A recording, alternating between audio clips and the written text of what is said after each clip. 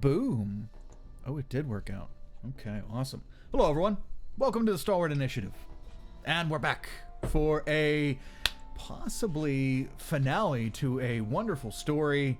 And it's, oh man, it's been one hell of a ride with all these fine people, and I feel underdressed with all their awesome sweaters and blazers and beautiful Christmas or holiday season type apparel.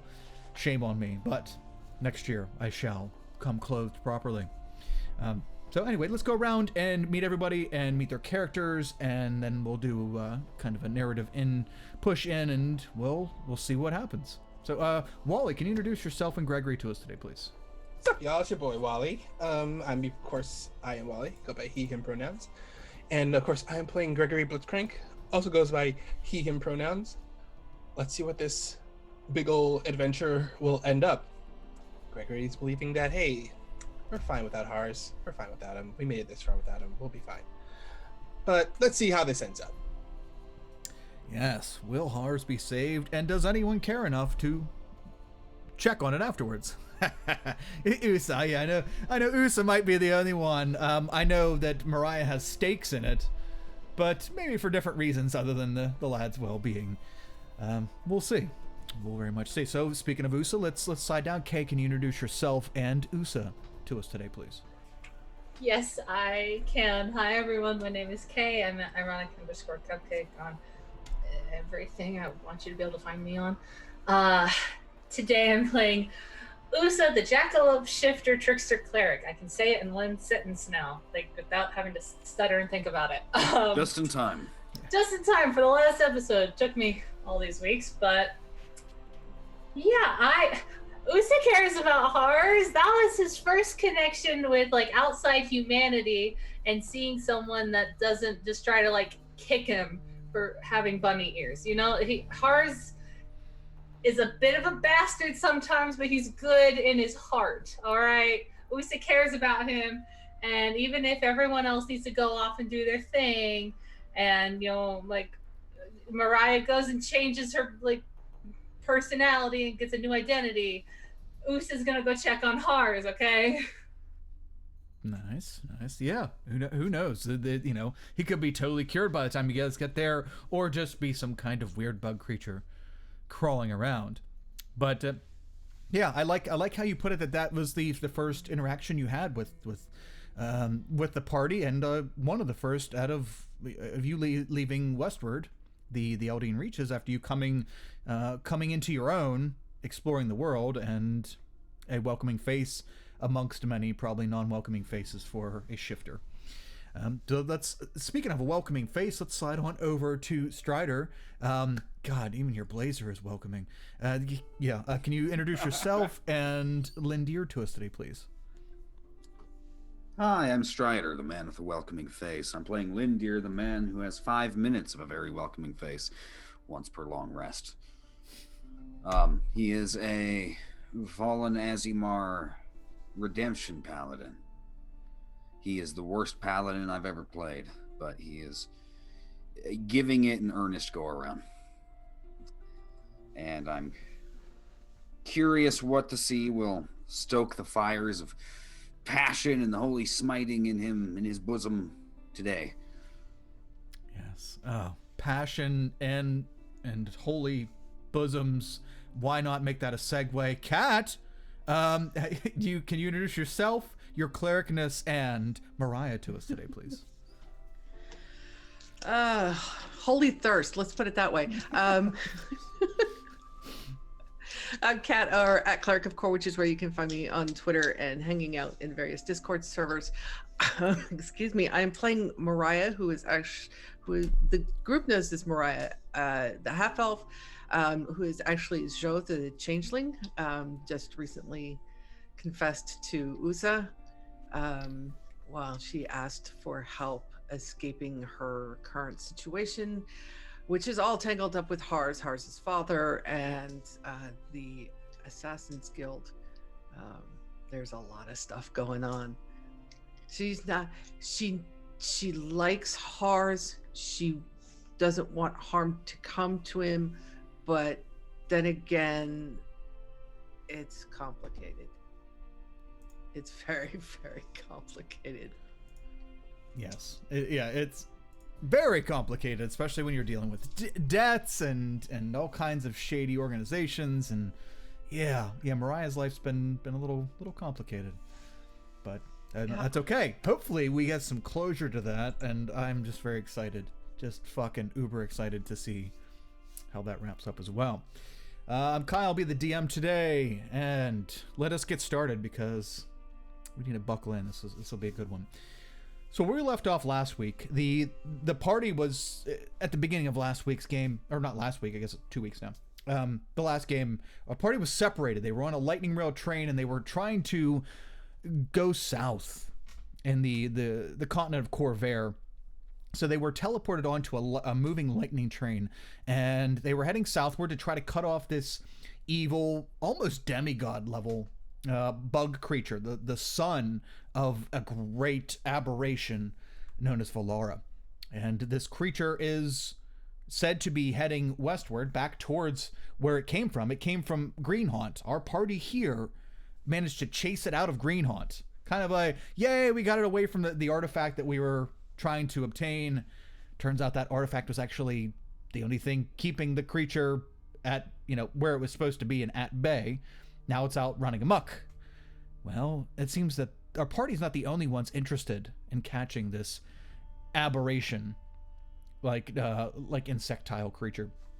So there are other forces at odds with not only our party, but the aberration bitch. We'll call that Valara, who kind of has her thumb on our party, saying that she's going to essentially take their souls, or maybe just turn them into bugs or something crazy like that, if they don't make her baby boy come back. And that's what we're doing. We were heading to intercept that, but the train was, shortly after we arrived, the train was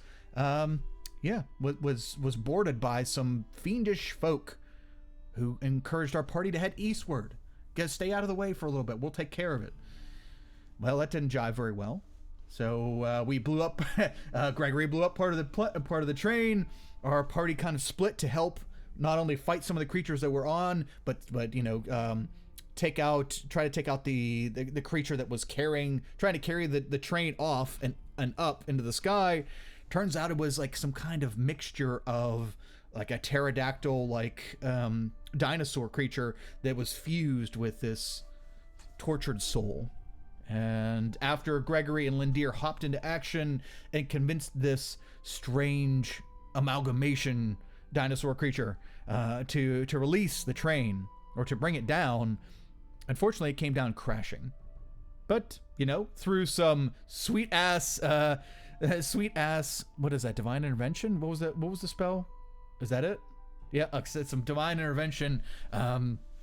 The train managed to land and nobody died, and our party is just kind of left in the wake of that accident. So they're on top of a train that was just now set down on the ground, and you see the dinosaur, the tortured dinosaur creature, flying eastward because that's what it was programmed to do. You all finished off the tortured soul that was attached to this creature. It's the humanoid-like body is laying limply, almost welded onto the front of the dinosaur creature as it flies eastward. And standing atop this train and looking off in the distance, and after having that connection with that soul, we left off with Lindir staring and remembering a time when his time not too long ago that led to this situation that just makes him wonder. Lindir, you are remembering what brought you here. Your mother Hola dying when you were, was it 14? Is that correct? Yeah. Your mother Hola dying when you're 14. You were brought in by the Silver Flame, rather not really against your will, but you really didn't have a will. I'm assuming you kind of gave up on a bunch of shit by then. They just kind of shove. I'm 14. It's all downhill from here. Yeah, you already peaked. It's all downhill. Unfortunately for you, we snap back to a memory far after that.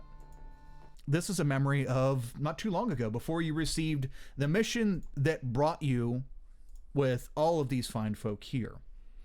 You are standing in one of the temples to the Silver Flame, and should this audio ever start,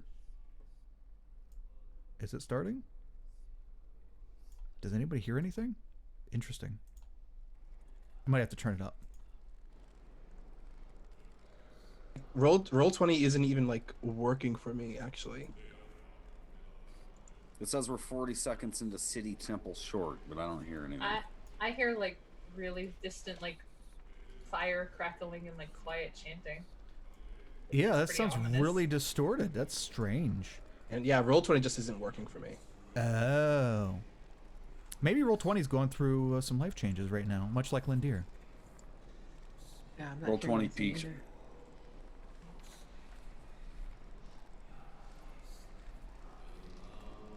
I don't Try a know. different Okay, track? okay, we're just gonna go. We're gonna go with this. Actually, let me restart or redo my Roll20, and maybe that'll help.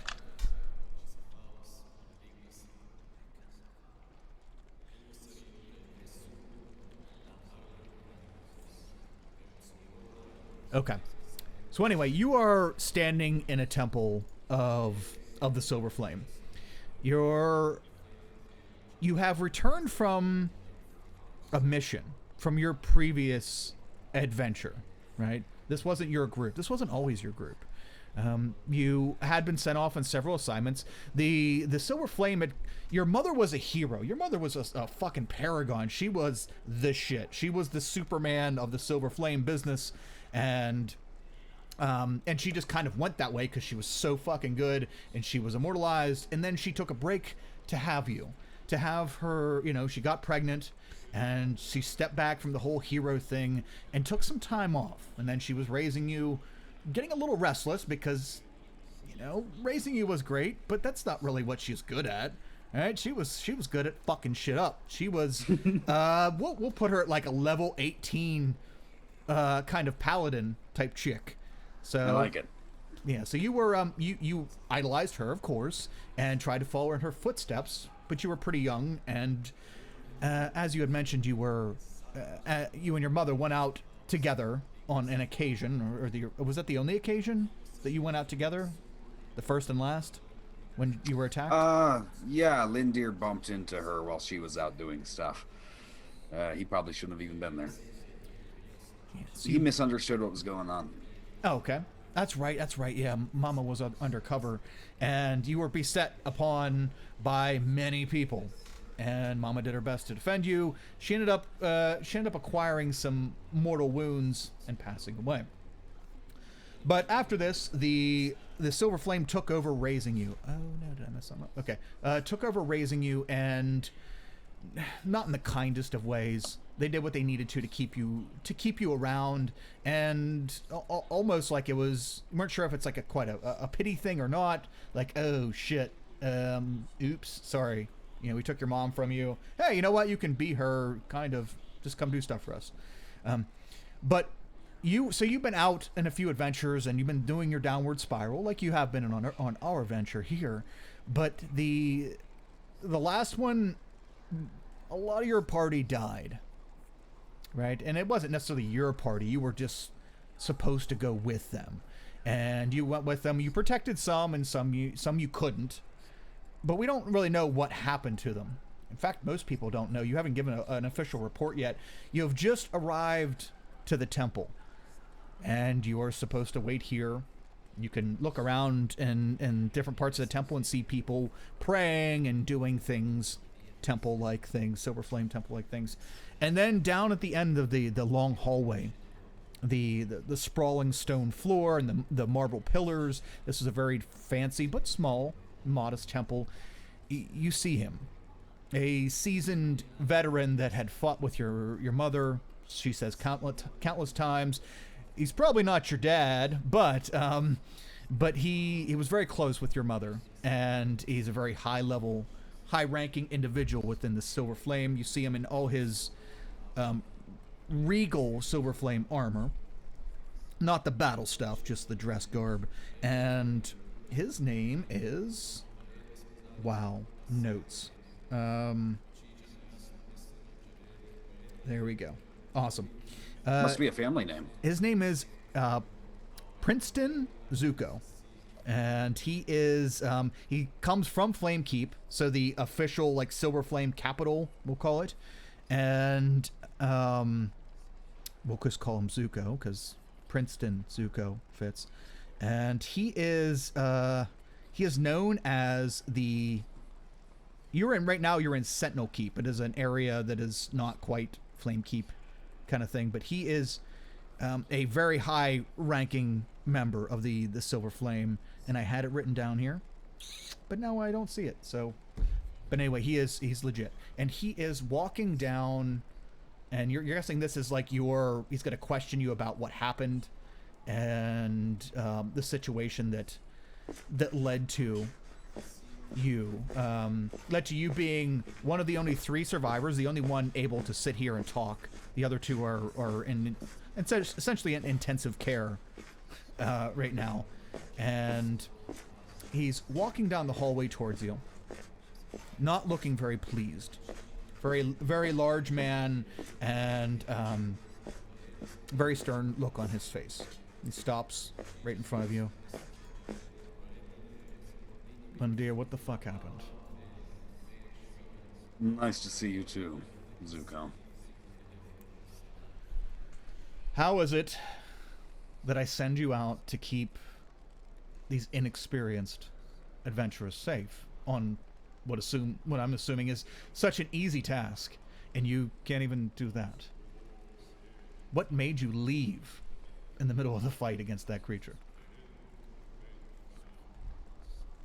What made me leave? You know, this is quite the opposite of what I was expecting. I was expecting a standing ovation, a little medal pinned into my lapel right here. You know, letting these people have the honor of making the greatest sacrifice for their cause they possibly could.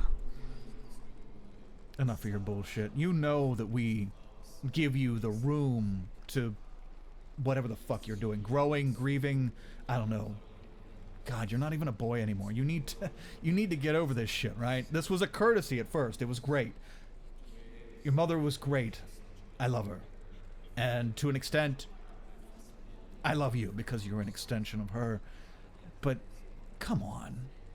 That creature could have been killed by any one of us. You could have easily destroyed it. How is it that when the shit got thick, you walked away? I don't understand. Well, 2 things. One, as always, I appreciate the vicarious nepotism. 2, if we destroyed that thing, I would have been the only one returning. I know it may seem a bit of a backwards logic, but it was either everyone except for me, or it was those 2 also were going to be able to be pulled out of there. I'm not going to pretend to know the intricacies of your presumably wonderful plan and how that even makes sense. But, look, I can only cover for you so much, right? This has been years. And I can fucking smell it on you right now, how you've been prepping for this ovation that you said you deserve. Great. Celebrate early. That's great. While 5 people are dead. One more fuck up like this, and you'll be a greeter at the temple in Flame Keep for the rest of your days. I'll make sure of it. Hey, Zuko, I know this is your job, but off the record, I tried my best. Yeah, that worked 4 years ago. That was... I would have patted you on the back and, sympathy all around. Hey, let's get him a drink. You know what? I'll play the enabler. Sure, why not? This kid's been through a lot. You're not a kid anymore, Lindy. You're a fucking man. He kind of like taps you on your armor on the chest. Own up. Do something great for yourself. Rise above. Don't fucking keep fucking spiraling down like you've been. I've seen you in combat. You're better than this. You're better than that. Something held you back. And that can't happen again. Let me stress this. It can't happen again. I didn't know the thing had kids. It might be a grotesque aberration. Aberration. But it has kids too. And shit gets complicated. Now I'll take the responsibility on my shoulders. I know the deal. Thank you for sticking to your guns and doing your job. Admirable as always. Well, as much as I really hate to trust you with complicated, because apparently that's where you really tend to fucking drop the ball, I have a complicated matter that I need you to deal with that may keep you occupied for quite some time. There's 5 people, we'll call them, that have organized to do work on the behalf of the Silver Flame. I don't know. I don't know where they found them. Some kind of temp agency. I don't know what the fuck's going on, but apparently we can't handle things in-house anymore. So a 5-person gaggle of folk await some kind of retrieval of a relic. I'm not getting much word from Flamekeep right now, but I'm supposed to assign someone to this group to monitor them, as well as keep them safe, which I'm not sending you for, because you'll end up fucking that up. So, monitor them, because there are reports that... Listen, I may have my issues with you, and you may have your issues with me, but I'm going to tell you something that you're not going to tell anyone else, right? My lips are sealed. He's going to try to incite you to see if you... Exceptionally tight. Very taut lips. Let's see here. Let's give him... Oh, fuck, he's a pal. He's a higher level. We'll give him that. A natural 20. Wow. Okay. All right. Would you happen to be... like... What's Lindir as he says? Yeah, I totally... What would he... How truthful is that? How much are you invested in that statement? Lindir is gonna give it his damnedest and do the best he can, but he also has the self-esteem of a moist towelette. I see a lot of moist towelette in your eyes. No, wait, that's not what I was going for. Yep. All right. I see you really might just give up on this eventually. I don't have much of a choice, so I'll just put it that way. You're like 4th string, right? So we're down to that. This is that dire. Meet with these 5 people, accompany them on this journey to find an artifact that blah, blah, blah. You know the drill, right? So important. But Flamekeep thinks it is. It'll probably amount to nothing. But the important part here is the part I need you to keep your trap shut, Lindir. Over here. There we go.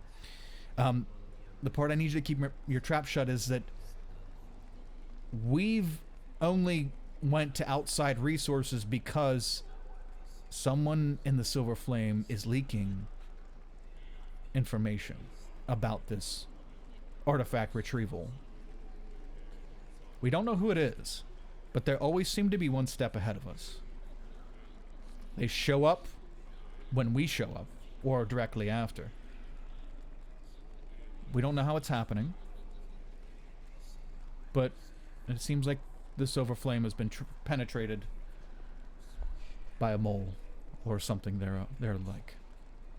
You need not worry about me. I have never been penetrated in my life.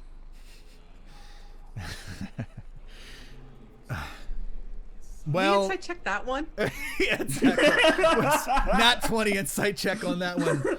Well, it appears that I have a scroll here. December 23rd. Well, I don't know about all that. But if anyone doesn't give a shit enough about this organization, it's you. So that is why we're coming to you, because you don't care enough to go out of your way to do this kind of dirty work. So you can... the Silver Flame trusts you with this. Hang out with this group. Keep an eye out for anything fishy that seems like... I don't know. Preternatural things are happening that no one should know about. And just try to keep them alive. Please, these ones... I don't know what they're like. I'm assuming they're farmers and goat herders that the Silver Flame has brought in as adventurers. Go figure. Well, with people like me running about, I can see why you have to rely on the temp agencies. I will place my life in between them and any harm that may come their way until I have proof of the other intentions. Good. Should I find this proof, then there may be one or two more accidents out in the field. Be specific on that, because you seem very clairvoyant about it. If someone is being bad, I shall make them repent.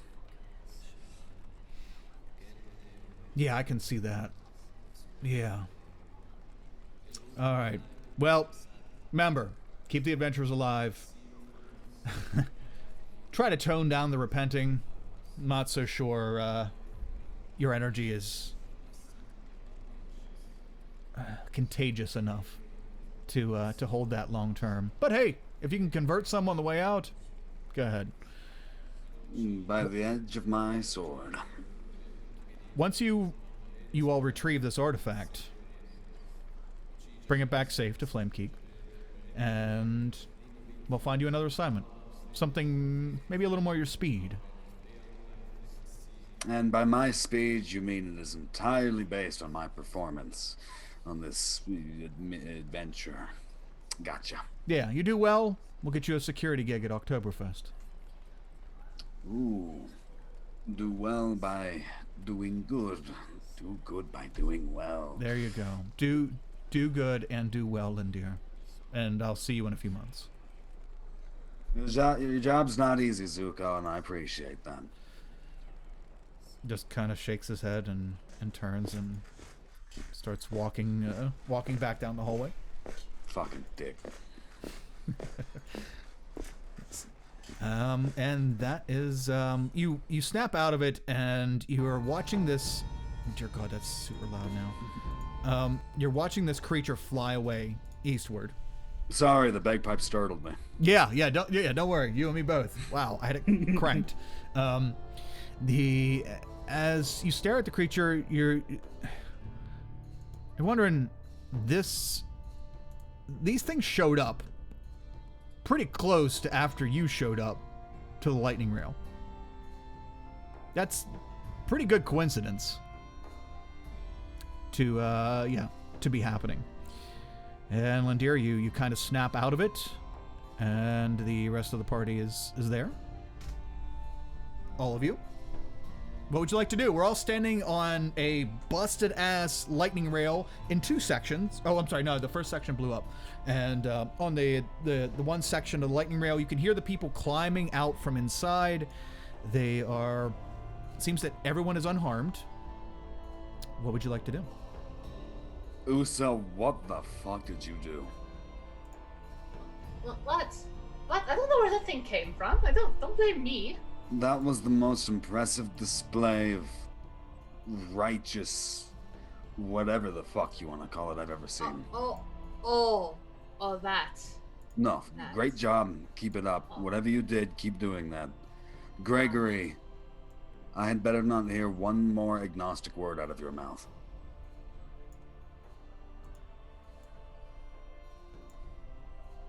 I mean, in a world where we live in, where there are gods everywhere, perhaps maybe somewhere that there is an actual god somewhere up there providing some sort of divine protection over us.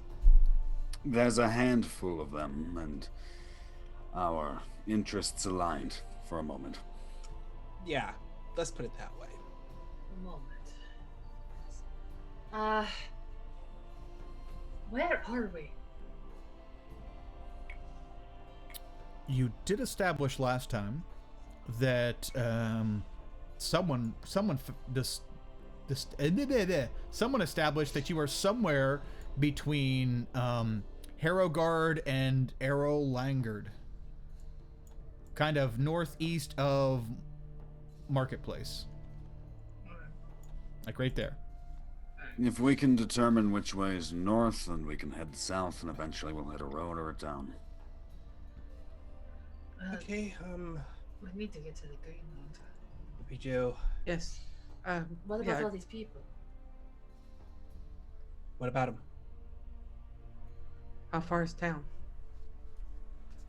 I mean, I guess we could leave. I mean, they're. I mean, are Forgetting her name. Oh my god, what was her name? Yes, Miranda, or what's her whatever butt? her name is. Oh, I keep forgetting you her mean name. what's her ass? The lady from the school. Yes. Yeah, The lady was it from Miranda Hogwarts. or No. Was it? Francesca. Francesca. There it is. That's it. Yeah. Yep. Yeah, Francesca seems competent enough to get a group of musicians to Town. a town. Okay. Okay. Did I hear my name? She's Yeah, you're climbing- competent enough to deal with getting these people safe, right?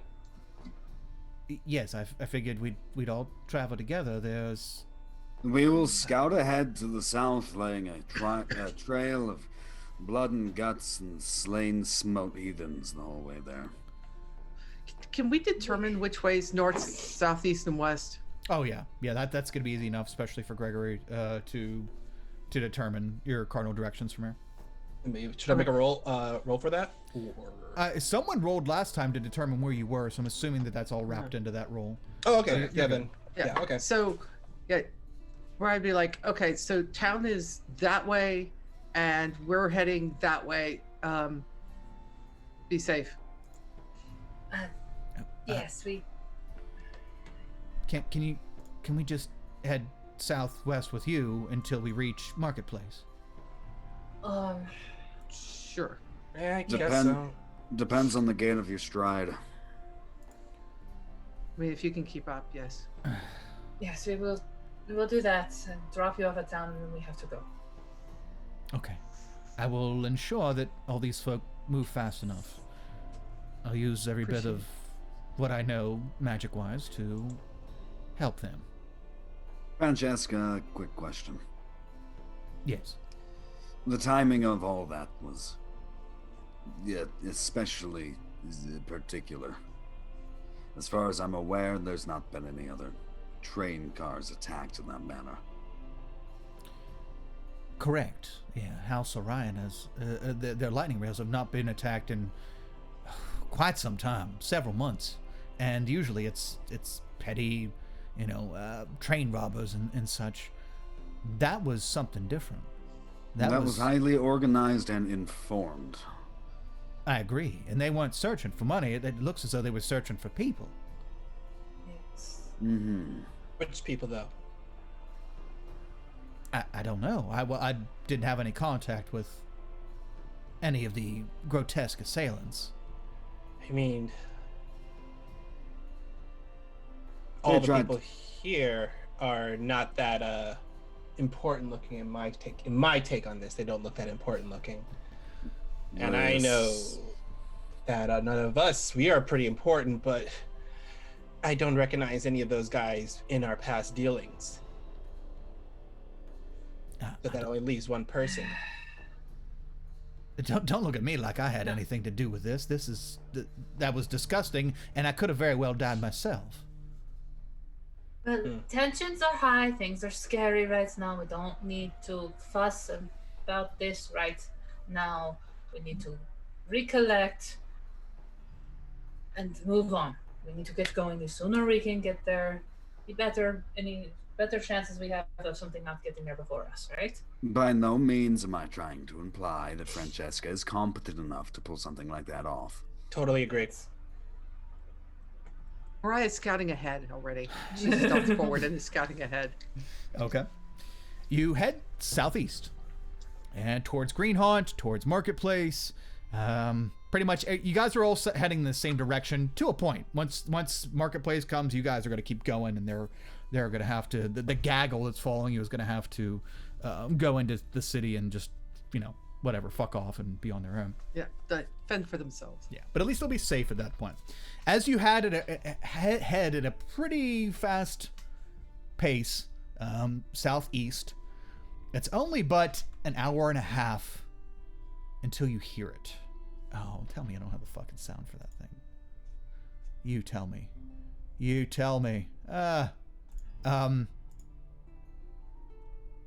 No, you know what? Okay, I got it. You hear it. First thing you hear is the thunder. Of the thunder, and then the rain starts. It's a nice big thick rain. The sky gets pretty dark. You're walking into a storm. It's not following you. It doesn't look unnatural, but you're walking into a stormy area. It's great. It's going to make you feel super comfortable walking several miles on foot in the pouring rain in a thunderstorm. But fortunately, only 20 minutes into your soggy walk southward, you see something approaching from ahead in the distance. It looks like, Gregory, you would definitely know, and I think everybody would know, being residents of this continent. It looks like an airship is flying overhead, coming towards you from the south. In this weather. Yeah, in this weather. Who the hell is flying in this weather? The airship slows down as it approaches your big gaggle in the middle of a field, and it comes to almost a stop above you. Granted, staying about 70 feet off the ground. It lowers to about 70 feet off the ground, and peeking from over the side of the airship and looking down at you, you see two familiar faces. The face of Thaddeus Crossan, the representative from Arcanix, and also the face of a small kobold waving his little tiny hand down at you. Him! As they lower the ladder down. We left him to have a panic attack in the isolation room. Yep. We've come to your rescue. We're here to save you. Usa, don't phrase it like that. Upsell. As the ladder lowers down, you all are able to board an airship in a thunderstorm if you'd like. Why not? That sounds so safe. There's We have good safe luck about with this that. at all. Wait, is this my thunderstorm? No, Okay. this was this was like several miles away from where you guys were. I'm just staring at that. Do we really? I mean, if we hop on this craft, we are kind of putting ourselves in even more danger. Don't your boots have wings? If we board that craft, you guys are putting yourself into even more danger. Oh. Mr. Blitzcrank, I assure you, if Thaddeus is up there, he's not going to put himself in that much danger. I do believe we should be safe on the aircraft as long as it's not Mr. Crossan. Who's Mr. Oh, you just met him before we left the Arcanix. It's the representative. Oh, He's very Councilman. bad with names. Oh. I think we promised him something. did we? Well, we promise him haven't something? gotten there to We haven't even. done anything yet. We haven't seen the creature. We don't have it yet. Unless he's gonna bring us there, possibly. We'll see what we can do. It would We at be least have to get these people on board. it would be infinitely faster on the airship, or you can keep walking down in this mud. That's up to you. I already batted my eyelashes once today. You guys can talk to Thaddeus. Fine. All right, pretty boy. All right, fine. Mariah, talk to Thaddeus. As all the as all the employees of the railway begin to climb up the ladder onto the ship, onto the airship, Blones and Thaddeus kind of peek back. They go back on the ship, and you all start climbing up the ladder to board this airship. Gregory, you notice something on the ship when you're climbing the ladder. Something that might cause you a little alarm, but is somewhat comforting at the same time. You see a sigil of Zalargo on the side of the ship. Your homeland, your home nation. This is a ship from your people or of your people. Oh. Not one from Arcanix. Oh boy. Gregory just keeps on going on, getting on the ship, keeping that front. Okay. As all of you make your way up the ladder and onto the ship, you're welcomed by a crew of mostly gnomes, and there is also Thaddeus and Blones here as well, and all the passengers and everybody you just were with is now up on the ship, and the ship begins to take off and head southeast. Thaddeus is looking at all of you. Looks like you ran into some trouble. You didn't take long to get yourselves into that. I have Trouble. I have a logistics question real quick, sorry. Sure, okay. Which direction did the ship come from over us? Oh, that would have been. I know west. Stand by. Let me look at the. The Largo's due south of where we are. I know that. Yeah, it came from the west. It just depends on how suspicious I am. Like it came from due west. Due west, okay. Yep. So it didn't come from Arcanix, alright. I mean, Arcanix is the west, but it could have. Arcanix is north of where we are right now. Yeah. Northwest. Northwest. Oh, I'm sorry, I'm Okay, dyslexic. I okay. got my east and west wrong, sorry. That's okay. That's okay. Trouble ran into us and broke itself on our steadfast. Yeah.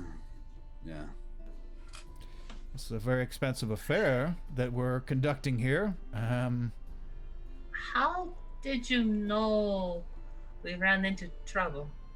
And how did you find this? Divination wizards. Now, I know where you're at. You were on the lightning rail. I sent Francesca with you. Divination wizards.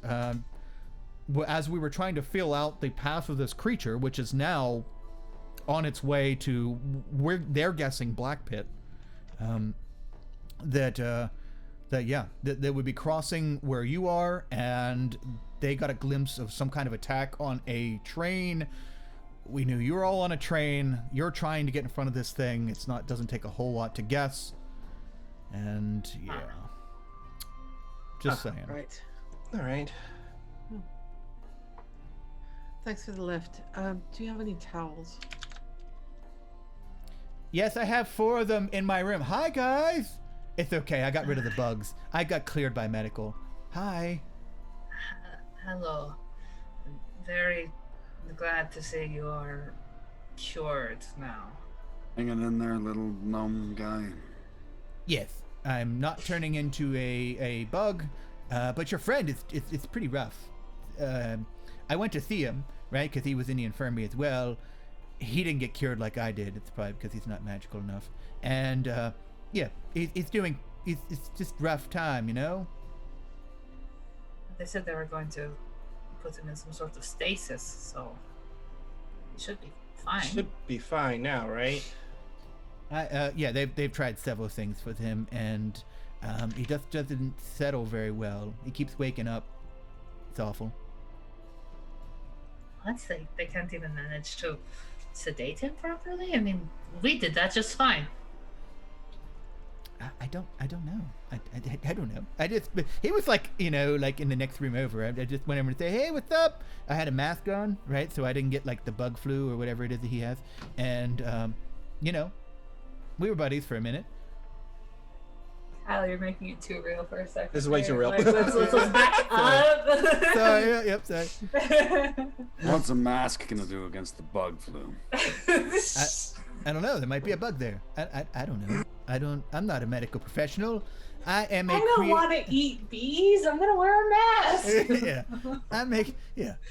I am a creator of good times and stuff. Mariah looks at him and goes, on average, you swallow 12 bugs a year while you're sleeping. On purpose or on accident? Blank stare.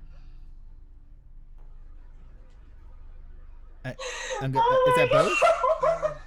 I don't understand. What's the question? I don't get it. Is there a multiple choice? The mask doesn't do much. You already have bugs. No, I got cleared. We're good. We're I'm just here to assemble my crew again. And what are we doing? He looks over at Crossan, and Crossan's just fucking shaking his head. You're taking him back. He insisted on coming, said that you're a group, and I'm gonna throw him overboard if you don't take him back. I think you should throw him overboard anyway, but because he doesn't, I have no connection to him. Toss him for you. That bug test must have been uncomfortable for me. It's a really long nose. Please, everybody, calm down. I can fly. It's okay, but I don't need to.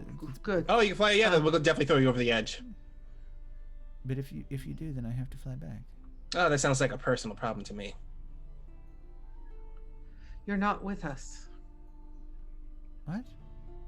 I thought we were like bonding back there at the train station, or teleportation station. There we go.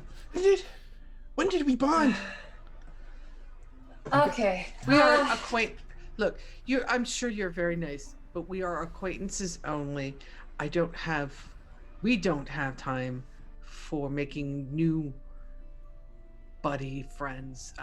Every time we bring in somebody below, and she holds up out to like Gregory's height and then kind of dips just a little bit lower. Anytime anybody joins us like that or shorter, they usually end up dying. So we kind of made it a rule not to do that. Look, you must be this tall to ride. Okay? I can be as big as you. Yeah, well, look, I'm gonna be honest with you, buddy. Okay, we are on a very dangerous mission to fight a giant evil beast monster.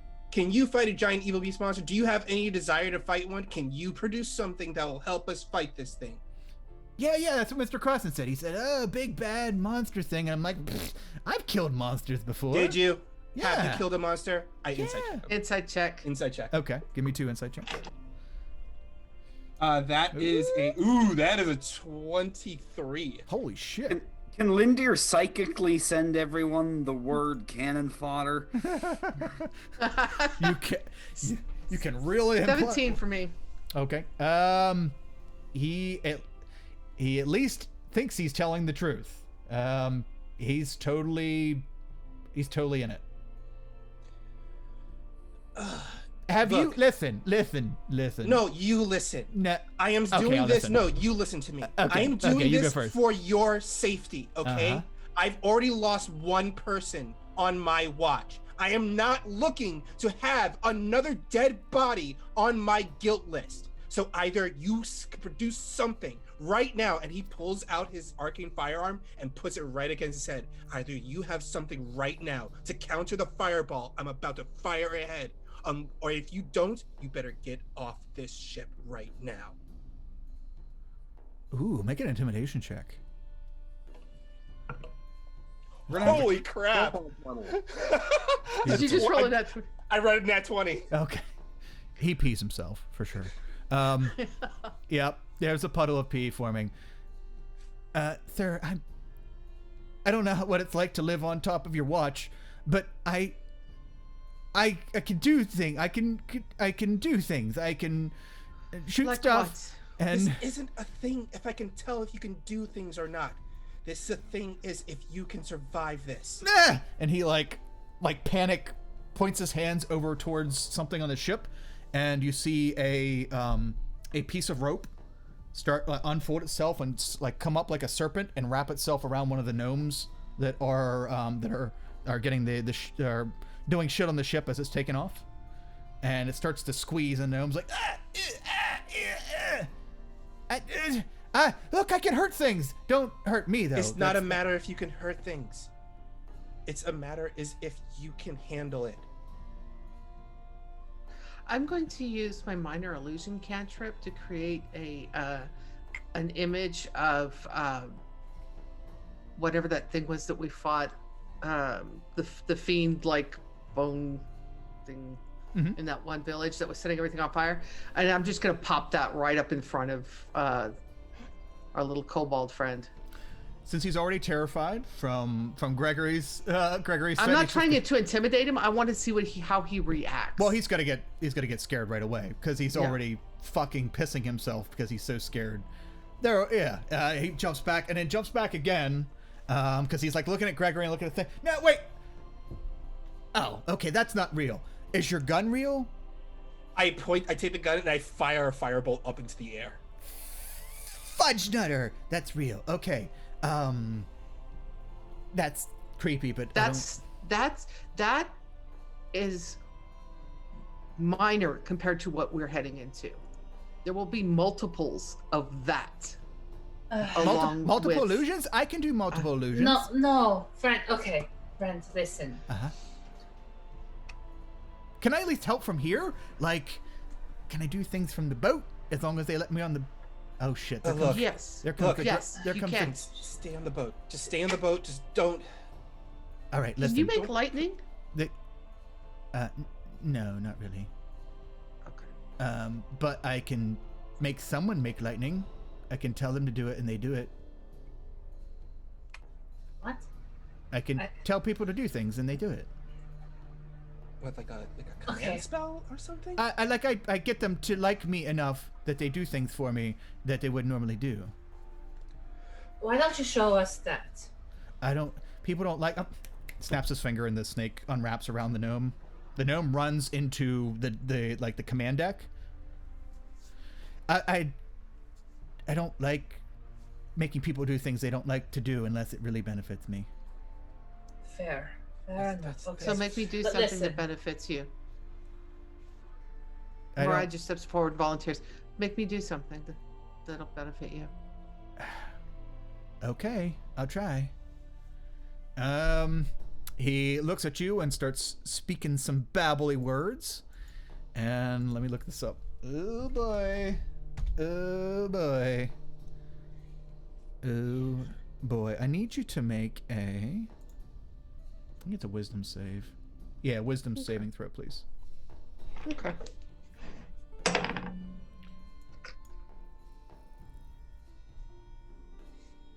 Oh, that looks a 4 total. Oh, okay. I'm ecstatic, honestly, though. I am too. Yeah, this is gonna be good. And he cringes back a little bit. And Mariah, you feel compelled to do something for this little fellow. A little enthralled with him, against your will, against your better judgment. I need you to clean the pee off the deck, please. It's not right, and I'm sorry. Please clean it. Oh, of course, absolutely. And is he wearing anything? Yes, he's wearing he's wearing a green t-shirt, a maroon scarf, and what appears to be like linen trousers. She takes the maroon scarf from around his neck and starts cleaning the pee off the deck. Oh, that was my shit. She's just getting in there. She doesn't even have gloves on. Yeah. Oh. I've never been able to convince her to clean something. Yeah, make sure you get. I really don't want to. No, I don't. All right, that's it. That's it. I'm done. And he drops concentration on charm person. Is that satisfactory? She's starting to say, "Is that satisfactory?" Sorry, and just hands him back the scarf. He wraps it around his neck again. Okay, so. See, I'm sorry. You asked me to do it. I didn't want to get punched. No, that's fine. That you've proven that you can actually do that. Now, Do you want see, do you want something to wipe off your hands? She takes his shirt. Oh, yep, there it is. Yep. uh, see, obviously you can do things, but our concern, as Gregory said, is not of your utility or of Mhm. your usefulness, but it is for your own safety. Okay. We don't want people to get hurt. Then I'll just Are stay you here. I'll stay here and like Okay. Alfred kind of thing. I'll just stay in the background and help do things. And Right, fine. You can stay here. Just Yep. just don't do anything stupid. It looks like an adult. It can give away his life to whatever cause he wants to. yeah, I'm an adult. So grown up, you don't even know. So okay, cool. I'm part of the. I'm gonna go wring this out. It's pretty heavy on my neck.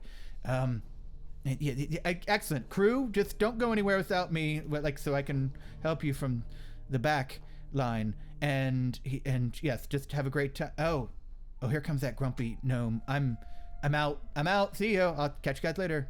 And he sees something behind the group of you, towards the bridge, towards the control area where the other gnome that was wrapped up came from. And you turn to see a very old and weathered gnome in very regal-like clothing, and two other gnomes coming behind him, walking towards you.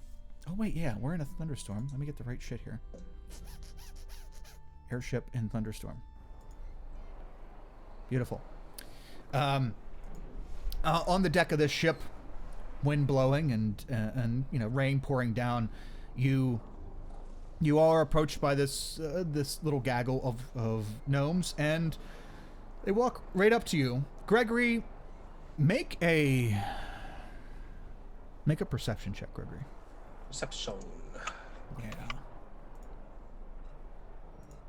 That is a 17. Okay. And something's not going on right here.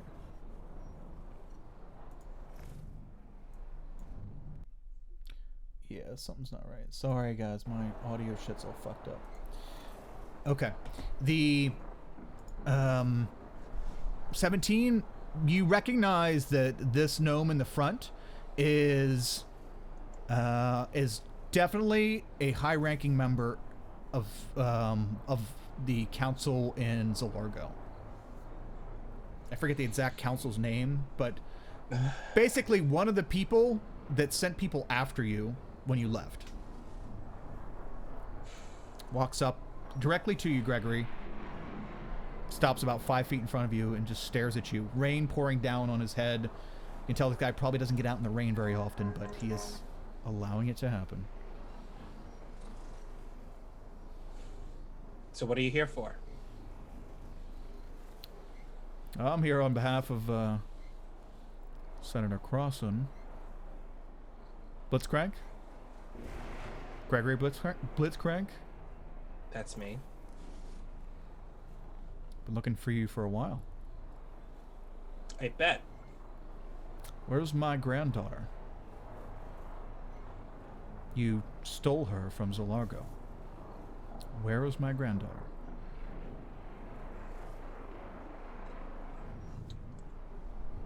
She's dead.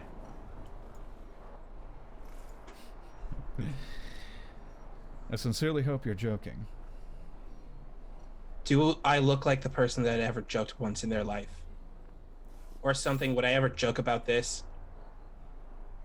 I heard you were pragmatic, and I would normally think this would be misleading for you if it weren't for that chatty fellow that I saw back in Arcanix and questioned heavily. Damn it. Don't worry, he spoke very highly of you. And you can see him, like, biting his bottom lip and probably trying to hold back some kind of emotion. What happened to her? There was a cursed item She was. No. I didn't do my part. I could have done something to prevent it. I could have helped her, but I wasn't there when she investigated the item. Something came from it and it took her life. It was necrotic in nature, so it didn't leave a body. So you convinced her to join Arcanix, and then you take her away, never bring her to Arcanix, and what, lead her to her death, to cursed items? What is this, a fucking adventure club? You think I wanted this to happen? I don't know. She was so good at what she did. Maybe you felt that she was a bit I of was competition. amazing at what I did. I still am amazing at what I do. The only person in the world that can match up to what I could do was her. And the fact that... Look, I understand why you would want me to stay behind. I would understand why you would want her to stay behind. But you have to understand this. We both served a purpose that we felt was beyond that city. And we answered the call. I can't apologize enough for what happened to her. But that comes with the territory of being an adventurer. That's what she wanted to do. Even if I tried to talk her out of it, she knows she would have done it anyway. Now, are you here to help us out, or are you here to yell at me? If you're gonna yell at me, if you're gonna punch me, get it out of your system now, because we have a giant monster that's ravaged the land that we have to take care of. I've heard that.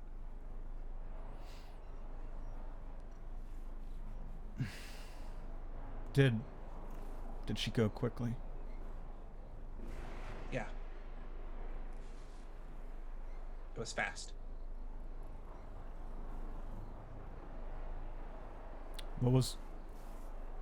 I need to know what her life was like when you left. We can talk about it later. But I've been looking for you for so long because I knew she was with you.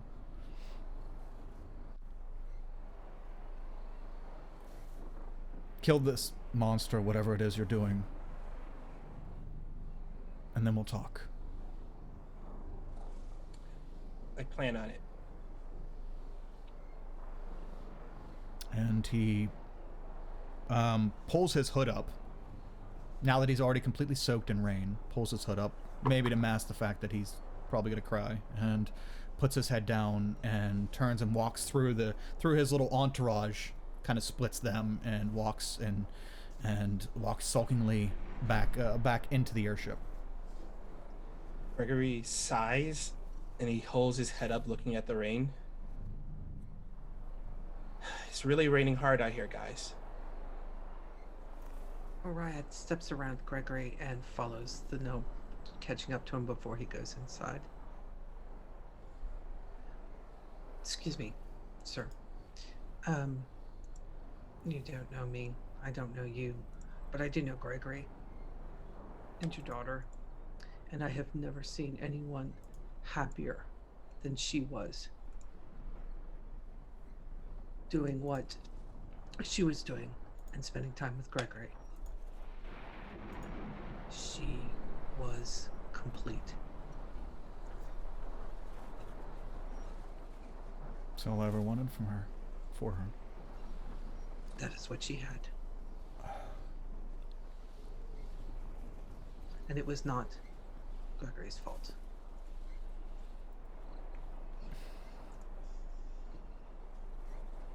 It's All right. nobody's fault. It's those things that happen when you adventure. There are risks. She had a destiny. Do you know what a And she shining star fulfilled it. is? You know what a shining star is, madam? Doesn't ring a bell. Would Mariah know what a shining star is? It's just kind of how that culture, and probably you might know that is how they refer to their prodigies. You had probably heard Gregory call her that, not in an affectionate way, but they as like Teasing? a teasing way. You heard him call her that a bunch of times.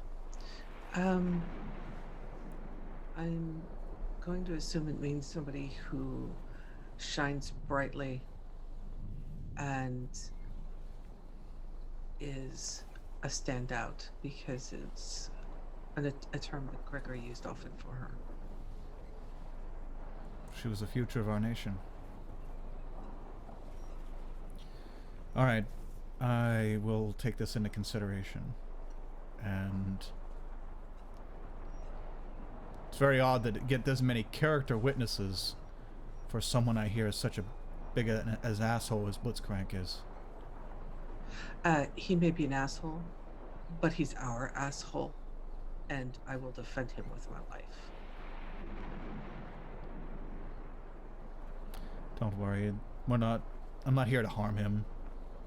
I just need answers, and I need closure. I got nothing.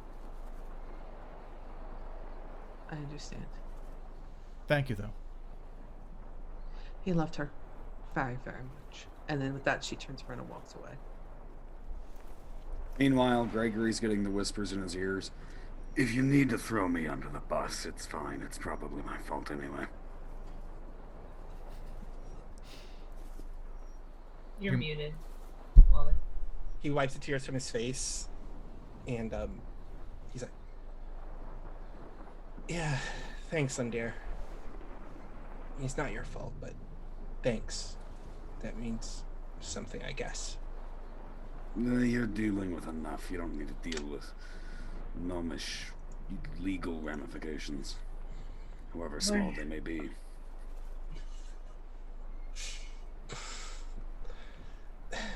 Thanks, Undear. We're here for you, friend. Well, let's go find a giant bug and blow it up, okay? Yeah. Can we take a nap first? So, as you head inside the airship, now you get out of the rain, and you come to find out that this airship is a Largo airship. It is the one of the council members, which happens to be Margina's grandfather, whose name is Wibbled Wayland, and he flew up to have business with in Arcanix with the council, just regular, run-of-the-mill business, and then the council pleaded with him to give them aid with his airship, because they don't technically have any up there. And yeah, they flew here to gather up all of you to see if the divinations were true, and gather up all of you. Turns out to be a success for right now. And you all make your way down towards Marketplace, which is a city that is slightly southeast of your position. The airship stops and docks, and is able to get rid of all the riffraff, the employees of the Lightning Rail train, as well as Francesca and Crossan are going to be getting off here. Before Crossan gets off, he's going to come to all of you and say that, hey, Wayland said that he's willing to fly you where you need to go. Do you need anything from Arcanix? Like, is there anything we can do while we're here? I'm not a big warrior kaboom thing person. No arcane artillery, then? I mean, is there any sort of scrolls or for spells you could prepare for us to take with us? Yeah, if you give me the time. Do you have 8 hours? Do you have an umbrella? Oh, by the way, you guys short rested. By the way, Oh, cool. Short rest Oh, on the cool. way here. Okay. Umbrella. I can give you something that you can use as an umbrella. I don't. Is that really a request? Is that a real one? Or are you fucking with me? I've never watched a warrior fight with an umbrella in combat. Is it a technique? I had Yes, it's a- absolutely. I had Go ahead. no expectations going into that, and somehow I'm still disappointed. I don't understand. This must be a witty thing. Sorry, I spend a lot of time reading. All right, that's fair. Anything is a weapon if you know how to use it properly. Okay, well, fair. The greatest warriors go down with umbrellas. Well, I can have someone pick you up when you're done. Are you going to That's- slay this creature? Or are you going to? What's your plans? We're with it? not sure what's happening yet. Whatever. We're going to- We have planned on doing. Just have one of your people ready to pick us up. Would you like me to go with you? I'll stay on the ship. Yeah, just stay out of our way. If you can help from the ship, help from the ship. Just stay out of our way. I mean, they have ballista. By the way, there's a ballista on the front of the ship. They have Now, that, but I can't use isn't that. important. That is Can they use it? Yeah, could they use that? I'm sure the crew can. Can you use that? I can try. That would be helpful. Can I roll an There may insight be when things he's- flying in. When he's saying, like, I'll stay and help. I'm paranoid enough now. I think we should roll one on everyone. Sure, yeah. Go ahead and roll an insight.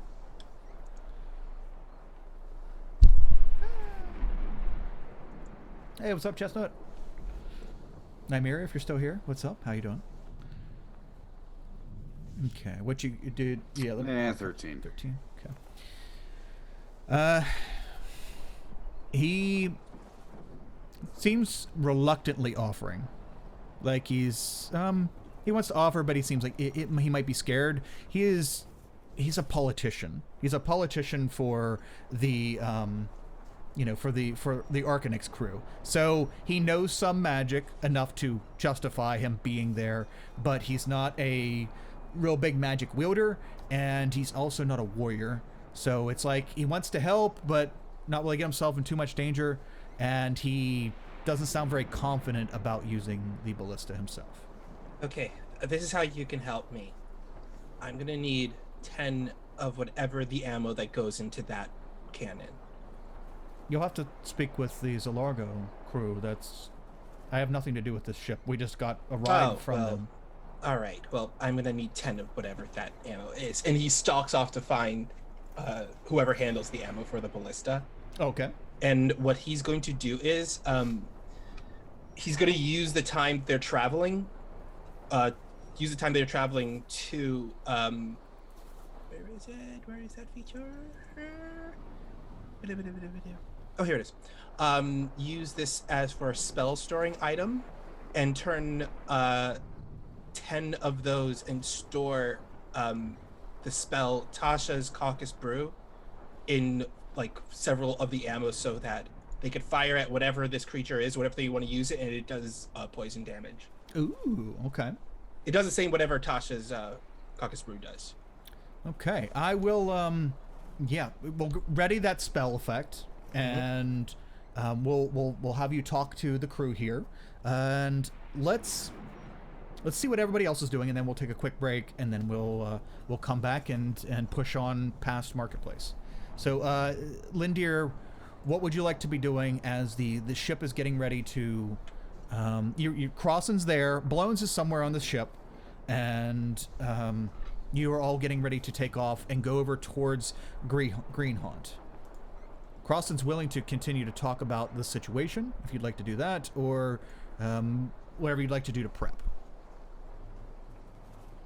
He thinks that hesitation is plenty proof of not being too eager to come, spy or meddle on people.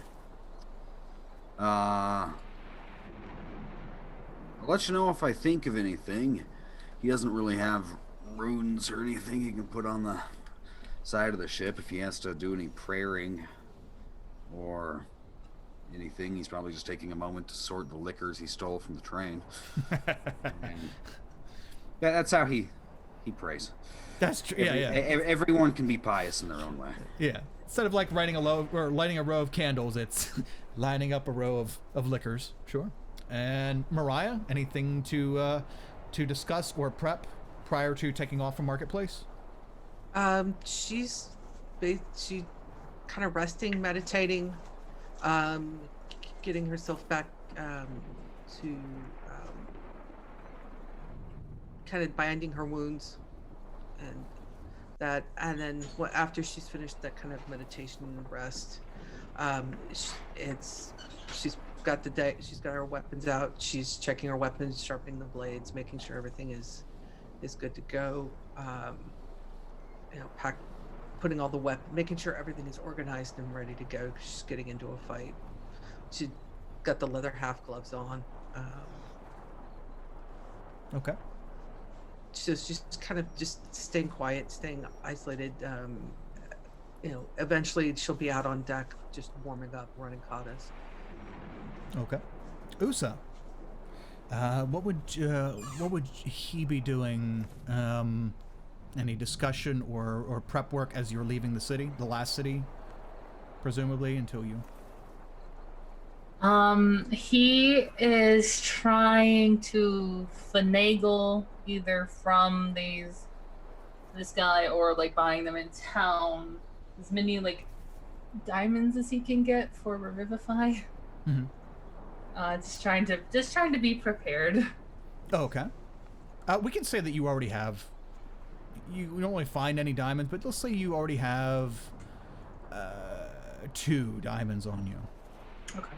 Of the value needed for Revivify. Okay. Yeah, and he trusts Lindir's, how he judges people and things. So if Lindir's not suspicious of this guy, he's not gonna keep poking and prodding him. And otherwise, yeah, he's just going to do a small little prayer ritual of thanks for the intervention they received, and just try to properly commune as clerics are off to do. Okay. Yeah, we'll kind of leave it at that point. Everybody is prepping and getting ready in their own way to make our last leg of the journey from Marketplace to wherever this creature is. And that's where we'll take a break. Quick break. Everybody go get a drink, hydrate, use the restroom, and we'll see everyone back here in a few minutes. Hydrate or dihydrate? Hydration.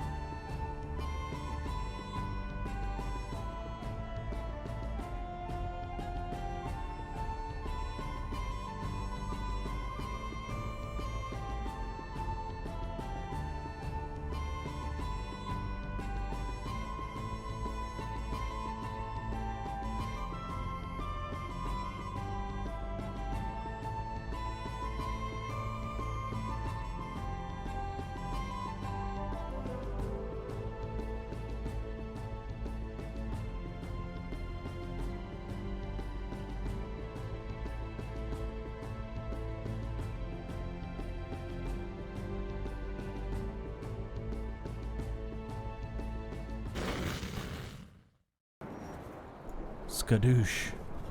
Yay, we're back. Okay. Yeah, for anyone still there, thanks for joining us. And let's hammer down the last leg of our journey here. So you're all getting ready to leave Marketplace. The airship is taking off.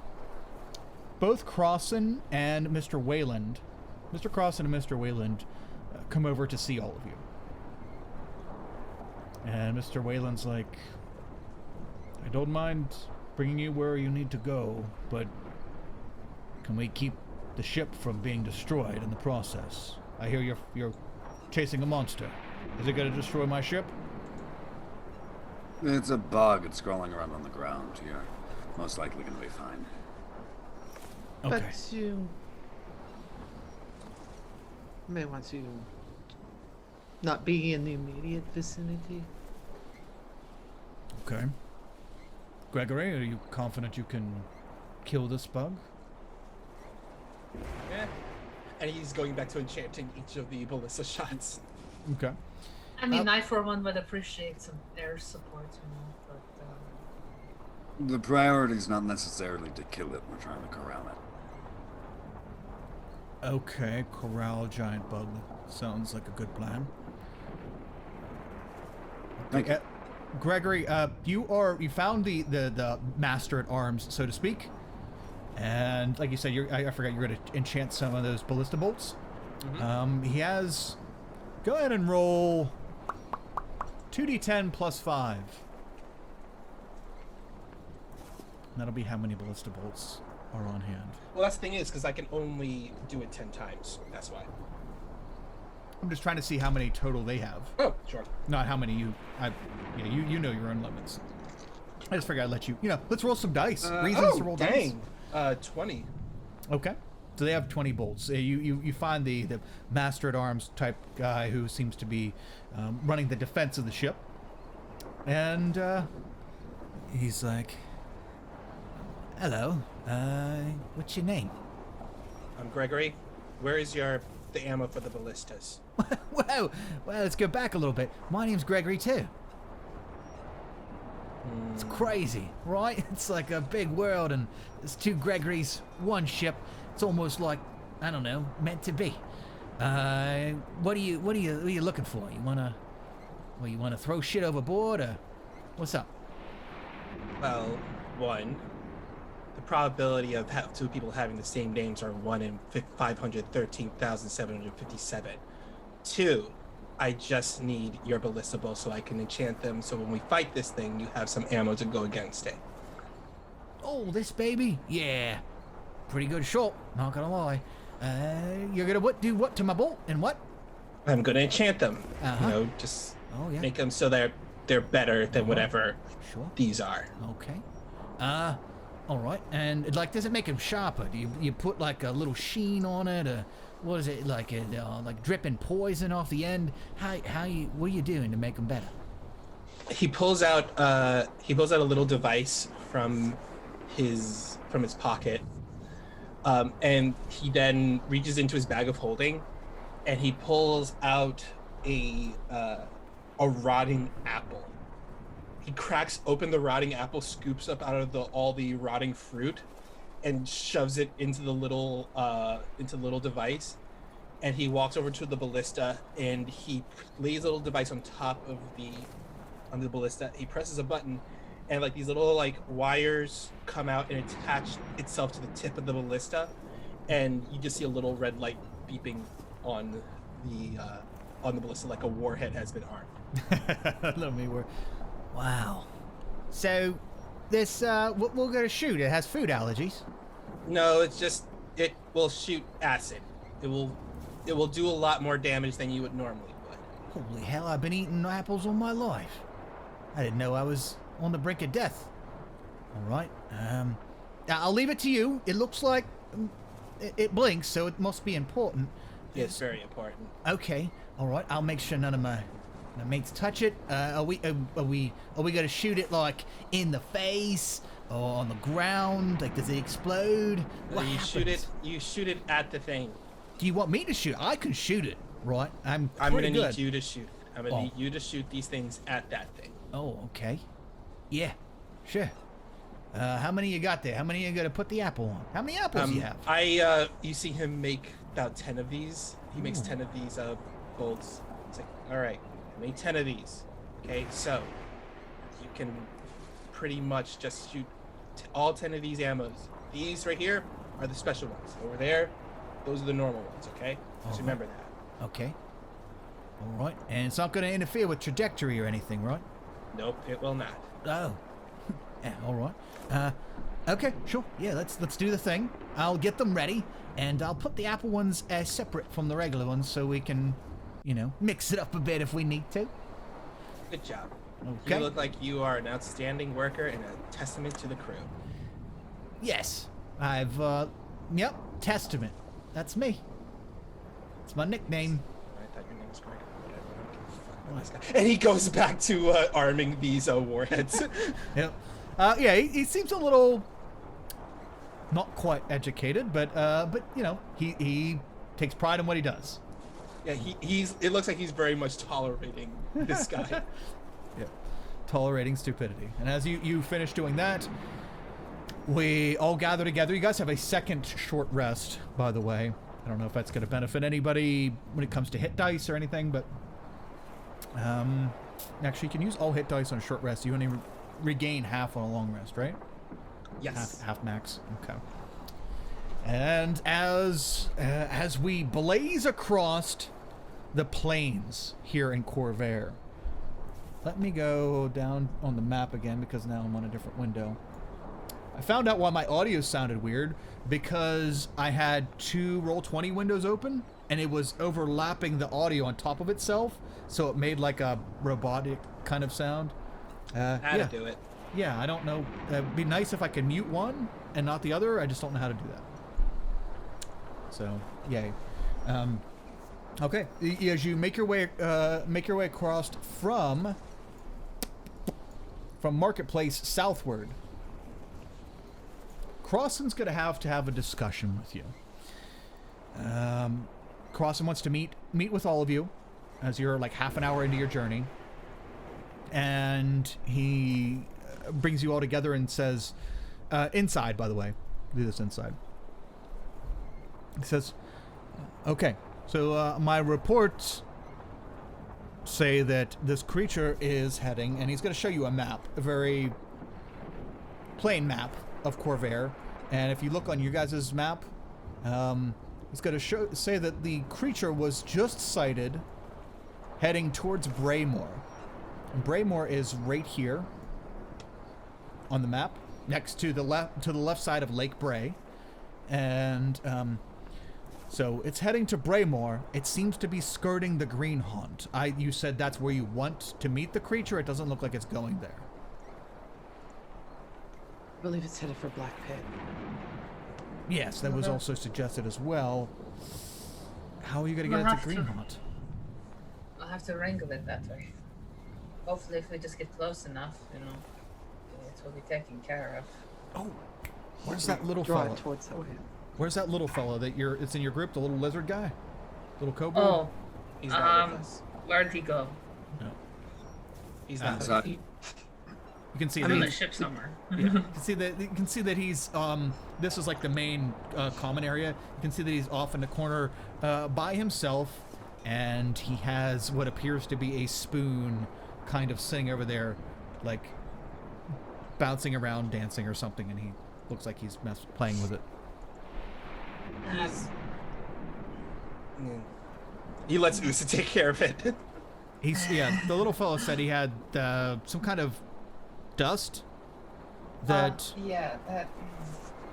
He'll waddle over to the little dude, like, grab his shoulder. Hey. Oh, sorry, I didn't see you there. He's like sitting cross-legged on the floor, like a child playing with this spoon, and the spoon stops bouncing around. We needed you for something. He said you had some dust. Dust. Oh, the thing I found in the wake of, creatures. Yeah. Yeah, dust. I found some stuff that they were burning, and it was a town. It was a little town way out west. Oh. It was past Bluffington. It was just a town. I went there, and there was like puddles of goo, and then beside it was the burning of things, and I found this dust. We were. Is this green? Yeah. Why don't you come show us? Oh, okay. He starts like reaching in his satchel as he's getting up on his feet and walking towards you. The little spoon is hopping after him. Poink. He ushers the kobold over and retakes his seat. Yes. Hello. Hi, everybody. I totally knew you'd need me again. What's up? Here, you're looking for some blow or some dust or something? He has some of the powder that the devils were dumping on everything that they were using to lure the creature when they were burning the city down, remember? Yes. Yeah. Yeah, I found this in some barrels, right? Over by Bluffington. Although I can't remember the fucking the name of the first town that we went to. I don't remember the name of the first town at all, actually. I have it written down somewhere, but I'm not gonna go sifting through the archives. What's it? I'm still not convinced Bluffington's real. We should go back there. Stake claim. Can I cast Identify on the powder? Sure. Yeah,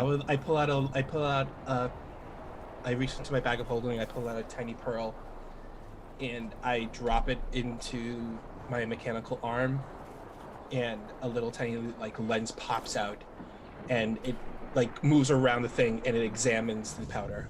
Well, Blones is pulling out small bags, like sacks that are tied tight or shut at the top. He's pulling all these out of his little side satchel. I have about 32 of these. How many do you need? Well, hold down a second, and after I cast Identify on one of the powder. Okay. As you pick one of the bags up and you pull out your lens and you take a further look at it.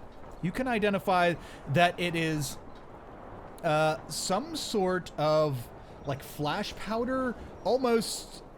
I don't know if you know what det cord is, but almost like something that you're supposed to set on fire and makes a big. But it is tainted with infernal. God, I don't even know what to call it, magic, but tainted with infernal juice. We'll call it. It reeks of infernal energy. This has infernal taint on it. And I look at, as soon as I say infernal taint, I just hold up a finger to Lindier as a don't. Don't. It just has infernal taint on this. It's kind of like a burning flash powder, but it's also tainted by whatever that stuff was in that last town. I'll take all of it. They were using it to lure the creature around. They were trying to lure it to the black pit, right? Well, maybe we can use it to lure him more into the woods proper. There's probably going to be fiends around still trying to lure the thing. We'll have to kill them and then use their own tools. We could have the ship do some kind of like air cropping. Flyby with it and just do a dusting of this stuff and try to lead the thing over towards the forest. Crossan looks at all of you. Does that stuff leave green smoke? Does it leave green smoke? Yeah, you would know that from your first encounter when you showed up at that village. This stuff does leave green smoke. We have reports that green smoke is coming from the area by Black Pit. Well, then we need to make even more, going in the other direction, more towards Greenhawks. Oh, I can do water if you want me to put out the smoke. I can do water. Yes. Perfect. Yes. Extinguish those flames, and we'll make our own. Oh, that sounds wonderful. So, and Crossan looks at all of you. So we're going to take the ship to put out the water. Do you think you could hold off the creature long enough for us to put it out and it to follow your your smoke? Well, Yes. yes. I think so. Yeah. If you can Whether drop us, we- clear, Sorry. drop it. What I'm thinking is if we drop the green smoke at the edge of the green haunt, drop our smoke there. We get out as close to the creature as we can while they go over and put out the other fire. Okay. Does that sound good? Yes, I can inform Mr. Whalen that that's what we would like to do with the ship, and he'll be happy to get away from the fight itself. Okay, I'll even take your... whatever. He says your leader? The kobold. I can even take him with us. He's Lead- not our leader, but sure. Use him to extinguish the flames. Okay, that's fair. And we can extinguish the flames, which should allow you to draw the creature where you need to. Why do you want to bring it into the haunt? We Where have it our came from. reasons. Yes. This thing has been living in the green haunt the whole time. Well, we don't know Uh, how long it's been there, but it was contained there for a very long time, and if we can get it back, it can be contained again. Hmm. Okay, I'll take your word for that. Please, All right, just take our word for it. It's settled then. Well, we should be hopefully catching up to this creature. It can't be moving that fast. Shortly. If we can intercept it right after it gets out of Braymore, before it heads too far past Green Haunt, we will drop you all with it.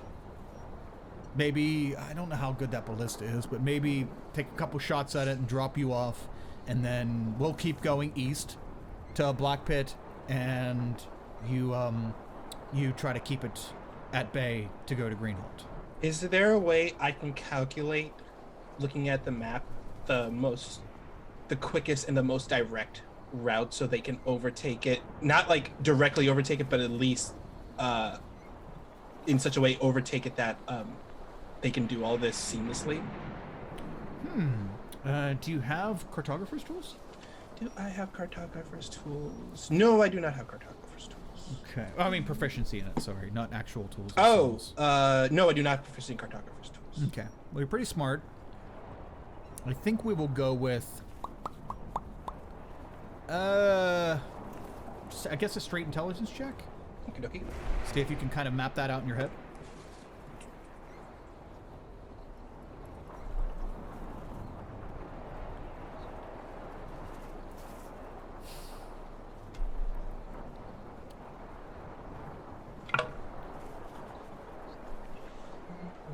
Intelligence check.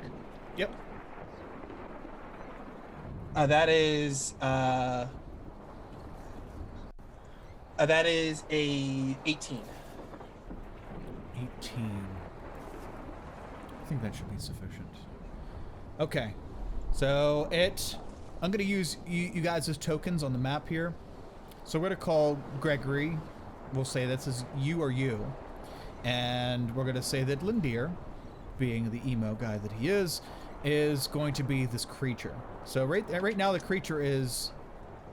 I'm going to shrink you. Is like right here in Braymore.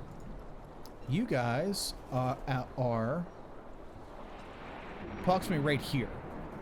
Okay? So theoretically, when the creature comes out of the, what's that called? The Tadani Mountains and heads towards Black Pit, you could probably meet it right south of Green Haunt and right in that area, that right by where the main road goes there, that area between the mountains and Green Haunt before it gets to Black Pit. It's 2020. I'm not an emo. I'm a sad boy. Sad, yes. Sad boy. So yeah, you can probably converge and maybe even come out slightly ahead of the creature. Because you're going. These airships go about 200 miles an hour at top speed. So you're probably going a little slower than that because of the weather, but roughly like 150 miles an hour. This thing is going maybe at best 50. So you should be able to get down to it and catch up. Okay, well, if we go this way, we could catch up with it. It'll be a little. We can cut a little bit of time off, but it's not perfect, but it's enough. Oh, and one more thing. Just keep an eye out for some fiends. I mean, there may be fiends in the area. This thing I has feel like backup. that's gonna be. Yes, as you get over Black Pit. As be you get close, very yeah, careful. Black Pit, you Okay. may run into some fiends. That's probably going to be your largest concern, as a matter of fact. I mean, if you can take a pot shot or two at the creature, great, but Well, to save save, everything else for defense of the ship in case you run into fiends. we'll save some ballista bolts, and if this little fella can drop the water that he says he can, should be good. We'll just drop and Well- get out. We've seen him drop water before, so Okay. Well then, confidence. All right. That's about it. I would rest up if I was all of you. You could probably get a almost 8-hour rest into this the journey till we get down to where we would intercept the creature, and then it's all you. Mariah Okay. goes to curl up and take a nap. Okay. Gregory, anything to address before long resting? After I finish the doing the work on the ballistas, I take a long rest. Okay. Lindir, anything to prepare or do before long resting on your way down? No. Not that I can think of. Okay. Usa? Like, kiss Lindir and go to bed. Okay. Okay. I get to be the big spoon this time. Swap spoon. Fighting style. Okay, there we go. Okay. As the storm rages on, and it's almost like you're driving the plane or driving the airship towards the center of the storm, you all go to rest. A pretty decent rest. Despite the storm outside, this is pretty smooth sailing and uneventful. Over the next course of the next almost 8 hours, you guys get a long rest. The long rest. Until Blones comes annoyingly running in. Oh yeah, and Mariah, you're good to go now because it's been that many days since your negative charisma thing. Bones comes in. The captain of the ship, the gnome guy says that we're almost there. Everybody, hello. Wait, why isn't anybody answering the door? Hello. Okay, we're getting up. Hello? I had the strangest dream. And you were there. Okay, we'll see everyone on the deck. Yay. And the kobold leaves. You all wake up, get together, and what we like to do, they said you should be arriving soon, intercepting this creature, if Gregory's calculations are correct. I imagine just preparing all the powder, getting it ready to set our own fire. Probably trying to keep it dry as possible. There are 32 bags, and bags I mean about yay big. 32, we'll call it, if it was liquid, 2-gallon bags. I mean, the feeds were using barrels and barrels of this stuff, so I don't think we have too much necessarily. Oh yeah, you definitely don't have too much. But you might. It all depends on how much you want to use where. Because you're competing with someone who's they're probably burning barrels of it where they're at. So hopefully, as long as they can put out that fire, yours will actually be enough to draw attention. Will he let us use his little? It seemed like he had a bag of holding or something. Would he let us use that to carry all of these so we don't have to try to? I can put it in mine. I have a bag of holding. Oh, you have one? That's right. That's right. Sorry. I can put it in mine. Alright, Yeah. We'll load Gregory up then, so it'll stay dry and.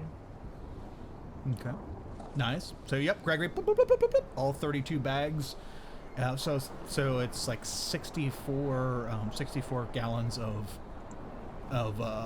shitty fiend dust. And yep, you load up, and Blum's like, okay, I will spearhead our operation here on the ship. I will operation moisten the ground, and I will take care of that while you're all gone. And is there anything else you need me to do in our name? Now our name, I don't know. Do you have any powdered silver or iron? Especially powdered silver. Do I? I don't think I use those components, but let me make a roll. Fuck, where are we at? There we go. I'll use my phone now that Roll20 is being mean to me. Come on. Now it has to load again. Ugh. Technology these days. D20. See if that shows up. Does it show up? Yes, it does. Okay. Oh, wow! Powdered silver. Yeah, who would have thought? I have that shit right here. Great, thank you. Here you go. Here's the whole little satchel of powdered silver. 36.7 ounces of it. Yep, right there it is. Right there for you. Thank you. You're welcome. Okay. Everything is prepped. And as everything's prepped and you're all up on the deck, the storm is still raging on. And you are flying towards maybe the center of it. Who knows? This is end times type shit here. And as the airship is flying through the storm, you hear one of the gnomes yell out, "I see something up ahead!" And then you get your first glimpse of an old friend. You see a figure down on all sixes, running across this open area between the mountain range and the forest, between the mountain range and Greenhaunt. And there's really no cover for it. And the creature itself is probably about 13 or 14 feet long. And it's like almost like cat-like in its stride across the plain. And it is going at a pretty fast clip for something of its size and something with an exoskeleton. It is, yeah, going pretty quickly across the plain. The ship is coming up, and you guys are like, we'll say 300 feet behind the creature, flying towards it. Let's do some stuff. Chat, sorry, I'm gonna switch this stuff over here so I can mess with volume. How's the weather today? The weather today is even stormier than yesterday. Like I said, you're flying into the like the center of the storm. It's almost preternatural how bad the storm is in this part. Does Gregory have any sticky stuff? Hmm? Does Gregory sticky stuff? I just need like a sticky goo. Let me see, do I? Let's see. I'm gonna say, give me a nice little D100. Hey, Gregory's pretty sticky. Linder's probably pretty sticky too. Actually, he 100%. Yes, he would. He pulls out, like, if you ask him for some sticky stuff, he reaches into his bag of holding, and it's like he just like slowly pulls out, and it's like just goes. It just pulls out like a 5-foot wide ball of spider's web. It just holds it up. Oh, that should work. Mariah is going to take spider's web and put it on both sides of the dagger.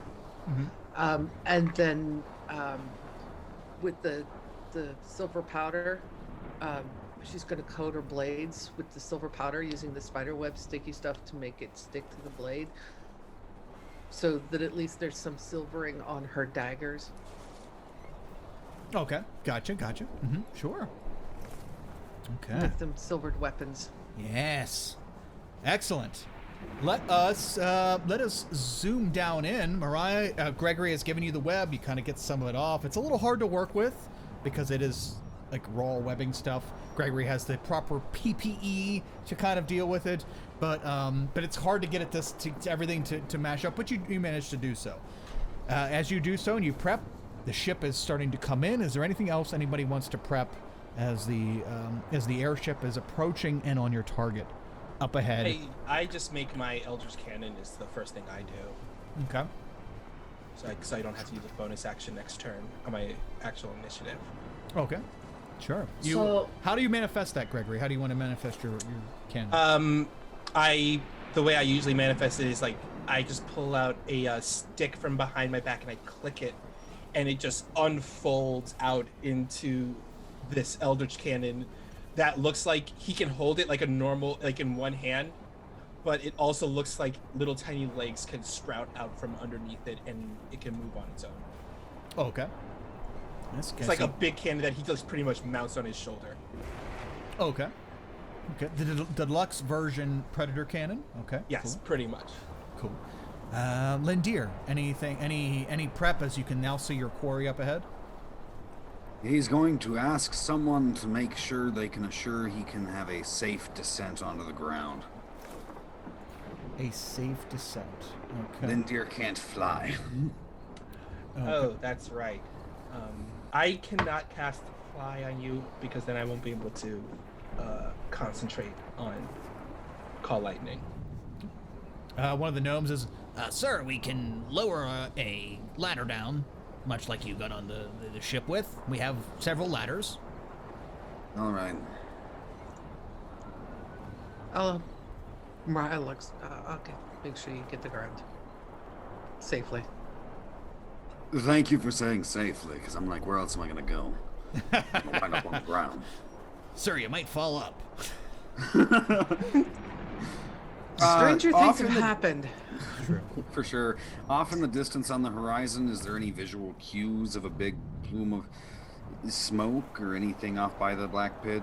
Yeah, we're gonna say thank you for that point. We're gonna say that up in the distance you can see that there is a lot of smoke pluming from the base of the mountains, the mountain range up ahead. All right. Lindir's plan is to make a big beacon of himself and break line of sight. He's gonna try to be ready to be dropped down, so then he can do his shiny boy thing and shine really bright. And make Shiny boy. Okay. block vision of smoke and shit. So I have another idea. Waiting for the dog to stop barking.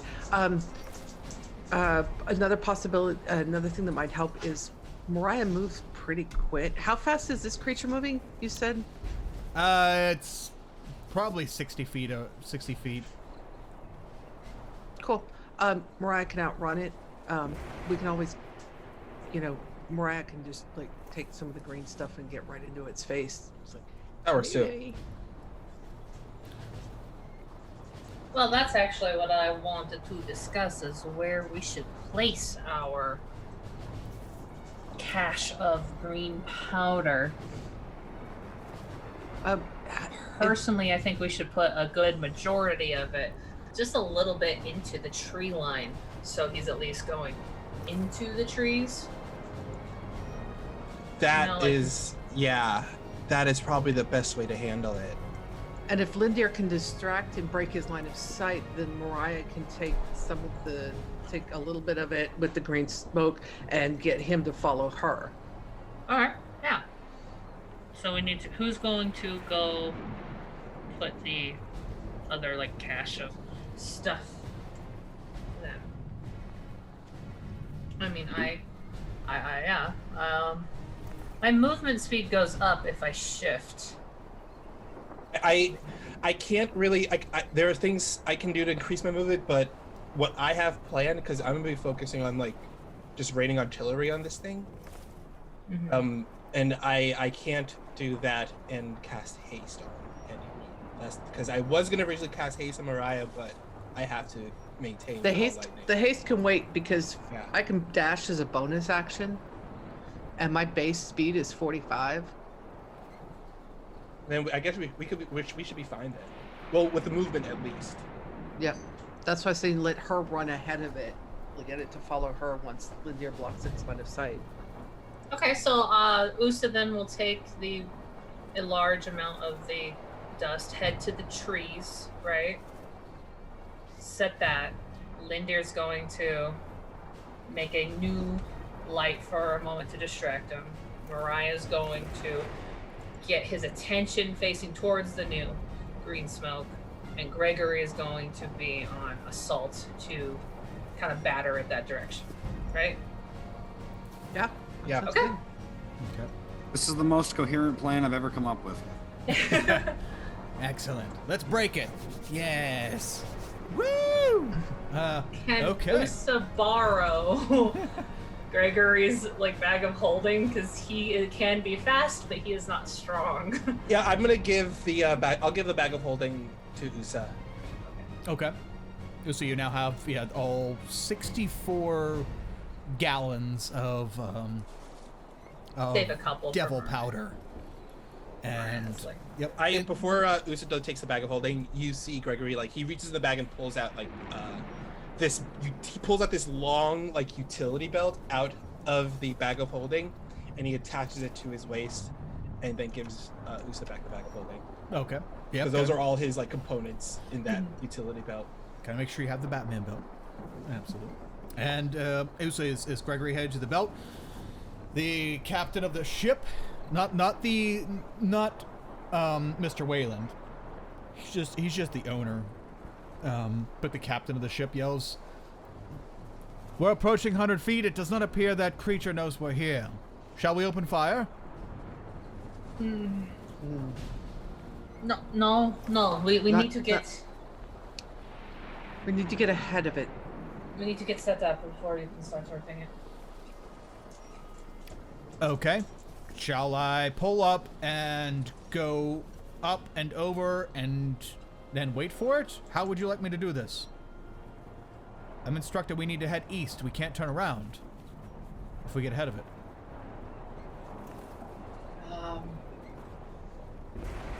Okay. I mean, so it's going up towards Greenhawk. No, it's going towards going- Black Pit. It's going towards Black Pit, which is near Greenhawk. Right. Yeah. We need to turn it. Go Towards- head Green Hot. Right. Okay, so what But- we can just do is just crop dust, like we can just fly past it towards Greenhawk and like just drop the bags of what we have on the ship as crop dusting it, leading it towards Greenhawk. We can do that. Gregory, you would know that the only way what probably draws this creature is the fact that this powder gets burned, and that the amount that they're burning at Black Pit is a lot compared to what you're burning. So, Yeah. getting I to think Black they need to get us. Like, I think they should position themselves in between the creature and Black Pit. Yeah. Let us down, and then they need to head straight to Black Pit. Yeah, that works. Yeah. Yep. Yep, that Yeah, works. Yeah. Okay, yeah, let's just do that. Okay, so we're flying over the creature and then going ahead of it, and you want us to drop you in its way? Yes. Oh, okay. Is that okay? Yeah, I guess so. Okay. All right. We'll make it happen. The airship pulls up a little higher altitude, and as you all fly over, let's do it with advantage. Let's give this thing a stealth roll with advantage. I'm gonna give this a +7. So it would be 23. Okay. I would like to use a flash of intelligence on it, so now it goes up to 28. Ooh, flash of genius. Mm-hmm. Okay, 28 stealth. So as the ship, even though it does make sound running, like as it's running, but the storm sound itself is pretty loud. But as you climb up, you can safely look down at the creature as you go over it. And then you look out the back of the ship, and you can see that it is not looking up. It does not see you, and it appears you have gotten ahead of it undetected. Very nice, Gregory. Yeah, you gain quite a distance after the creature, and it's still galloping across this open area, and you are safely between it and Black Pit right now. Okay, so let's just go over this plan, team, one more time. The little kobold pats his hands together. So I put out the stuff. We're gonna drop you, and I put out the stuff at the mountain, and we win, right? More or less. Yes. More, give or take. Hopefully. Yeah, give or take. Oh, Lower me down. increase altitude. ship begins to slowly go down towards the ground. Not the prettiest day to die on. Friends, I don't mean to sound unneedingly sentimental, but should I die, put my corpse somewhere where it's sunnier than this place. Yeah, fair. I need to get down with you because as soon as you distract it, I've got to start running to head it off. So, she's got the gloves of climbing and swimming on. She's like, "Come here, big boy, give me a hug." I thought you'd never ask. And then she'll start climbing down. Okay. Are all four of you climbing down the ladder? The ship is slowed down to probably 3 or 4 mile an hour, still going. I walk over to the edge of the ship. I look at the kobold like, "Hey, don't fuck this up." And I do like that Captain America like lean backwards off the bow of the ship as I fall, and boots of fly kick in and I fly down. Oh God, he's dying! Oh fuck! There he goes. Okay. Oh, He had no hope for this horrible plan. Yeah, it's all up to me now.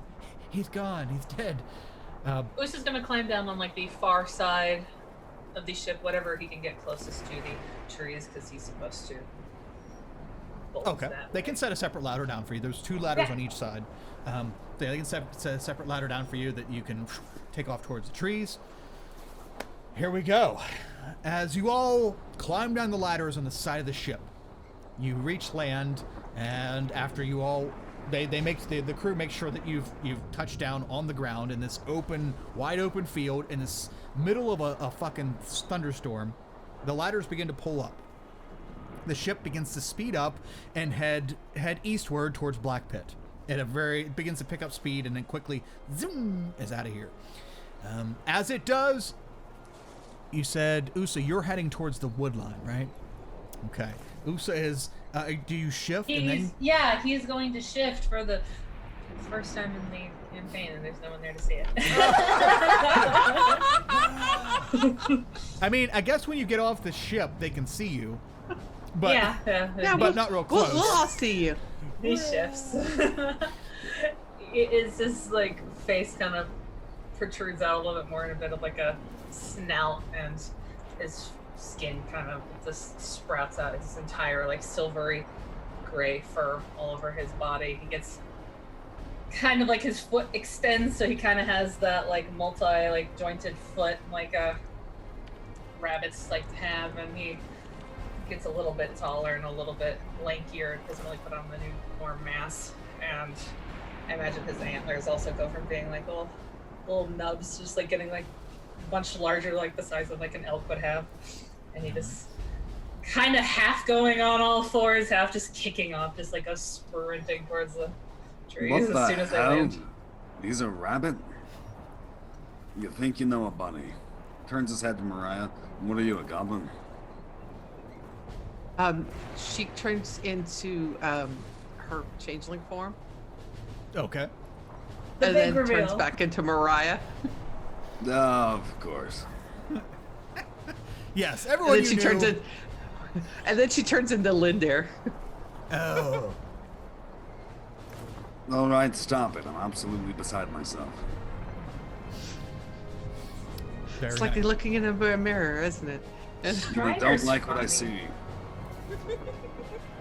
Very nice. Yeah, but Lindair is under maybe a normal person's circumstance would have not expected it, but you know, yeah, of course that's happening to you. Awesome. So as the 3 of you drop underneath the ship, and Usa shifts and begins to take off full speed northbound towards the wood line right there.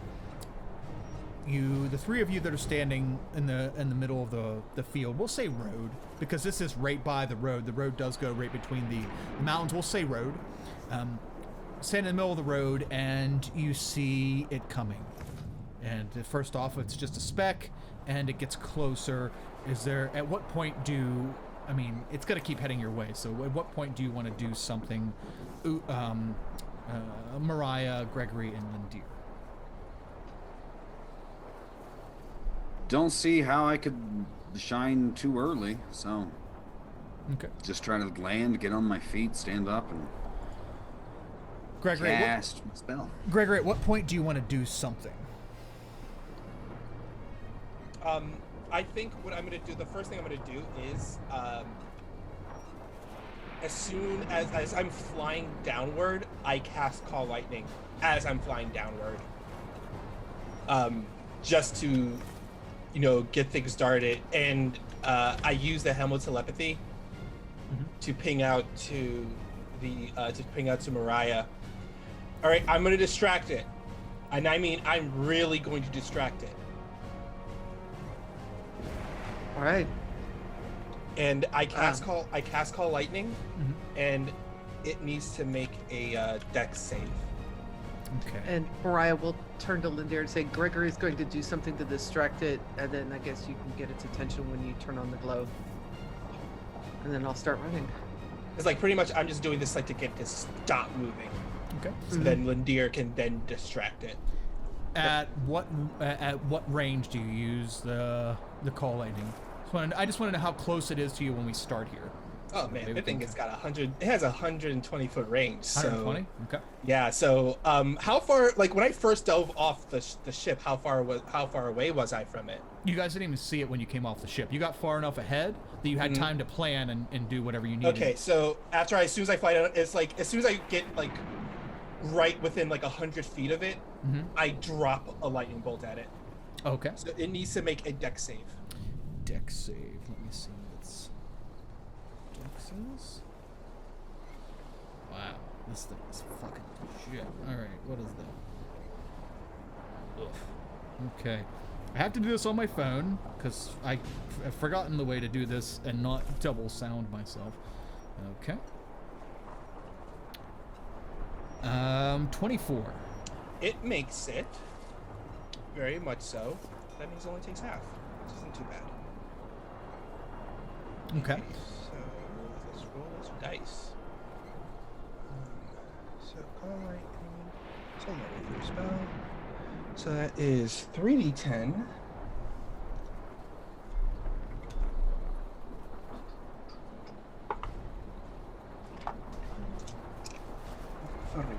And on top of that, another d8 because I'm using my Eldritch firearm.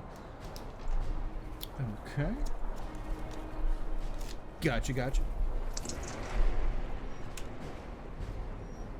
Away.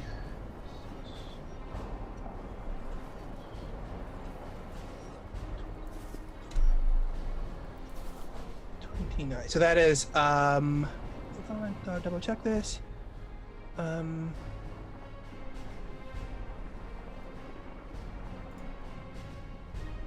Yeah, that's 29 points of lightning damage.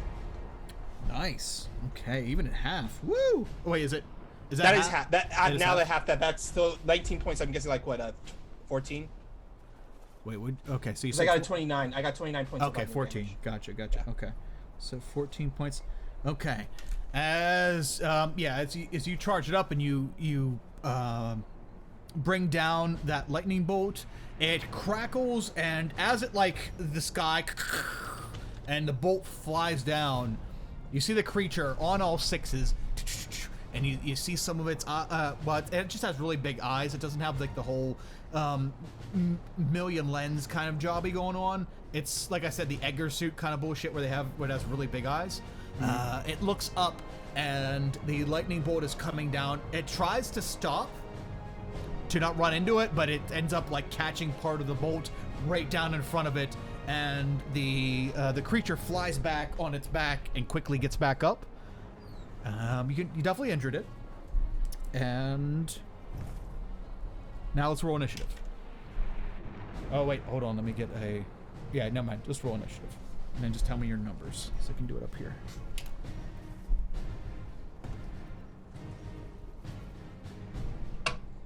That would be a 25 for Mariah. I rolled in that 20. Shit, man, shit. That is a 17 for your boy. Okay, 17. USA?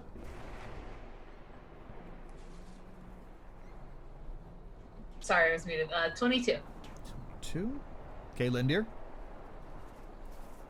13. I feel like I'm in character. Okay.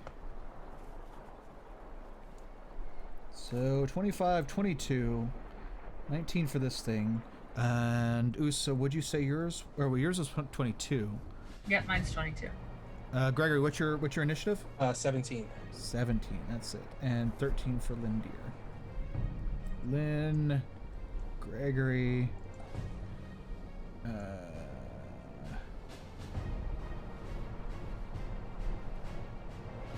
Mariah, yours was 25, right? Correct. Okay, and Usa.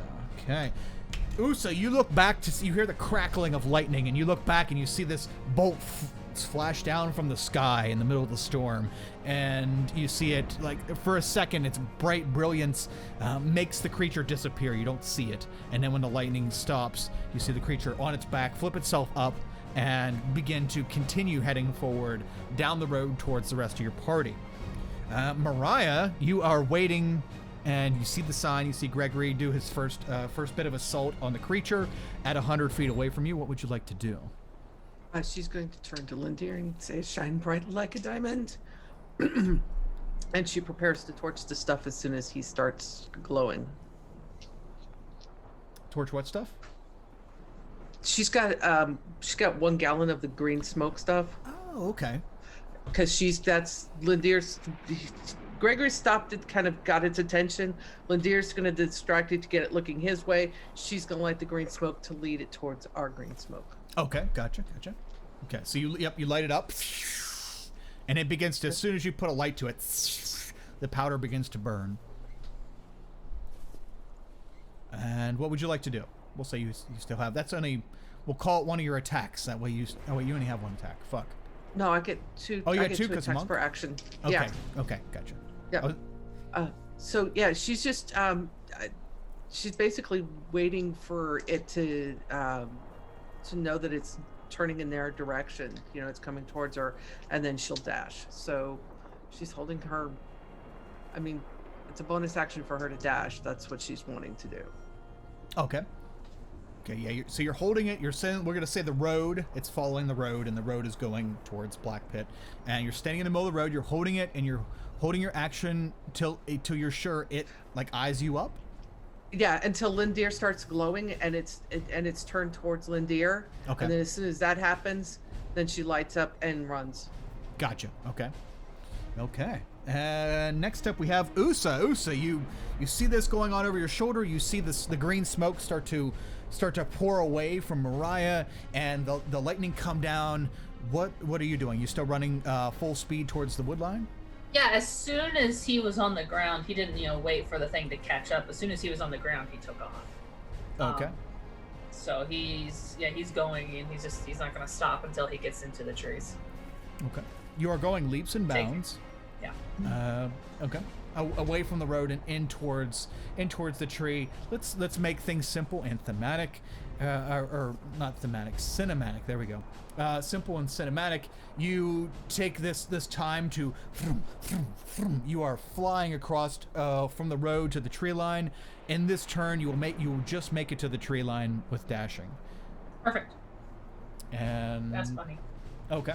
And yeah, you disappear into the trees, or the very edge of the tree line. And what do we have next? Okay, we have the Effer. The Effer is slightly deterred because it just got it avoided being zapped fully, but it still definitely took the shock of that lightning and rights itself and begins heading forward. As it does, so with normal movement, it'll get 70 feet away from the 3 of you that are standing in the road. Oh shit. I forgot it has resistance to lightning. No.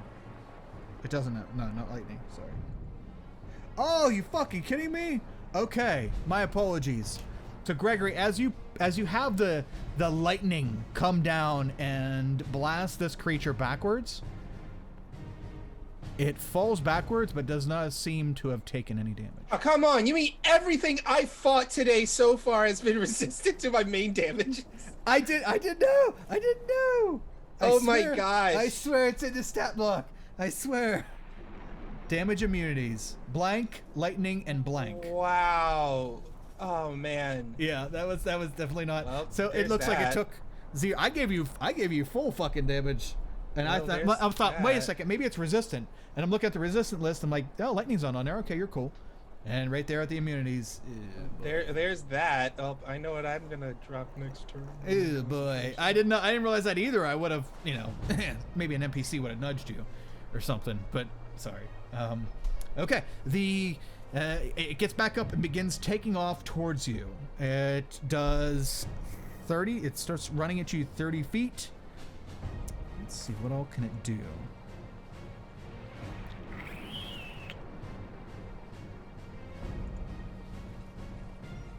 Oh, okay. That sounds pretty cool. All right.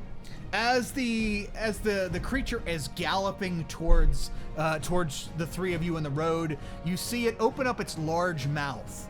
And for reference sake, the creature looks slightly bigger than it did when you met it in the cave.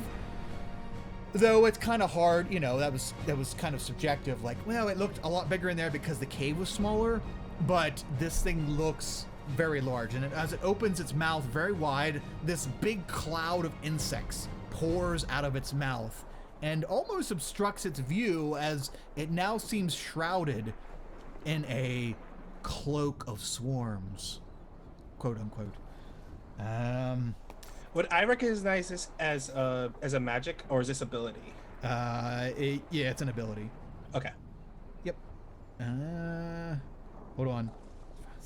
Ooh, it comes out from its eyes too. Gross. All right.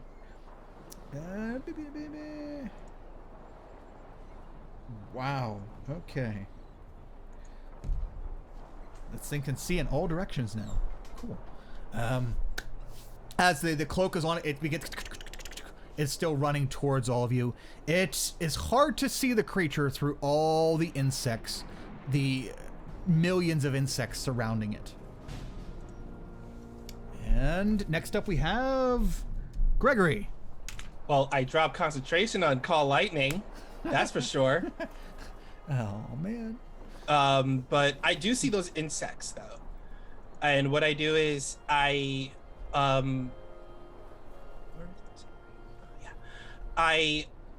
fire out, I hold out my arcane cannon, and he pulls out a feather and loads it into the cannon and fires this gust of wind at those insects as he casts Wind Wall. Ooh, nice. Okay. To see if the wind will disperse the insects. Okay. Now, is there? Explain to me what save or anything that it would have. It's that a wind wall appears. Each creature within its area must make a strength saving throw. Creatures take 3d8 bludgeoning damage on a fail save, or half as much damage on a successful one. The strong wind keeps fog, smokes, and other gases at bay. Smaller flying creatures or objects can't pass through the wall. Loose, lightweight materials brought onto the wall fly upwards. Arrows, bolts, and other ordinary projectiles launched at targets behind the wall are deflected upwards and automatically miss. So what he's doing, he's launching the wind wall in the middle of the thing and just expanding it outward, so it pushes those insects away from it. Sweet. Okay. To, like, disperse the insects, and then as soon as he sees those insects are dispersed, he just drops the wind wall. Okay. But the creature itself has to make a save too, right? Yes, it has to make a save also. Yes. Which one was that? Strength. Strength save. Yeah. So plus 9. Very good. Very good idea. Okay. Did that work? Okay. What'd you get? That is a 23. Oh yeah, it makes it, but it takes half though. Okay, so go ahead. And also because I used my arcane firearm, it says 4d. But when you do cast this and this wind wall erupts, actually go ahead and you tell me how you want that to fare out. The creatures are going to scatter. The insects, they're fucked. Which is good because this thing that cloak is fucking, yeah. That is 8 points of bludgeoning damage, but the wind does tries to disperse those insects away. Okay, so 8 points of bludgeoning. Mm-hmm. Let me check this thing's sheet again before I crash on your dreams. I don't think it has resistance. Okay, I'm sorry. I don't think it has immunity, but it does have resistance. Magic. Yeah, okay. But that's magic bludgeoning. So yes, magic bludgeoning. Yeah, we're gonna call that what did it call that? So how many points do you say that was? That'll be 8 points because they made the save, so it's only 8 points. Okay. So. But also, oh yeah, what happens next? Oh no, yeah, it takes full damage from that, and Okay. the insects disperse. So you can kind of thematic. You can say how that works out. Oh yeah, like you see like the wind just like explode outward. Like you see the little object that he launches flies into the middle, and it just explodes outwards in a huge burst of wind that creates a wall around the thing that pushes the insects as far away as possible, and then the wind wall just drops down, and the wind wall drops downwards, so people can now get up close to it if they want to attack it. And then as my bonus action, I fire from the Eldritch Cannon at it. Sure. I love this about the artillerist is that you always have this bonus action that's not a spell, so you can do it But with. also it counts as a magical spell attack. Yes, So that means Warcaster works for it. it's beautiful. It's a beautiful thing. Let's see. Okay, so Eldritch Cannon. Where are you at? There you are. It has to make a. Well, no, actually, it doesn't have to save. I just attack it. Ooh, I critted! Ooh, nice. Kick him in the willy. Wait, so do I times the dice by 2 and then add my proficiency bonuses? Yep, multiply dice by 2, and then proficiency and ability score, whatever is added. What is that? Intelligence plus Yeah. proficiency, or no? Proficiency is not added to damage, just the intelligence modifier. Yeah, just the intelligence modifiers added to it. I'm hoping this means it all, like a whole campaign worth of shitty dice rolling, like has bought us some karma for this finale. It might have, because you guys are seeming to shut it down before it even starts. 23. It's bullshit. Plus 23 times 2, that's 46. Plus another 5, that's 51 points of force damage. Oof. And on top of that, it's then pushed backwards 5 feet away. So he's firing it so that he fires it so it goes towards Greywood rather than Black Pit. Oh, okay. So you pivot Kind of around. like and he flies around it and he's like doing like this this buzz by right by it and just fires it at it as he's firing the Eldritch Cannon. So whatever path it's going on, it kind of like pushes it so it like strays off its path. Okay. You blow it off, slightly off the road towards Greenhaunt, towards USA, and you blow it off the road, and 51. Yeah, that definitely fucking hurt as it tumbles across the road and onto the grass. Thump, thump, thump, thump, thump, thump. You no longer see any of the insect cloud that was obscuring it, and it is now. It was 40 feet from the three of you. Did you move towards it at all, or did you stay back with everybody else? I stayed back a bit. Okay. 'Cause I got range for days. Okay, so it's 40 feet in front of you and 5 feet to the left for Lindy or Mariah and your kind of posturing, so to speak. Very cool, very cool. And anything else, Gregory? That is it. Okay. Lindir! So this thing has been attempt to be shocked, and it had this cloud, and now the cloud's dispersed. It rolls on its back a few feet off from being blasted by Gregory. You see him over there floating around blasting. And it gets back up, and it's looking in your direction, not at you, but beyond you, towards Perfect. the mountains. The sword is unsheathed. He looks back at the mountains and back at this thing and positions himself directly in between the two. I think he's going to cast a 3rd level daylight spell on the actual shiny front of the magic shield. Mm-hmm. And then he is going to be able to put the shield between himself and the thing in case it doesn't slow down, in case its inertia keeps up. His sword is also glowing. He is a sparkly bright star, and yeah, he's gonna try to dig his heels in because Okay. I have a feeling I might be bumped into. Okay. Yeah, it's looking like it needs to go right where you are. And as you blast that light out, how far does that light stretch? Do you know? Yeah, I do know. The daylight itself, if this updates, because I clicked on it, 60 feet of the bright light, and then another additional 60 feet of dimmer light. Okay. So yeah, it is bright light at it, and it kind of veers back like, ugh. Doesn't seem to hurt it, but it's definitely not fond of that, and it's kind of flicking away. Good. Awesome. And anything else? So you prepped your daylight, and you have your sword out. And it's shining as well. Anything else? No, just digging heels in and trying to maintain balance should something come try to knock him off his feet. Okay. Awesome. That is the end of round 1. Hopefully, Blones and Crossan are on their way towards the black pit and to put out the other smoke, because this thing still seems very drawn to the smoke. Mariah has her own little batch here that she's hoping to grab some attention and maybe get a little closer. Maybe that might happen, or some other things happen, but for right now it's full whiff, still going towards Black Pit. We will start off the second round. Mariah, what would you like to do? Mariah is going to step out of a little bit beyond the daylight. She's kind of position herself there. She's going to wave the green smoke, and she's going to start insulting it in Abyssal. Okay. And as soon as it's caught the green smoke, as soon as it's looking at her, she is gonna start making a dash for the woods. So that's what she's doing. Okay. You're holding your bag of green smoke, which is producing a now probably burning for quite a while, like a road flare kind of thing. Green smoke. And it's billowing out a little bit, but it is a small bag.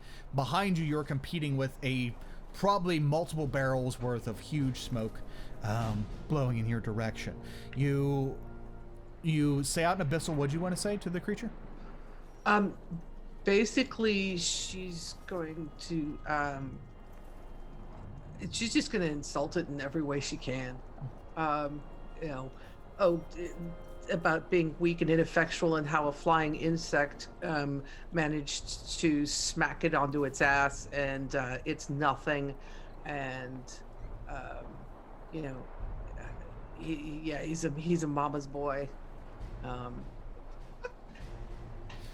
That he is. Okay. As you say these taunts, and you said you're heading towards the wood line, right? Like towards where Usa is? Yep. Okay. And as you head towards the wood line, when you're getting a little closer to the creature to head north towards the wood line, as you get a little closer, you can tell that the creature, like, it seems to notice you for a second. You're saying the words, it doesn't seem to react to what you're saying, but it does notice. It does seem to react to your proximity, because as you guys are in kind of a triangle right now, and as you veer more towards Usa, you get a little bit closer to this thing by proxy, and as you do, it notices you, and then you keep running towards the tree line, and as you get a little farther away, it just kind of snaps back over towards the road, towards where it's heading. It's almost like like you have to get closer because of the smaller amount that you have. Yeah. Okay. So if she notices that its attention drifts from her, she's just going to turn around and run back towards it. Okay. And as you I do, think she's going to make it. Yeah. Okay. Yeah, that's what she's going to do. Okay. Just to make it simple, it's 40 feet away from you. You're heading start heading 20 feet towards Usa, and then it picks up on you, and you start take another step to keep going. You notice that it's not it's losing its attention, and then you stop. So you move 20 feet. You still have whatever your movement is. Monk. Well, at a dash, she would have another 65 feet of movement. So I think she's going to get right up to 15, 20 feet away from it. Okay. That's not a problem. All you have to do is move 5 more feet and you're good. It's all part of your first action. Okay. So you move 25 feet, essentially towards it. And what else would you like to do? You still have your action, bonus action, some of your movement. She's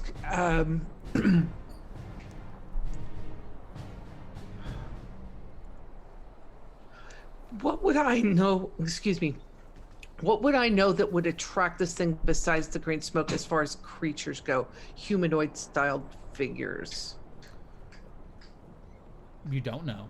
You had that one run-in with it in the cave where the last campaign ended, and that was it. Like, that's all you really know of it.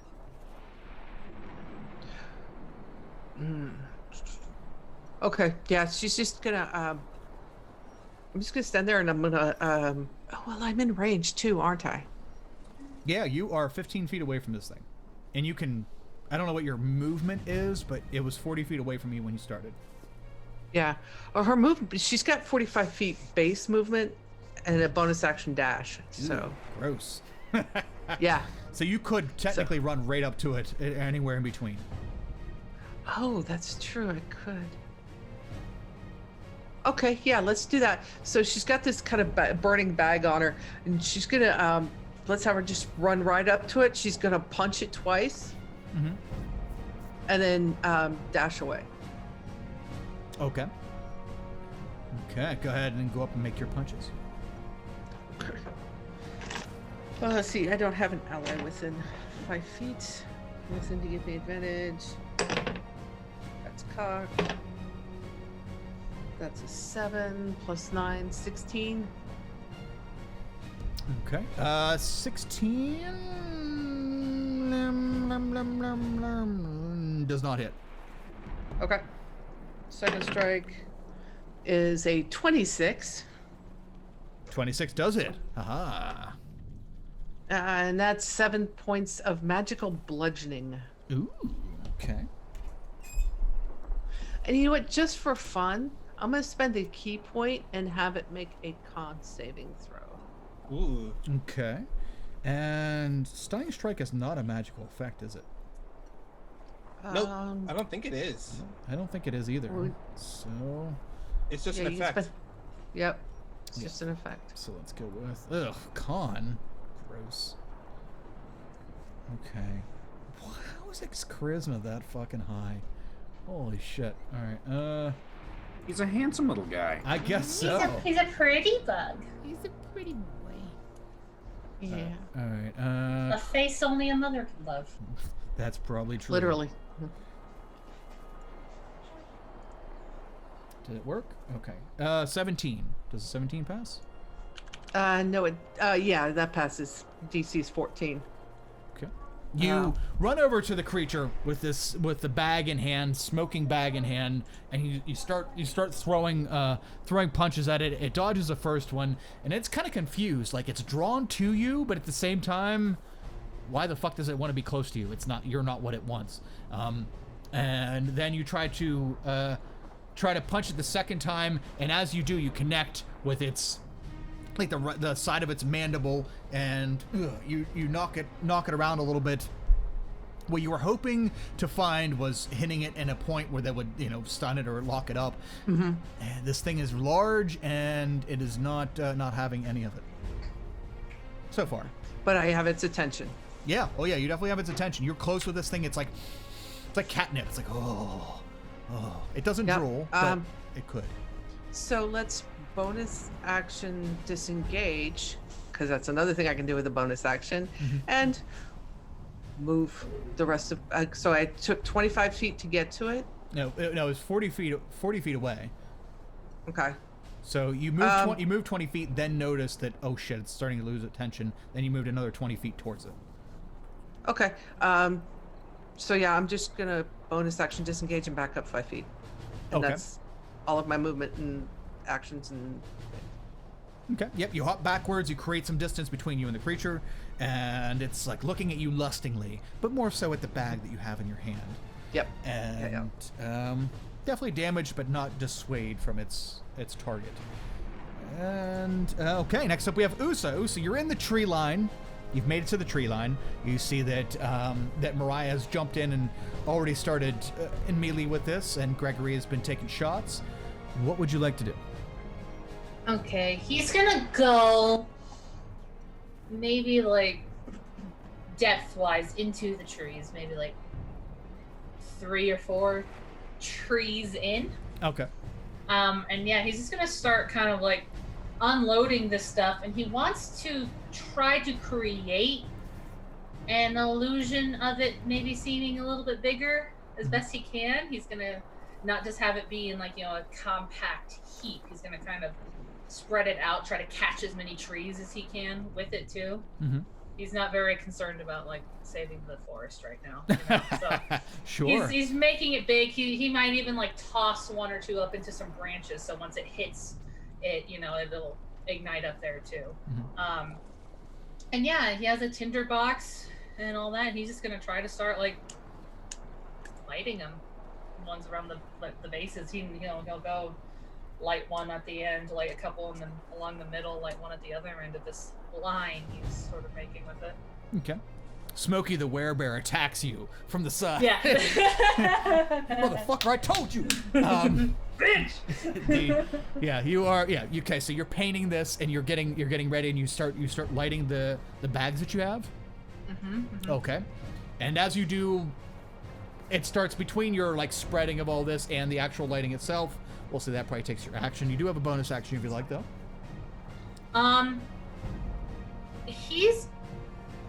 He doesn't want to hang back here, but he's going to wait to see, to make sure this actually properly catches. It is wet out. He wants to make sure it's properly going to catch. It's properly going to ignite. And sorry, Zoom chest distracting. He wants to make sure it's probably going to ignite and it's not going to go out. He wants to make sure it's going to stay lit and it's going to stay a beacon over here. Okay. Yeah, you so put as long great as- attention into making sure this gets right, and the fact that you spent your whole turn, your whole like several seconds, kind of okay, meh, and then light. It looks like it's gonna go well. We will find out very soon. As it is the creature's turn, and I need to take another break quick. 3-minute break. Are you guys good to go for like another hour? Are we good? Is everybody good for an hour? Yeah, I'm good. Yeah. Good. Okay, Should be fine if awesome. I can go to Yeah, we we'll can be go right for it. I'll be back. fine. Thanks for joining us, everyone, and we'll be right back. I have been overhydrating. Yes, that's what it is.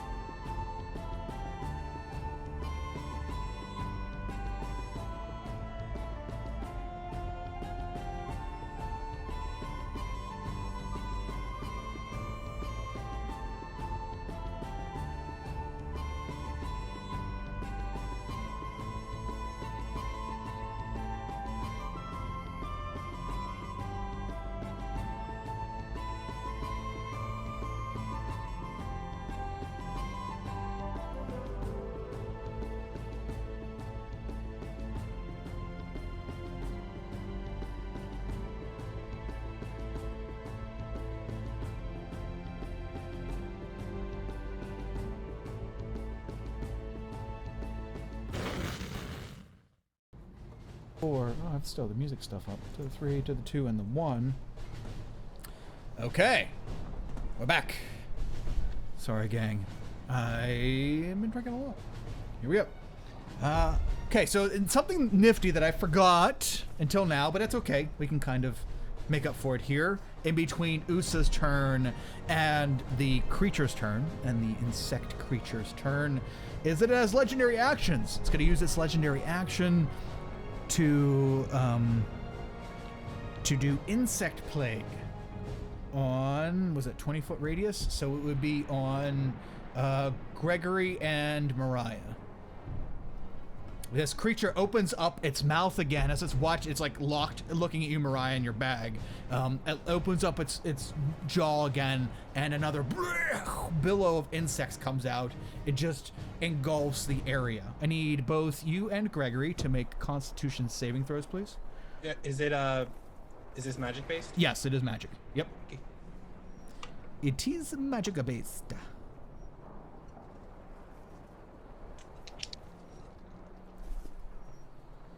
That is a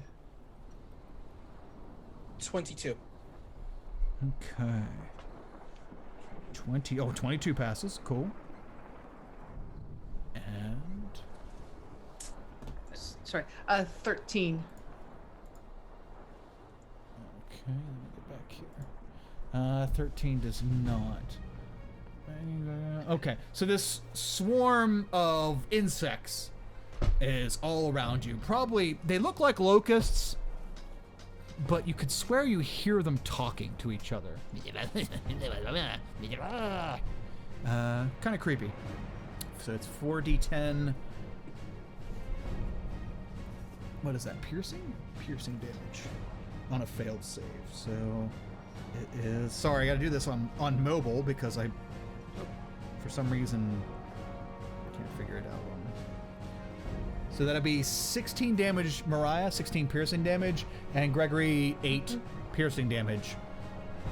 As a cloud of insects is now engulfed a 20-foot area all around all of you. So pretty much right in front of this creature, and then a 20-foot sphere around that. And Gregory, you're 15 feet, so you're almost at the edge of this sphere. Okay. That was its legendary action at the end of Usa's turn. And now for the creature's turn, it's going to roll a d6 and see if it gets its plague cloud thing back. Thingamadoogie. It does not. Okay. What's it going to do? Well, it's going to be heading at... We're going to say that right now, at this second, it's still focused on Mariah's bag. As the wind begins to blow away from Usa and make its way towards the road, towards all of you, we'll say that it hasn't quite gotten a big enough whiff to deter it away from Mariah yet, but that probably will happen by the time it goes again. Let's see. Mariah, this thing lunges out at you. Okay. Actually, no, it doesn't lunge. Actually, yeah, never mind. I'm not going to waste one of those on it. It does lunge. It runs towards you, and it's like pincer-like arms with little clickety-clacks on the end of it jab out and try to grab at you. Like all these 6 arms just kind of, well, actually, it would be 4 arms because it's walking on 2. So Okay. Start reaching out for you, and it's going to make 4 attacks. All right. I will be using uncanny dodge on any of them, on one of them that hits at some point. So. Oh, okay. Gotcha. Okay, so that is a d20 plus 8. Okay, so the first one does a 15 hit. Nope. Awesome. So it tries to, and as it misses you with its first arm, you hear it, the arm actually hit the ground and poof, kind of bury itself in the muck because it's raining, and pull it out. Second attack. Wow, this thing is really shit. Swipes at you from the side. You dodge away very easily. This thing apparently isn't used to fighting in the weather because it's just very slow moving. It's trying to pull its arm out. Third attack. Nope, not third attack. Third attack. There we go. Does a 17 hit? 17 is our armor class. Okay. As it's like wildly swiping at you, this thing's not a trained warrior. It's just big and powerful. So it's just kind of flailing and trying to fight you. The 17 does hit. What's the damage on it? Okay. 10. Manages to catch you on as you're like backing and flipping away. It manages to catch you on the thigh for 9 points of slashing damage. Okay. Yeah, we'll go ahead and have that one just because it may miss on the next one. Okay. And as it manages to get a little hit on you, it tries to close in and follow up with that with one more strike. And a 15 does not hit. Wow, this thing is rolling super low as it's trying to flail out at you and fight. Very lackluster in its attempt, but is now right up on you, and that's its turn. Okay. That's it. And whose turn is it next? Next up is Gregory. Gregory, the thing is closed in on Mariah. You are sitting in a big batch of locusts. What would you like to do? I shoot backwards out of the locust cloud. Come here. And I would like to fire a chaos bolt at this thing. Okay.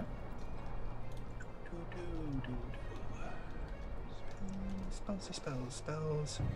Okay, chaos bolt. So let's see here. First to hit. Dang, that's a lot. 11 to hit. That is a 28 to hit. Oh yeah, 28 hits. Okay. Okay, so that is, let's see. Oh,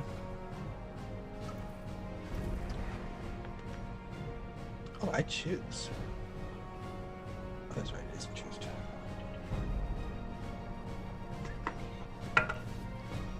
Oh, perfect. Perfect. Okay, so it takes 8. That's another 3d8 because of my firearm and another d6.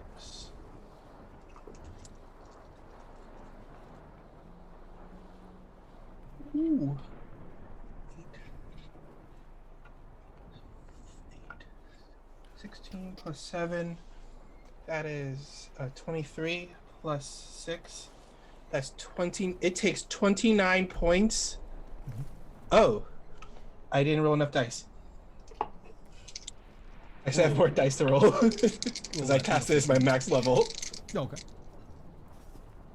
That is 5, so that's 7, 14, 20, 28. So it takes 30 points of psychic damage. Ooh, psychic, nice. And yeah. As it, how do you theme that out, Gregory?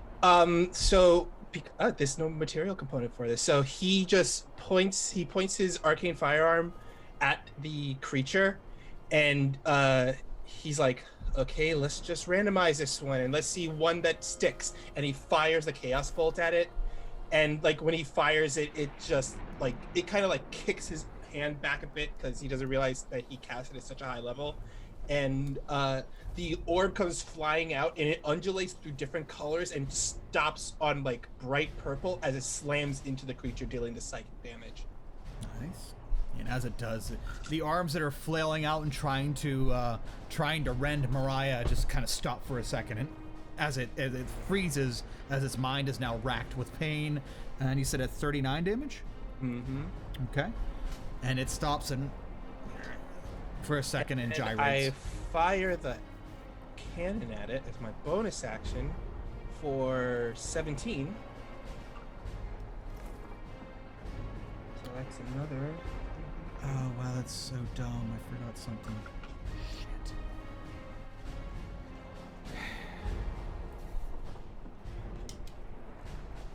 That's 16 points of force damage. Okay. Yeah, as you follow that up with a fire from your arcane cannon, it's stunned for a second, and then as it's stunned, you take that opportunity to land another shot on it. Yeah, definitely taking some damage. And it gets pushed back another 5 feet. Ooh, okay. Mariah, the creature gets blown back away from you, and is no longer within. Actually, it is within your reach, isn't it? Stand by. I think it has 10-foot reach.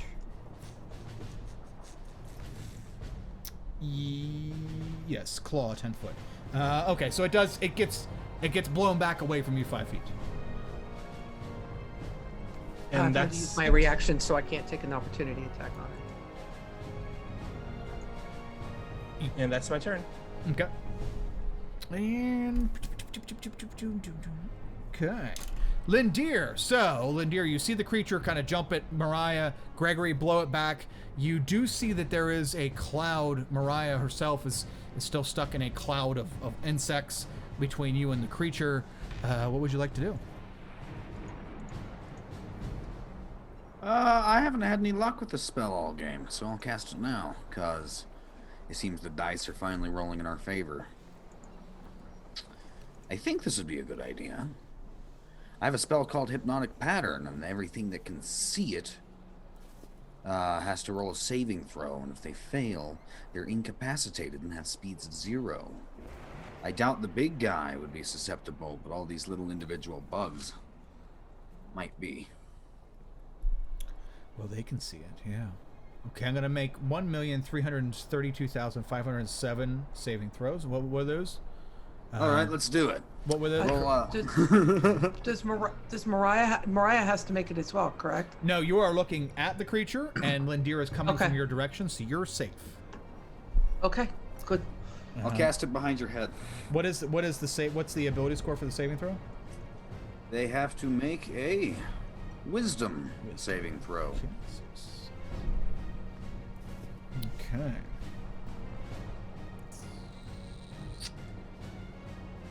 And no, wait, making that's- spirally sorry, bunny not a ears D6. her. My bad. I'm sorry, dear. What'd you say, Kat?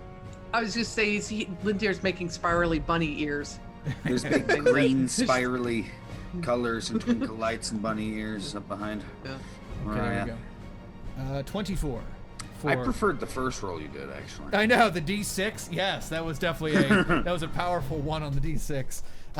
As the creature itself sees you charging up the spell or sees you casting something, it veers its eyes back down, maybe not to avoid the spell, but just because it can't keep its fucking eyes off the bag that Mariah has in her hand, and it just veers its eyes back down. Though the cloud, we're just gonna say, I'm gonna roll a D4. And unless it hits a 1, those little insects are fucked. Does that work? Nope. Does that work? Come on, mobile. What the fuck? Does that work? Okay, never mind. It doesn't seem to have any effect on the insects. Maybe their mind is too simple to truly understand the beauty of a Pink Floyd poster that you're showing them. And that, they just don't get it. Because they're magical. They're part of a spell. That's it. Sure. Lindir will slowly march his way up closer to the thing. He's going to try to usurp Mariah's position so Mariah can start moving more towards the tree line and get closer to Usa. Okay. No wonder you're a sad boy. Lindir's been getting shit on for these rolls all campaign. I thought that was a cool spell to have. It's a cool. No, Hypnotic Pattern is a great spell to have. It's just like it has ridiculously high saves. Yeah, it does. In fact, that's one of its lower ones. Wisdom is one of its lower ones with 6. I mean, it's big bad evil. So it could have failed, but but the insect thing, I figured 75% chance. That's pretty good. Not so much. Not for Lindir. Not so much. Okay, so you move up, and as you do, you can move the whole way up with Mariah. You two can stand abreast and have no issues there. You would just get up to her. And if that's the end of your turn, that's the end of the second round. Interesting. At the end of this, okay. So at this point, Lindir, you move up, and you and Mariah are standing against the creature. Oh wait, do you really want to move like right in the insects with Mariah? Because she's right in the thick of the insects. If you move into them, you're probably gonna have to make a roll. No, metagame. You're probably gonna have to make a roll, or it looks like it might not be healthy to move inside the cloud of insects. You can begin to skirt around them if you'd like, or you can just walk in them and be in there with Mariah. It's up to you. Lindir. That was for you, buddy. Oh, I'm sorry about That's that. okay. That's okay. Actually plunging into the insects themselves seems like a foolish idea. He's not gonna. Okay. Yeah, he'll get up on the border. Okay. of that cloud. Well, okay. You can start skirting around the side of them. You won't quite make it to where Mariah is because you have to go out around the sphere of insects. But but you make it most of the way there.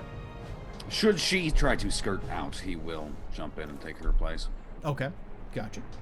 And so that's the end of the second round. That is given enough time, probably, or what you would think is probably, as you start to see a very diminishing amount of smoke coming from Black Pit.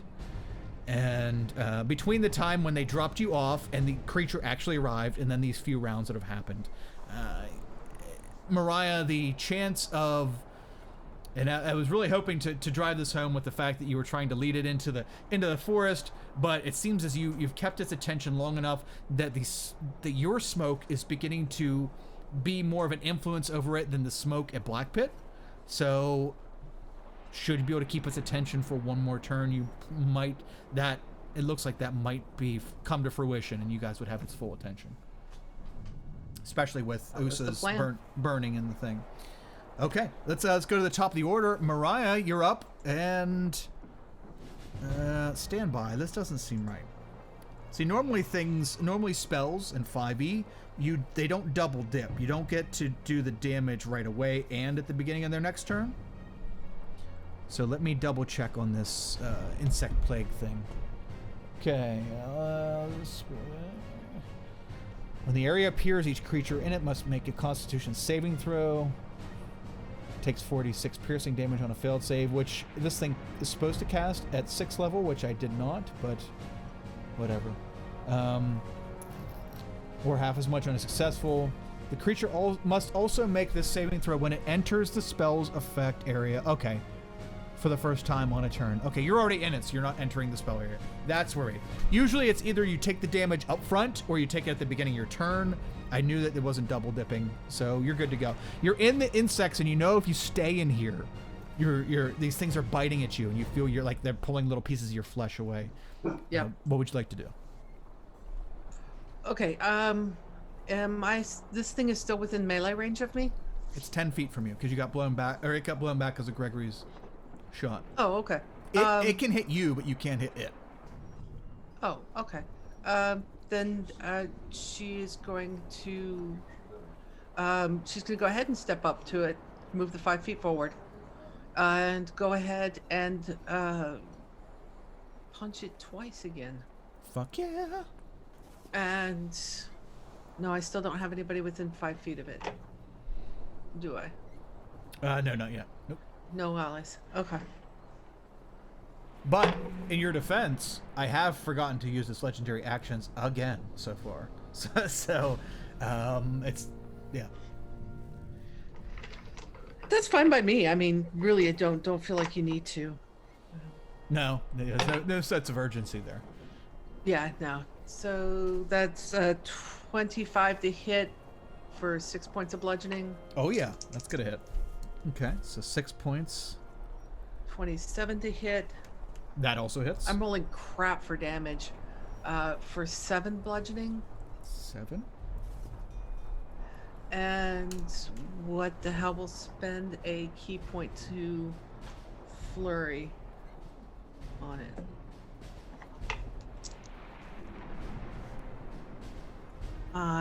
Don't think a 13's gonna hit. 13 does not. But a 25 will, and that's another 9 points of bludgeoning. 9. Okay. And again, these are all magical. Oh yeah. Yep. Counting.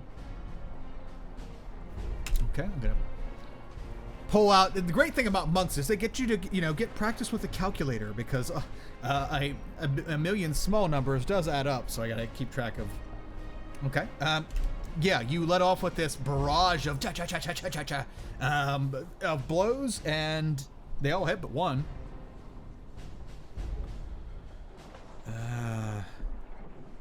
Yeah, you're definitely you can hear the cracks of its chitin as you begin to like start punching. Sometimes you're finding good spots, sometimes you're not. It's all dealing damage, but yeah, by the end of it, it's looking injured, but not defeated. Now, you remember last time you guys put a pretty good whooping on it down in the cave, and then it seemed to like it seemed to almost pull itself together in some kind of healing thing, and then buzz off whenever the artifact was dispelled by horrors. So she's because she knows now that this thing has a range of 10 feet, she's going to step back 5 feet without disengaging. Just step back 5 feet to stand next to Lindier again. Okay. Someone help me with the opportunity attacks. Is it within 5 feet or is it within melee range? As long as your character has range. Okay. If you leave its range, opportunity attack kicks in. Okay. Right. I thought it was. And I know. Oh, go ahead. Yeah. No, it's if it's range, because if its range is 10 feet, that's that's within melee of it. Okay. I just wasn't sure if it was the word melee or the word 5 feet. I didn't want to it's whatever its melee range is. Okay. That's its attack of opportunity. As long as if it leaves that range of melee, then you will get the attack of opportunity. Okay. I just didn't want to attack you if it wasn't supposed to happen. Ew, boy. Okay. It does take a swipe at you as you're backing away. Okay. I thought its range was 10 feet. Yeah, but didn't you run up and punch it? I stepped forward I was 10 feet away from it, moved up 5 feet, punched it, and then stepped back 5 feet. So I'm still 10 feet away. Yeah, she still didn't leave the within its range. melee She's still Yeah, I within didn't melee leave the range. Oh, I Yeah. see what you're she saying. never left. Yeah, Okay. If Yeah. you leave, like, if the thing has 10 feet melee range and then you leave outside of its 10-foot melee range, that's when it kicks in. Okay. Yep. My apologies. I just thought you backed away Nope. out of its range. Okay. Got Nope. you. Okay, you're good. Yeah. Nope, she just stepped back so that she was standing again next to Lindier. Okay. My That's bad. why it's like I the whole just heard thing. that That's wrong. why like a lot Or- of people, yeah. whenever they do, like, if there's a creature that has a 10-foot range, you can like kind of cheat the system by like, oh, I don't leave its range. I'm just taking 5 feet. And Yeah. that's right. Lindier's not within its range, so because it's the bugs. But yeah, so she's just gonna step back again the 5 feet. Okay. Yeah. I totally understand that. I'm sorry. I just thought you meant 5 feet beyond its range instead of 5 feet within. Okay. Yeah. You're totally cool. Hey, other doc. What's up, dude? How you doing? Awesome. Okay. So yeah, you kind of like pivot and move to get around it, and you definitely left off a lot of damage with your barrage of punches. Is there anything else you'd like to do, Mariah? No, that's action, bonus action, and actually, yeah. Let's recall. She's gonna she'll risk the opportunity attack. She's gonna step out so that she's out of the bug thing. Okay. So- You'd like to step out of the swarm? Sure. Yep. Absolutely. Yeah. Okay. Since it wasn't dead center, you can do that with only 15 feet. Yeah, it'll be 15 feet away from the creature.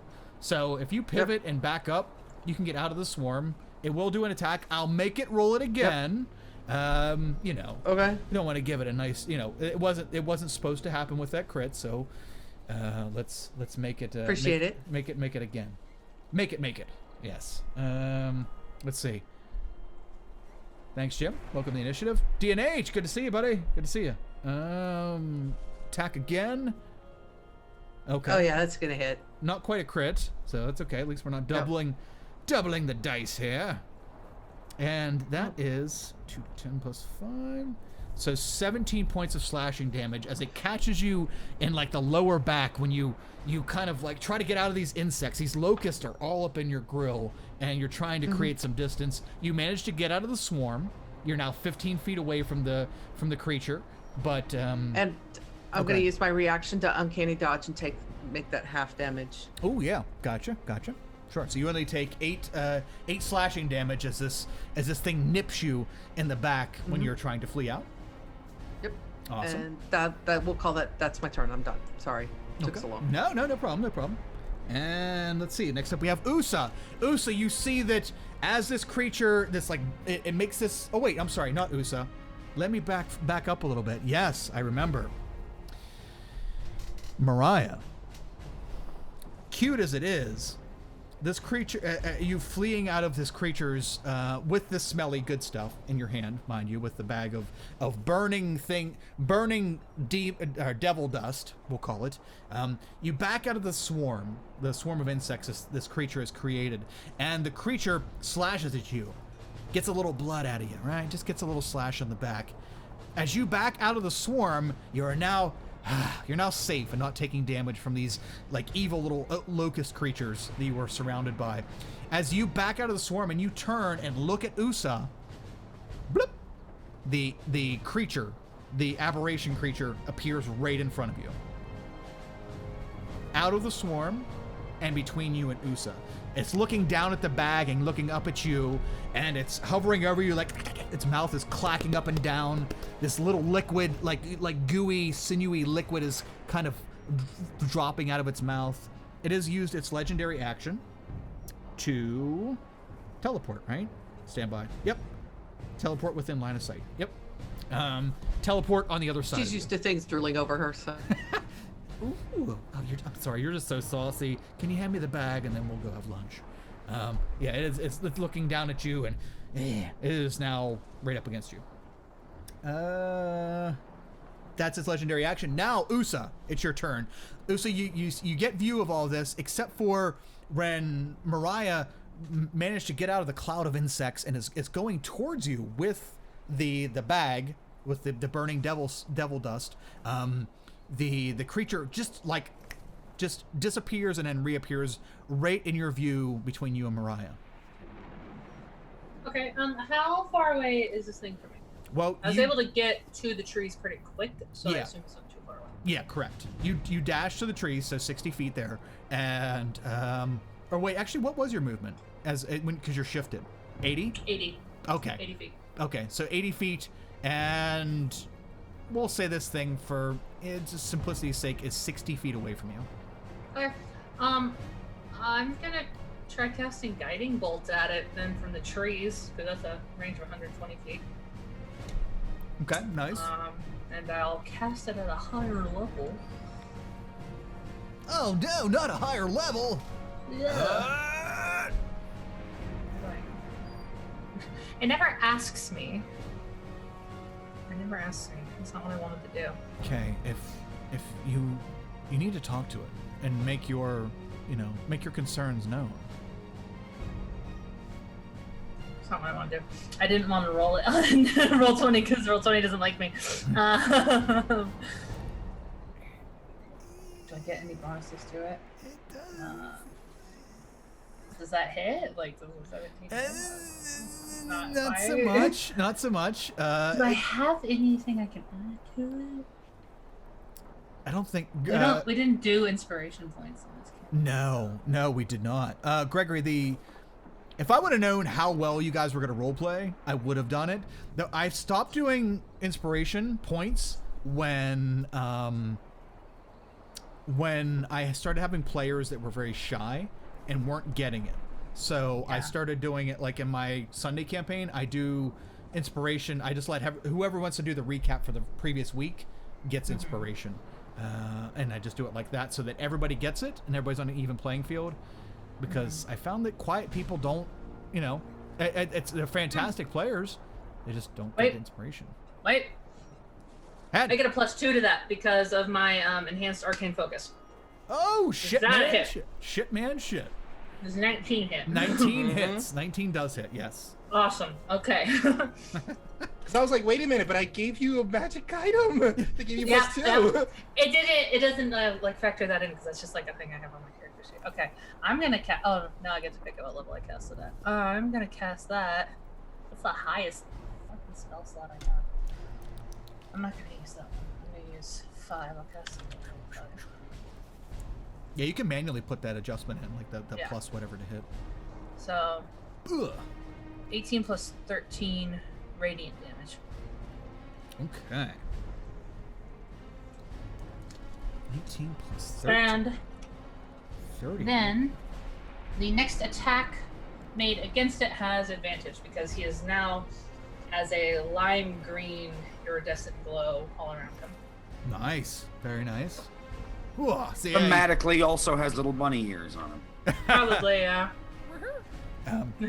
You blast it right in the back. As soon as it appears and obstructs your view of Mariah, you instinctively, even in your like shifted form, you instinctively blast out and use your divine energy and send the guiding bolt and hit it square in the middle of the back. Mariah, this thing almost falls onto you as it stumbles forward, its arms all flailing about, and it definitely took a huge hit to the back. Not so fast, big boy. I'm sorry, madam. I'm very sorry. It doesn't say that, by the way. The Uso. Bonus action or movement? He's gonna move like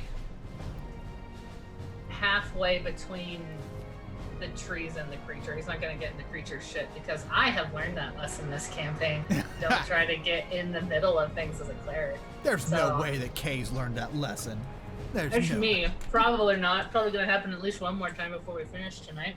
But for now, he's gonna stay halfway in between and try to like get the thing's attention. If it will, hopefully, maybe it'll turn around and be like, "Hey, what just hit me?" But, Hey.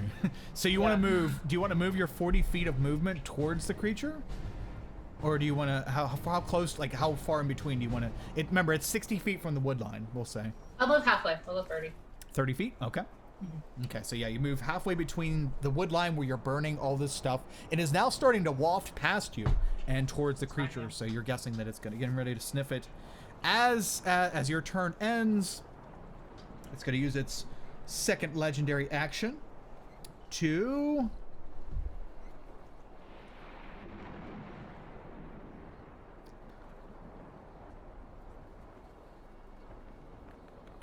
attack Mariah. With a skitter attack. Okay. Well, it doesn't really need to move towards you. It can move after then. Okay, so Mariah, instead of it using its arms to attack you, it opens up its mouth. It's been opening it up long ways, almost like the Mummy movie where the dude drops his mouth and the insects fly out. But right now it drops it spreads it out sideways, and it makes almost like a cat. A like puking sound, and this spray of acidic stuff comes out. I need you to make. You need a dentist. I'm so sorry. I have no teeth. It's the way I have lived. The spray of acid-like material juts out from it. Go ahead and make a dexterity saving throw, please. You get +5 because Lindir's actually up on you for once. Shit, man, shit. Yep. Well, I mean, up on me. Never mind. He's just sharing. On you, cat, not in you. Oh, right. It's a difference. Right. It's Yeah. a huge difference. For Lindir, it might not be. Well, okay. So, you said dexterity. So +5. yeah, it's probably pretty high. +9 is 14. Plus the 17 on the die makes that a 31. Okay. You're gonna take half damage, which is good. So let me see here.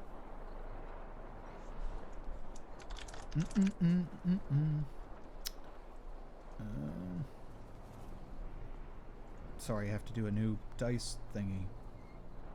Why can't I get it to work? There we go.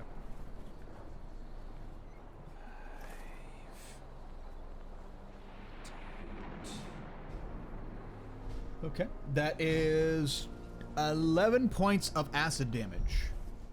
Well, I mean, it's 23 points, but you have for you because you passed the save. So 11 points of acid damage as this thing does a like cone of vomit.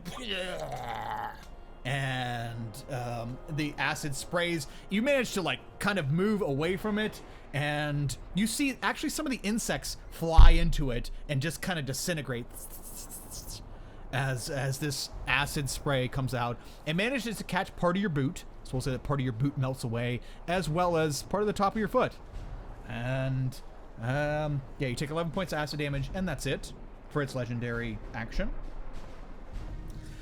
Now for the creature's turn. Usa has... You guys have done some pretty good pre-planning. Usa took his time, took the time to run over, shift and run over at full tilt towards the wood line and set up a pretty decent setup with the devil dust and start burning it. This creature has been drawing its ire and its attention towards Mariah because of the devil dust container that she held. It pivots around after vomiting on you, Mariah. You know, a typical man. Just you know, does the vomiting and then rolls out. Vomits on you and immediately pivots around. Usa, you see this creature look to you and then past you. And you notice the smoke wafting behind your back and across the battlefield here, and it hits the creature. And its eyes get very wide and it starts moving. Actually, it's probably so drawn because you're using... How much of the rest of the stuff did you use, by the way? So Mariah had one of the 32 bags. How much did you use on the wood line? This is kind of important. Like a not honestly like a ton. He put like 20 down. 20? He wanted to try to be a big thing. And he's probably, once he sees it's going to be looking, he's going to have to just keep running back into the woods. He's going to try to make a little trail further into the woods after. That's his plan after that. But yeah, like he used like 20, like, you know, in the line, like a couple under the trees and stuff. Okay. Oh no, we lost Kat. Yeah, she said she'll be right yeah. back. Oh, okay. Okay, I didn't get to see. I am now Mariah. You are. Oh, you're so pretty. And I'm not. Alright, let's see what happens. I'm still myself. Oh man, I don't even have that. Oh, that's worse. Yeah, I don't even have that set up. Shit, that's from. Oh, that's worse. Yeah. Ah! I have renounced my stabbing ways. I'm so sorry, gang. Let's She'll be right back. She said she has to switch to. Ooh, so you stayed the same. Everybody Yeah, else. I'm still me. All right, we'll just let this jacked up for a minute. Okay, as you start heading back towards the tree line, and yeah, I know, Chestnut. I'm sorry, I did not see that message, which I see now, and yes. Let's see here. You head back towards the tree line. The creature on its turn is going to.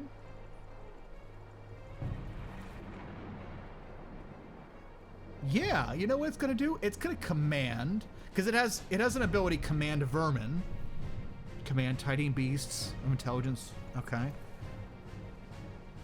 The vermin obey this. Okay, as best they can. It's gonna command the swarm to move over top of Mariah and Lindir. That's not nice. And interesting. And actually, it has to roll a 5 or a 6 to see if it gets that ability back, and then it will do this. Okay, sorry. We're good. Everybody in the right spot? Yes. No. Usa and Mariah are swapped. I stayed the same for like the first. Yeah. You did stay the same for the other one. There we go. Okay. Yay, all is well. All right, fine. The creature is now drawing its full attention towards you, Usa. Or not necessarily towards you, but towards your direction. Usa's in the way. as your pre-planning has done its job and has now drawn the creature's attention towards Greenhaunt, as opposed to first towards the Black Pit and then towards Mariah's bag of the devil dust. As your green smoke begins to the now burning forest that you've made. Oh yeah, just burning the place down. Yeah, you should be good. It's still raining, so we're good. The creature is going to turn its full attention towards there and move its insect swarm with its vermin control thing that I just saw. Command vermin. There we go. It's just innate ability to tell the vermin to fan out and cover over Mariah and Lindir. It's going to do that, and it's going to start taking off towards Usa, in Usa's direction. Mariah, you are how far away from this creature? Were you 5 or 10 feet? She was within its. She was 5 feet with it. It got like up in 5 her feet. shit. Yeah, that's It was right, definitely 'cause 5 just feet. gave me Okay. 5 foot. Yeah, So when- yeah, 5 feet. Okay, as I say, when it teleported right beside you. So if it's within 5 Yep. feet, then you can have an attack of opportunity if you like, as it runs away from you Yes. and heads towards Green Haunt. All right. She's going to take that burned foot and kick it hard. Okay, come on, dice. Kick it in It's the a 22 to hit. Oh, that hits. Oh yeah. 7 magical bludgeoning. 7 magical bludge. Okay. The creature teleports almost right on top of you and starts immediately starts wanting to mess with you and hurt you, and then it turns its gaze immediately towards Usa. Not towards Usa as a person, but towards his direction, and you see that the green smoke has now filled the area, and this thing it smells like sulfur to you guys, but to this thing it looks like it is totally enthralled with the smell, like a catnip kind of effect, and it begins to run away from you. You reach out and you smash it right on the back of one of its legs, and sever for 7 points of bludgeoning damage as you get a nice hook into it as it's running away. Usa, it's heading straight towards you, and you are within its distance as it's in full stride again as it comes towards you, and as it does, it's gonna try to jump on you and then attack you, like it's kind of just bulldozing you over and then keep going. It's gonna launch all 4 of its attacks on you. Did I get a turn yet? Did we skip you? No, on this one. It's, It was it's creature. Mariah, Usa. Greg. Oh, Yeah. okay. Because Yeah. I was getting confused with all the legendary actions. I'm like, wait, I thought the legendary actions at the end of his turn. That's why. No, legendary actions are the ends of everybody else's turn. It gets to Oh. pick. It gets to pick.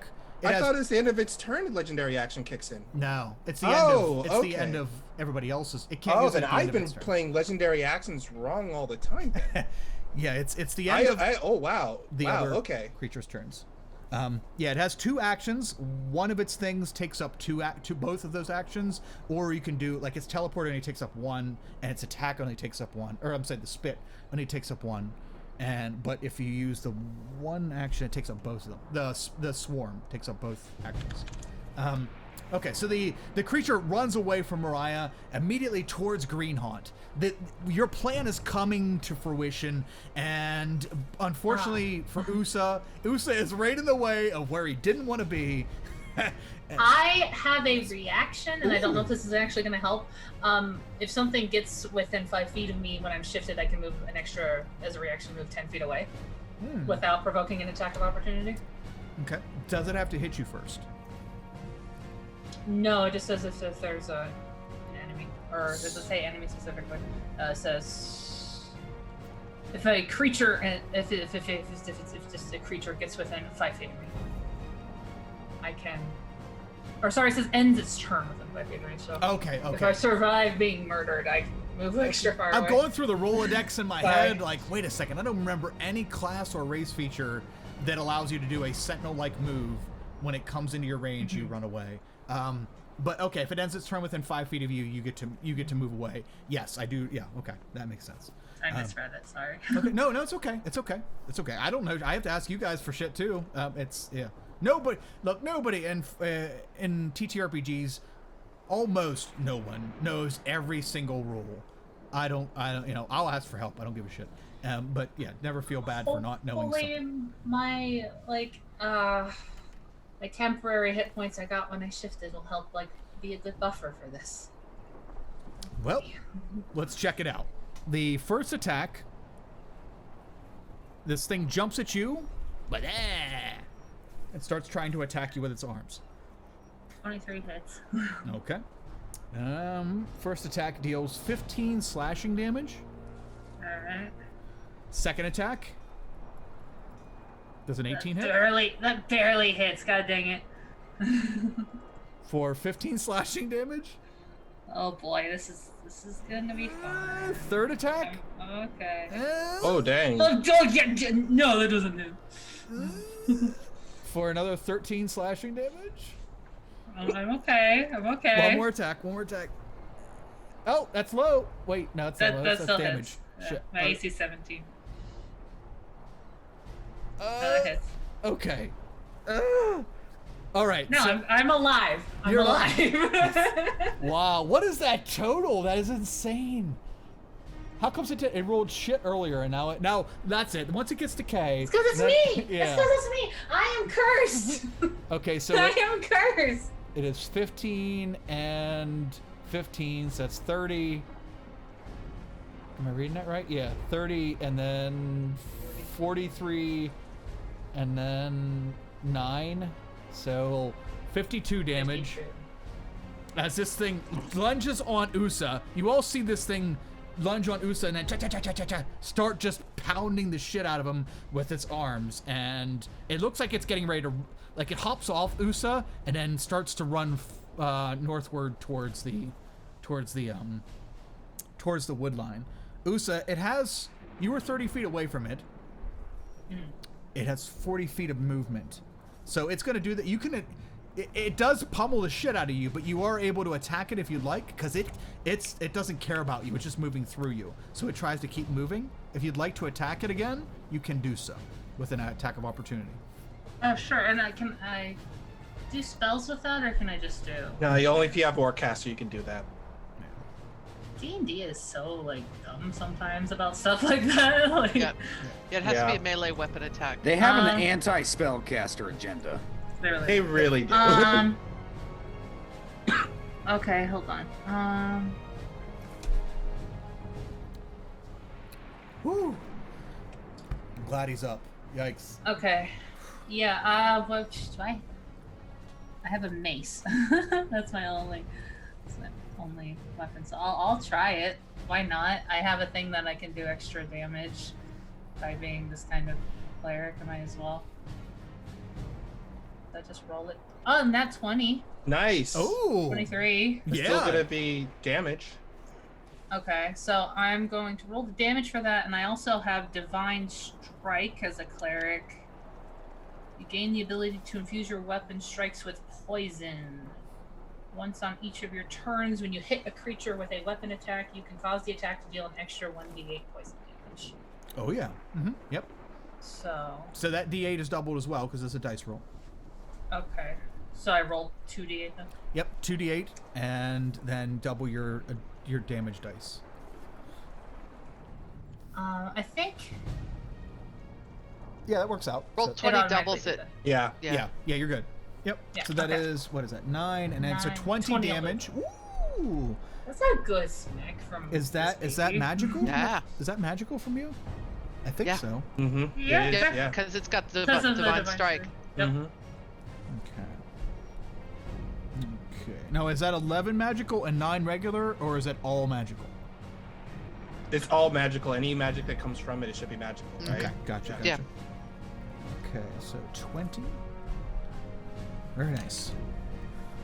Ooh, that's a good hit, right in the back. Yeah. So the job, thing Lisa. almost stampedes over you, and you reach out with your mace and smash it in the back. Very solid hit. It stumbles and then gets back up and just continues to. It goes 10 feet beyond you, and that's its end of its movement. And its turn, as it's like trying to get to the wood line to find out, or to find whatever it's looking for, which would be the devil dust. Very nice. Okay, that is the creature's turn. Next up we have Gregory. So is this still? Do I still have advantage on it because of from guiding bolt, or is that over? You know what? I forgot to give that to Usa, but yeah, no, stay. It's all still on. Go ahead. You have Okay. advantage. Yeah. So what I'm going to do is, the first thing I do is I fly by where, actually, no, I'm not going to do that because Mariah is definitely not within 5 feet of the thing still, is it? No. Okay. Then in that case, I'm just going to fly by the thing, and I'm going to. It needs to make a. Does it do that? You know what? It's like It's, 40 I'm just going to make another attack against it. Okay, I was gonna say it's like I'm gonna 45 feet fire away from another. you. I'm going to fire another chaos bolt at it. Okay. Hells yeah. Just to put this perspective, since you stayed out of the swarm, it's like 45 feet away from you right now, because it moved away 40 That is feet away from Mariah. that is a that is 30 to hit. Oh yeah, 30 hits. Hells yeah. Ah!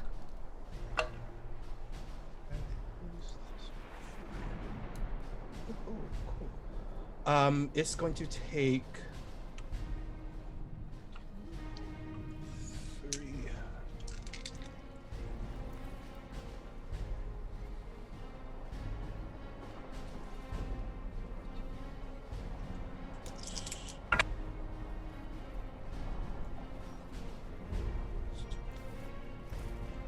So it's going to take 25 points of thunder damage. Ooh. I think. And then as my bonus action, I attack it with the cannon. That is a 23 to hit. Oh yeah, 23 hits as well. Hold on, how much thunder damage was that? So I can A calculate. 25. 25. Okay. Okay, go ahead.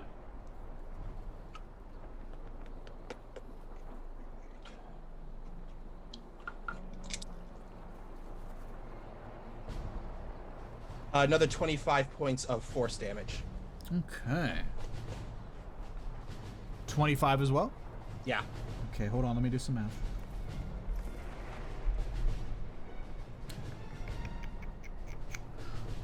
Okay, very nice.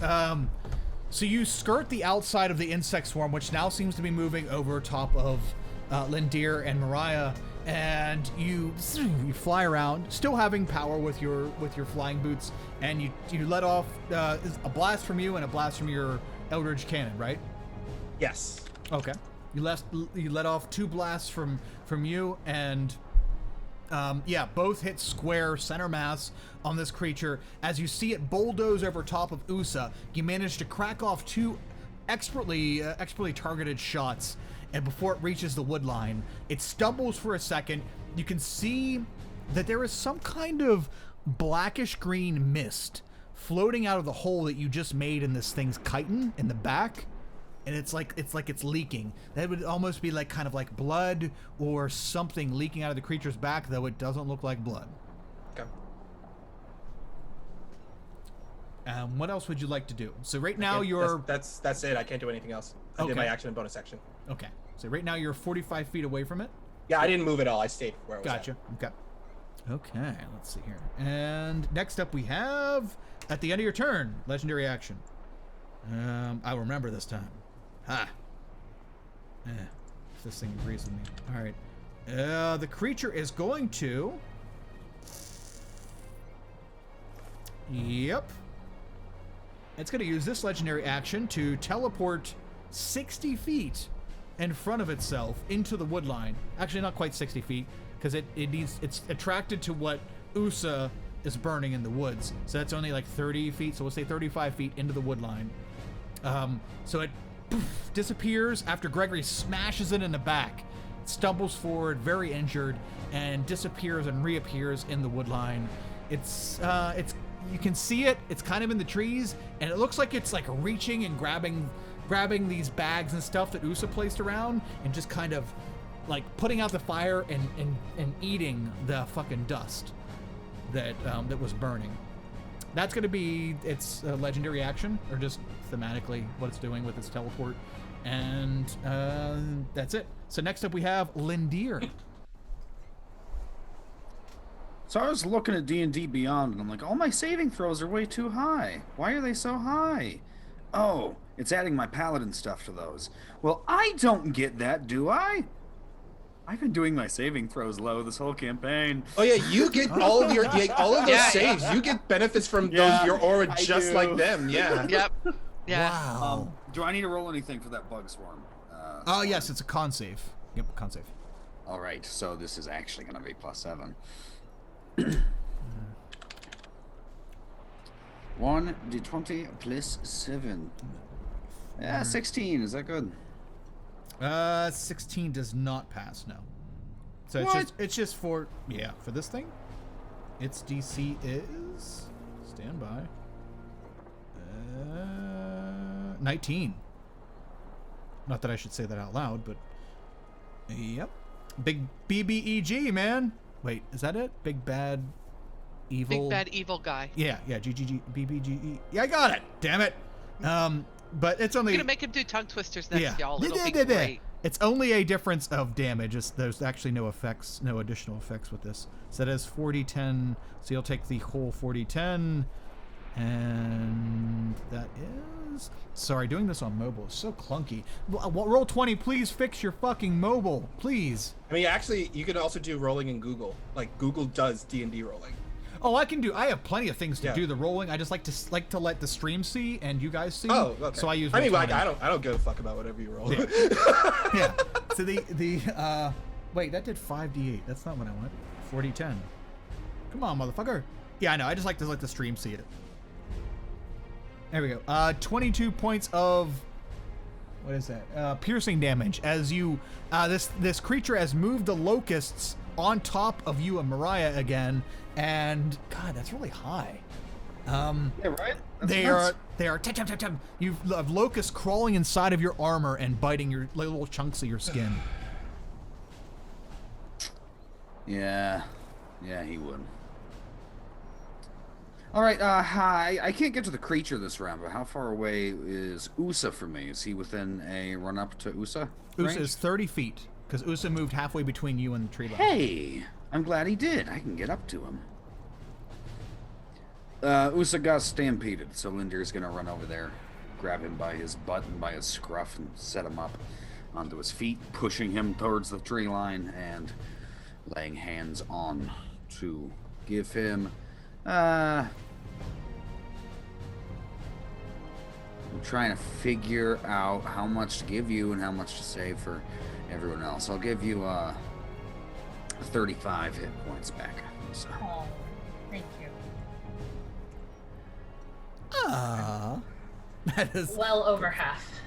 good for him. That was a lot of fucking damage. I took so much damage. Okay. Lindir runs over and heals the shit out of you. Lindir, that's your action and your movement. What else would you like to do? He has Usa picked up, tossed out into the tree lines, and is yelling at him. Hurry up, get that thing back to its mom. Go. Throw the bunny. Roll for bunny. Okay. Lindir, is there anything else? That'll do it. Okay, back to the top of the order. That it appears that the entire fire over at Black Pit has been outed because there is no more smoke coming from the mountain range. So it appears that Blones and Crossing came through on that, and you all have the only sources of infatuation, I guess you'd call it, for this creature, and it is like running around to the different bags that Usa's laid up and starts shoving the devil dust into its face. And thematically, I mean, doesn't have the actions to actually do all that shit, but now that we're top of the order, Mariah, gotta make a con save, please, as this thing is Of course. nicely put these fucking bugs back on top of you since you went out of your way to get it. Oh god, that's even more gross. That's another 13. As if with the paladin bonus. Oh shit, he's no longer Paladins- next yeah, to you. he's no longer next to me. Wait, what did you get? Mariah? 13. I look over at Mariah, and I yell really loud, "Hold your breath now!" As I give her a Flash of Genius, so she get +5 to that roll. All right, so that'll make it an 18. Not quite enough. Damn it. Just shy. I have a vigilance point. Can I make it 19? Absolutely, yes. I know. I really fucked up with the streamer part of this fucking campaign. So sorry. Don't worry about it. No worries. Don't beat yourself up, dude. Just don't beat yourself up, dude. Just go with it. It doesn't. The rules are made up, and the points don't matter anyway. Yeah, I know. Yeah, don't worry about it. I didn't track the whole streamer thing, but yeah, absolutely. With your vigilance point, that'll put you at 19, which is the DC, and you will take half damage as these things are biting at your skin again. You just got out of this. What is that? That's 30 all right. She's got plans. 15 points of piercing damage as the locusts are biting the shit out of you. But you're free to go. There's nothing around you obstructing your movement. So here's the thing. It's thundering and lightning. There's a storm, correct? Oh yeah. Yep. Mm-hmm. Yeah. This is dim light. Yeah. Yeah. I would say dim. Yeah, that sounds about right. Okay. So how far away is this? See, it was just 30 feet from me, and this thing then ran another 45 feet into the forest. 35. Yep. 35. 35 feet. Mm-hmm. Okay, so that's 65 feet. Can I see it through the trees? Yeah, we'll say that. Yeah. I mean, it's not like a perfect view, but it's good enough for you to be able to see it. Yeah. Mm-hmm. So I'm going to use my bonus action to shadow step. Okay. When your dim light or darkness is a bonus action, you can teleport up to 60 feet to an unoccupied space you can see that is also in dim light or darkness. You then have advantage on the first melee attack you make before the end of the turn. So she's just gonna poof in the smoke, leaving a little cloud of green smoke behind her, and then poof right next to this thing, and then stab it.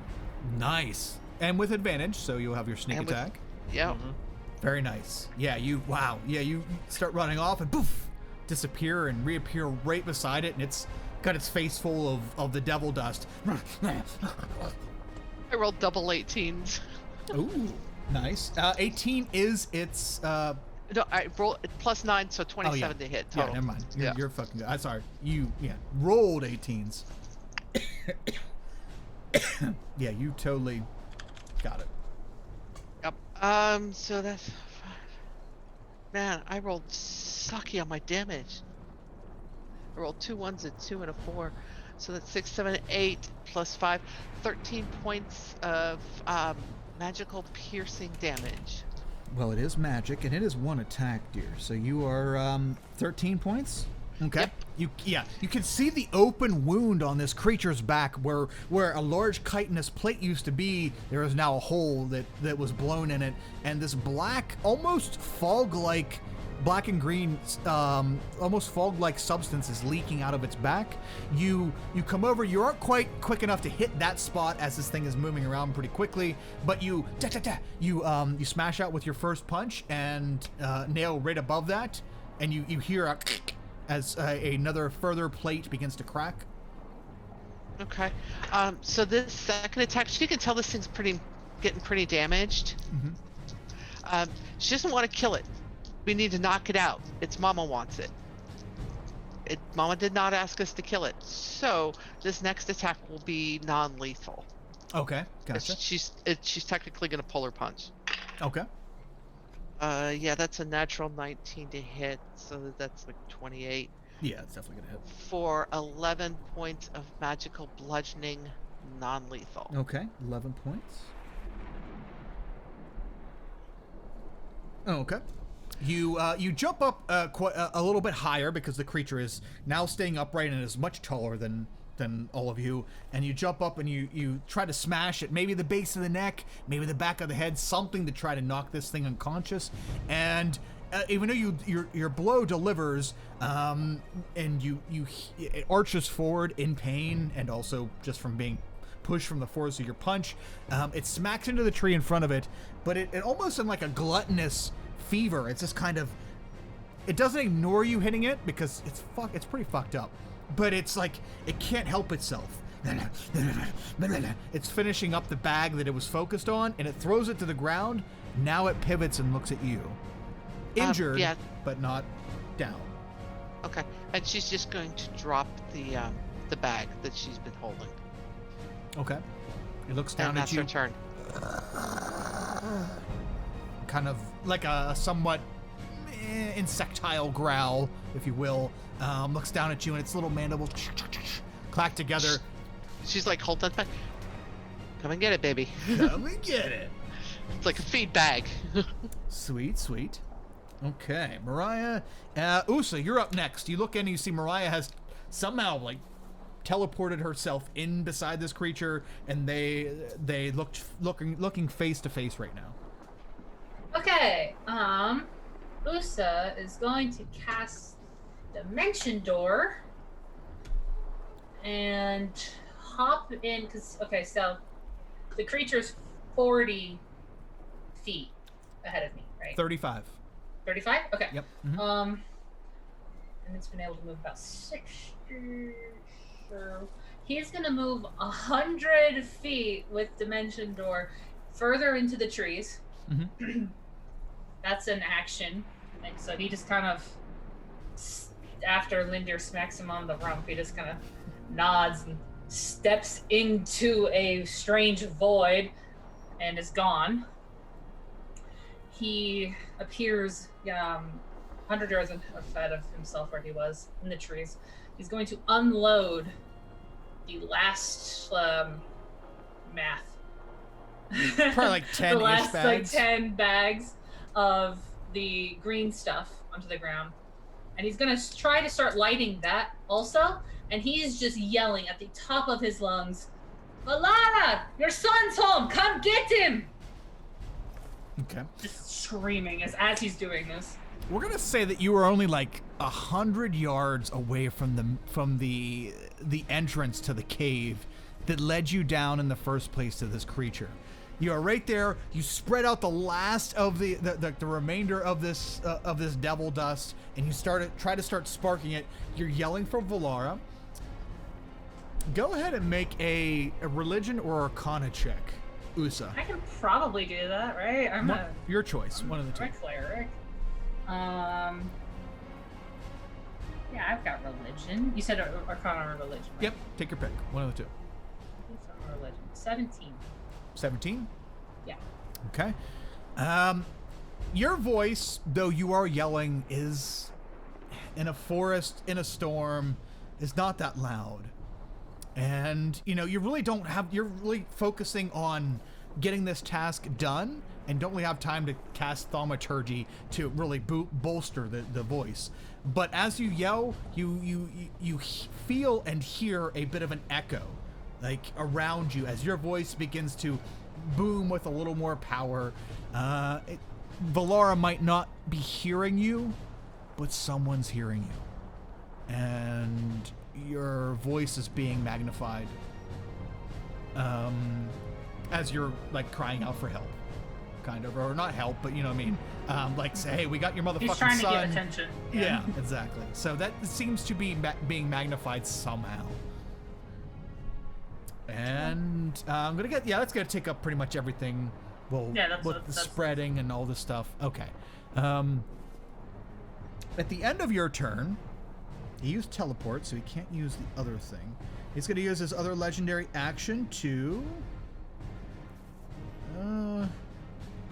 skitter. Okay. Move up to. He's locked in combat with Mariah. It's pretty fucked up, so I don't think he's going to use the second part of this.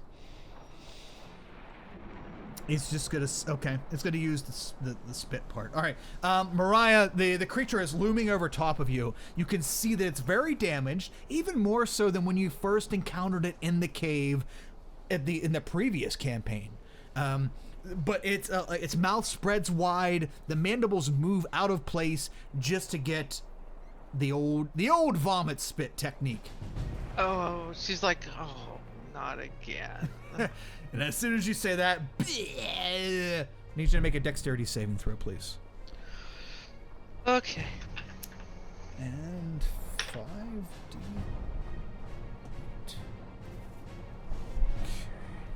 I'm gonna cry. Don't do that. Because that was a natural 1. Oh! So that makes a total of 10 for the dex save. Okay. Okay, that's not that great of a roll.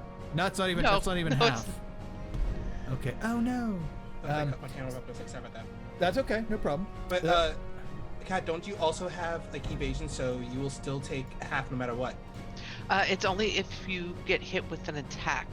No, I mean, I'm not that high level. Oh, you're not that high level rogue? That's okay. No, that's different. Oh, okay, I thought you were that high level rogue. That's why. Yeah, no, nope, not that. Don't have that yet. That's 7th level, and I'm only at 5th level rogue. Okay. Okay. So sorry, Wally. I was with you. I thought she was higher Yeah, I level. thought she had. I thought she had that, but no, she doesn't. Okay. Nope, just uncanny dodge. Okay. Yeah, you're right. Never mind. Sorry, I gotta slide everybody around here. It's okay.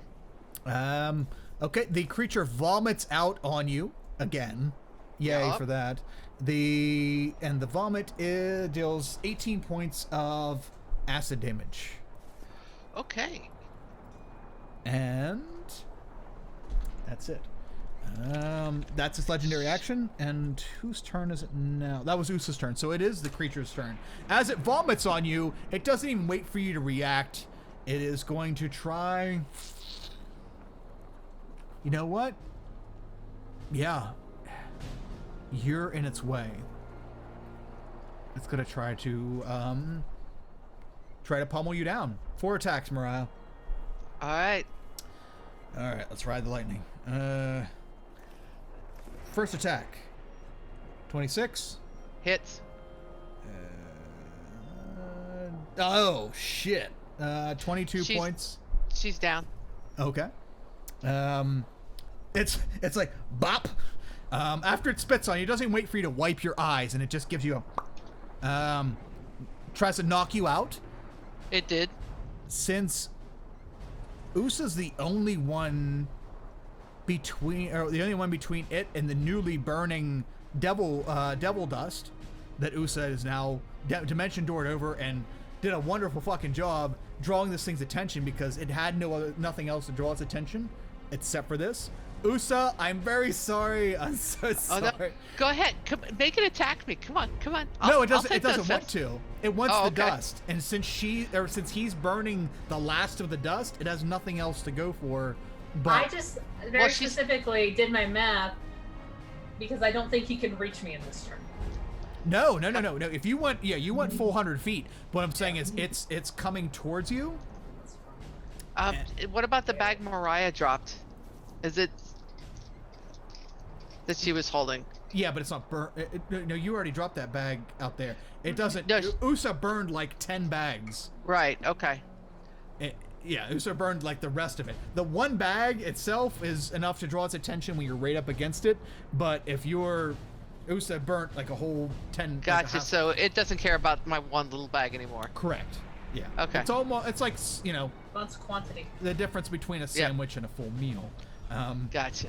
It is running towards you, Usa, and it's going to use its dash to do so. It can't quite get. How far away from you? You were 35 feet from it. You moved 100 feet. So it is okay. Usa, this creature is galloping through the forest, heading in your direction. It still has a dash? Because didn't it do its actions already? No, that was a legendary action before its turn. Oh, okay. Wow, I'm just losing track of all these. I know, legendary actions. It did one bop attack. Yeah, because so it did one bop attack. Yeah. Oh, okay. Yeah. Okay. That's it. It can't get to Usa. It's just running towards Usa. Okay. Yeah. How close does he get? It only gets 40 feet from where it was. So, 35 and 40. So it's still 25 feet away from you. Okay. Yeah. So it's running towards you, and you have all this shit burning behind you, and it is bopped Mariah, and it's heading towards the remainder of your burning devil dust. So you guys have it right by the mouth of the cave. What we do from here, I don't know what happens. Okay, that is the creature's turn. Next up, we have Gregory. Gregory. How far away is it from the mouth of the cave? It's 300 feet or 300 and whatchamacallit, 3 feet, 325 feet. There we go. Okay. All right. Okay, so I definitely see that Mariah's down. Yes. Okay. And Mariah is in her changeling form. Okay. There's now a changeling laying there. Okay. Okay. Okay, I might be able to do this for you guys. All right. So as my action, I am going to launch a healing word a cure wounds at Mariah. Mariah, yeah. Yeah. Yeah, that's a touch spell though, right? Yeah, it is. I'm just gonna head on over. I'm gonna like try to get okay. over to her and do this cure wounds to her. Okay.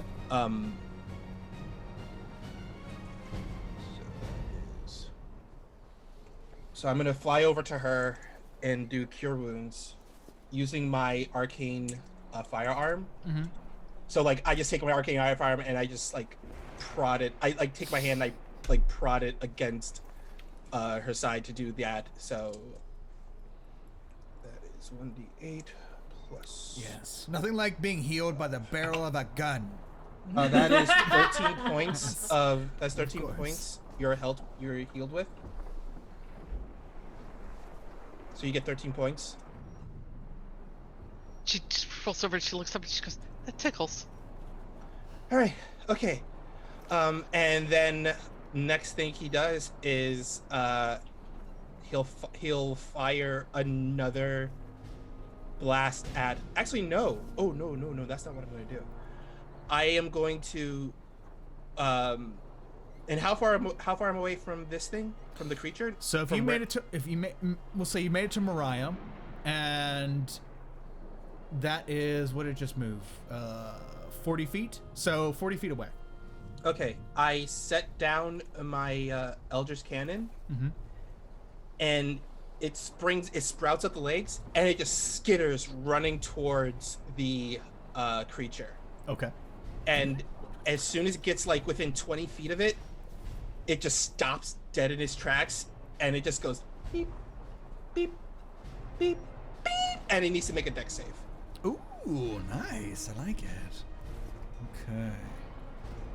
Ooh, I'm excited. All right, so let's see. All right. Okay, good. Good. That's not a great one. Okay, not great for it.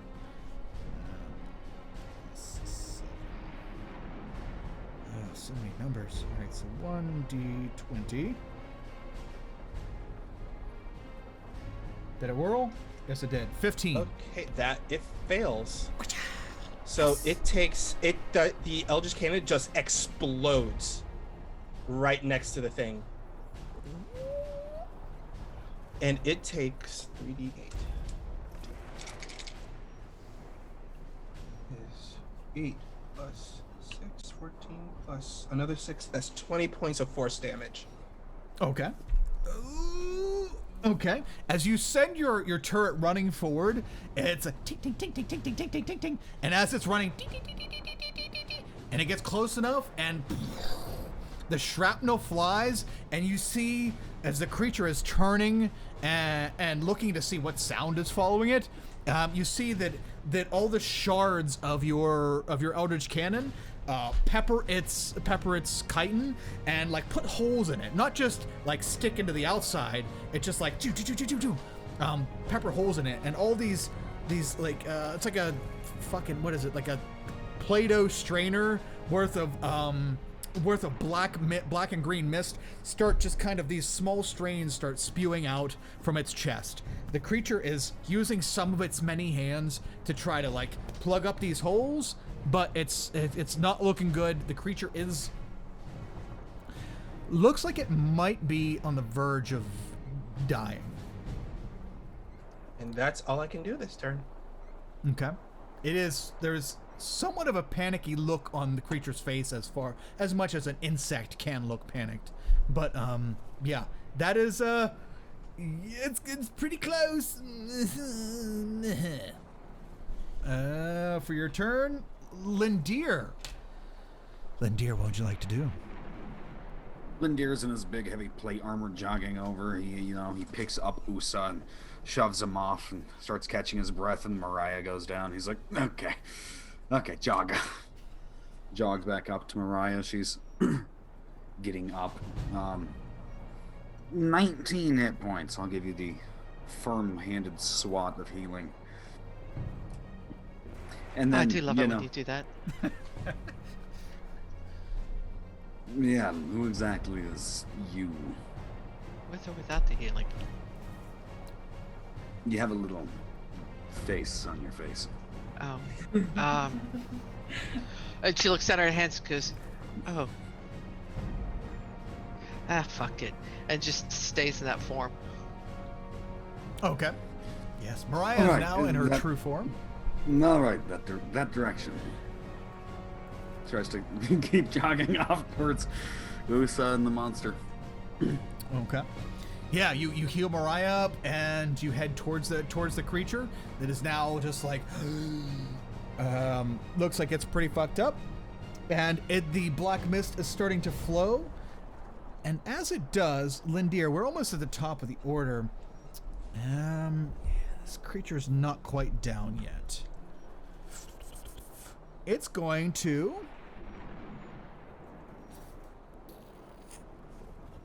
make another swarm on top of you and Gregory. How far away did you move away from Mariah once you cast Cure Wounds on her? Oh, I didn't move away from her. I stayed by. Okay. I had to use my full movement to get over there. That's right. It's going to use its legendary action to cast the swarm on all of you. So now you're all engulfed by a insect swarm. Is that what the spell is? Stand by. Insect plague. That's it. This like thick swarm of locust magically appears right on top of all of you. And I think it's when it appears. Does this count as a spell, by the way? It is a spell. Yes, correct. Okay. Yep. Yeah, I'm pretty sure. Yes. Yep. Cast Insect Plague from its innate spellcasting ability. So yes. Okay. The Insect Plague appears right on all three of you. I need you to make con saves. How far away did Lindir move from Mariah? It was gonna take all my speed just to get up to you guys. So. Oh, okay. So we've got your aura bonus. Yeah. Oh yeah. Yes. Yep. Both of you have. So that's a +5, right? Yep. Okay. And So Gregory has advantage, I think. Yeah, I have advantage. 23. That is a 27 for me. What do you got? 10 total? Oh, Total? wow. I rolled a 2 on the die. High roller. All right. My dice are hating me for saves tonight. Well, don't worry. The dice are hating this damage. So 13 points of piercing damage for Mariah, which thankfully she's healed up. And 6 points of piercing damage for the other two. As the insects appear all around you and start to bite at you. That is, the last of the legendary actions for this creature. And we're now at the top of the order. Mariah, you just got up, and now you're getting bit to shit. Welcome back. And now you're Joe. I am Joe, and I am how far away from this creature? 40 feet. 40 feet. Yeah, it moved its movement away from you.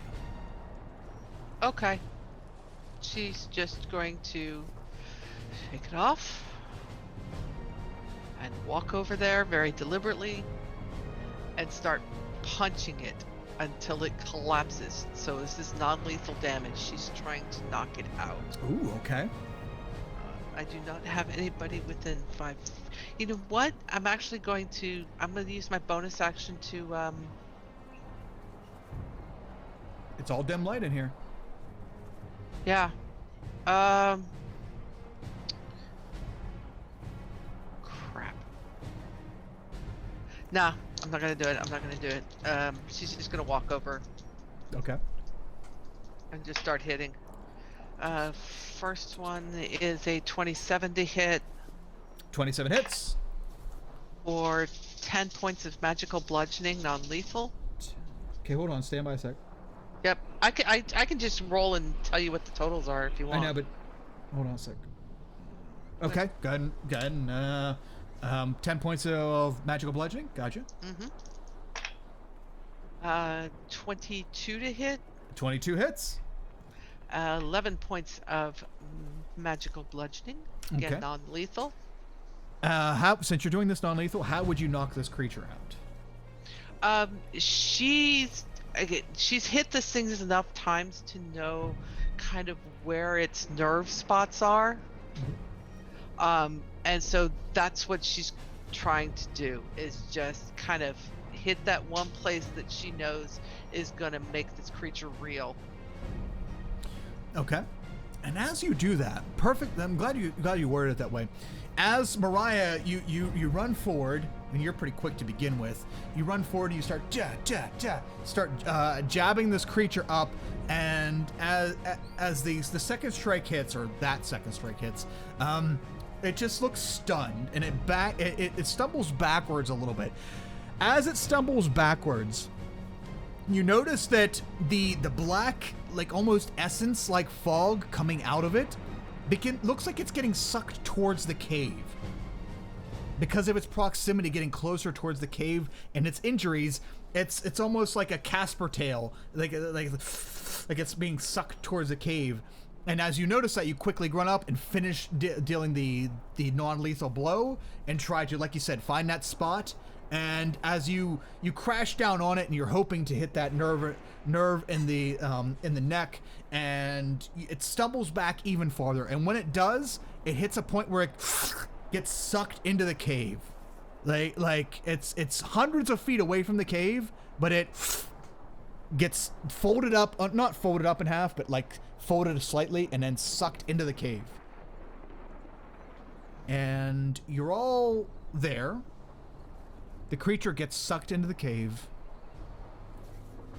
and then you're not there. Oh fuck, not again.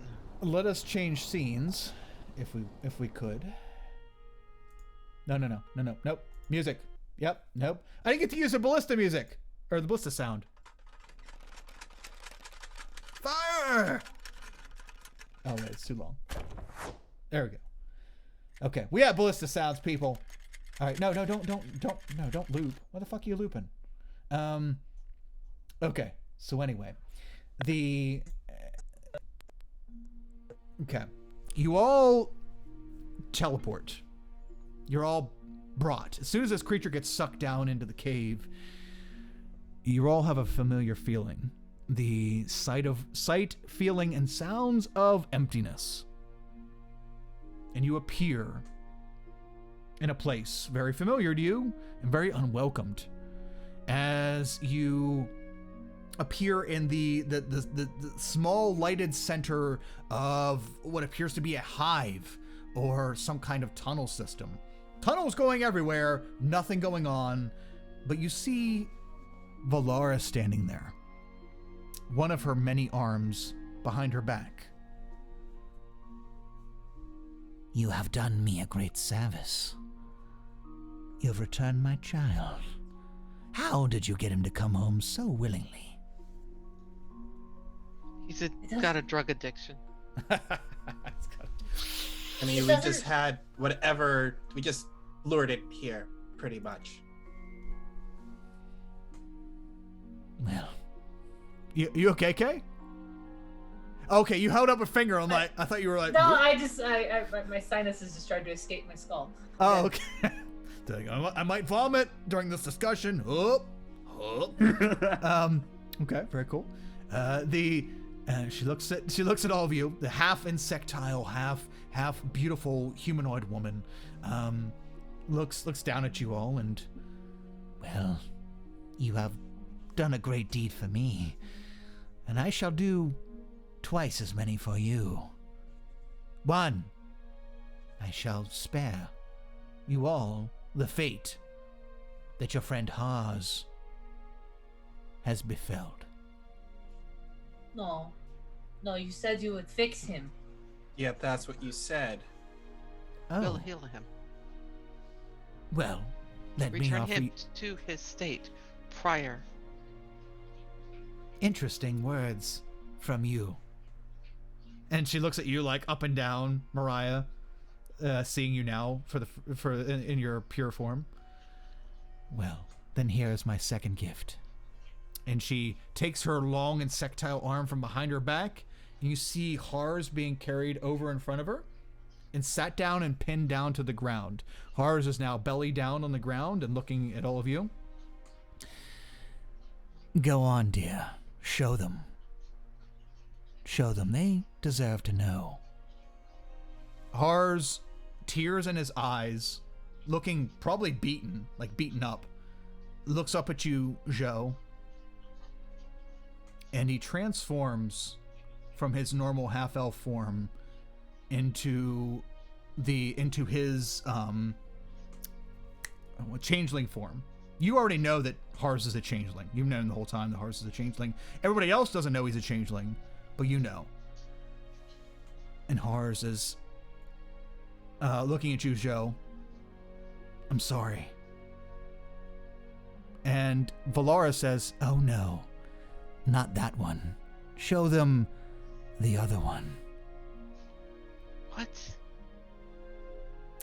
Joe, as you say what, Hars looks down, face almost in the dirt, and then looks up at you, and he transforms to look like, he also has this shift weave. He looks exactly, oh my god, I'm going to ruin the moment because I can't remember names. What was your boss's name? Loke. He looks exactly like Loke. And he looks at you and he says, I sent you because I know you do what needs to be done. Tears just like streaming down his nose. Valar smiling. He's been telling the devils where you've been. He's been setting all of you up. And he probably got your friend killed. Is this true?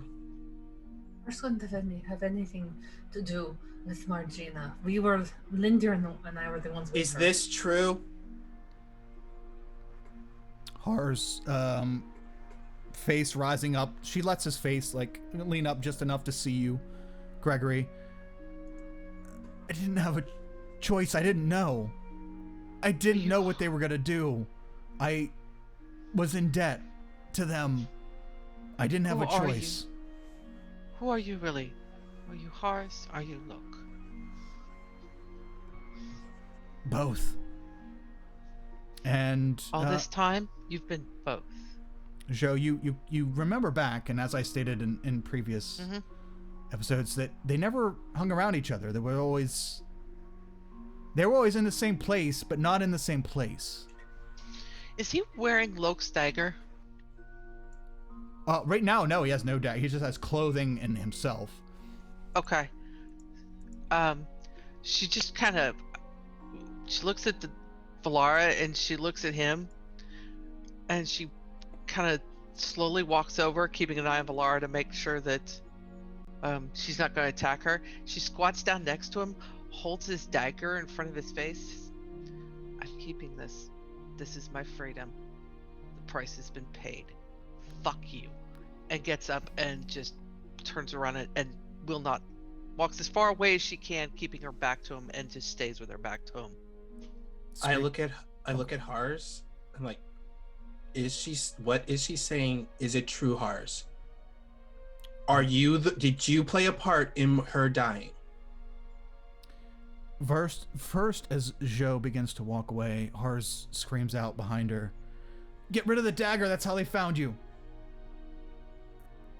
And then to address your question as Joe begins to walk away,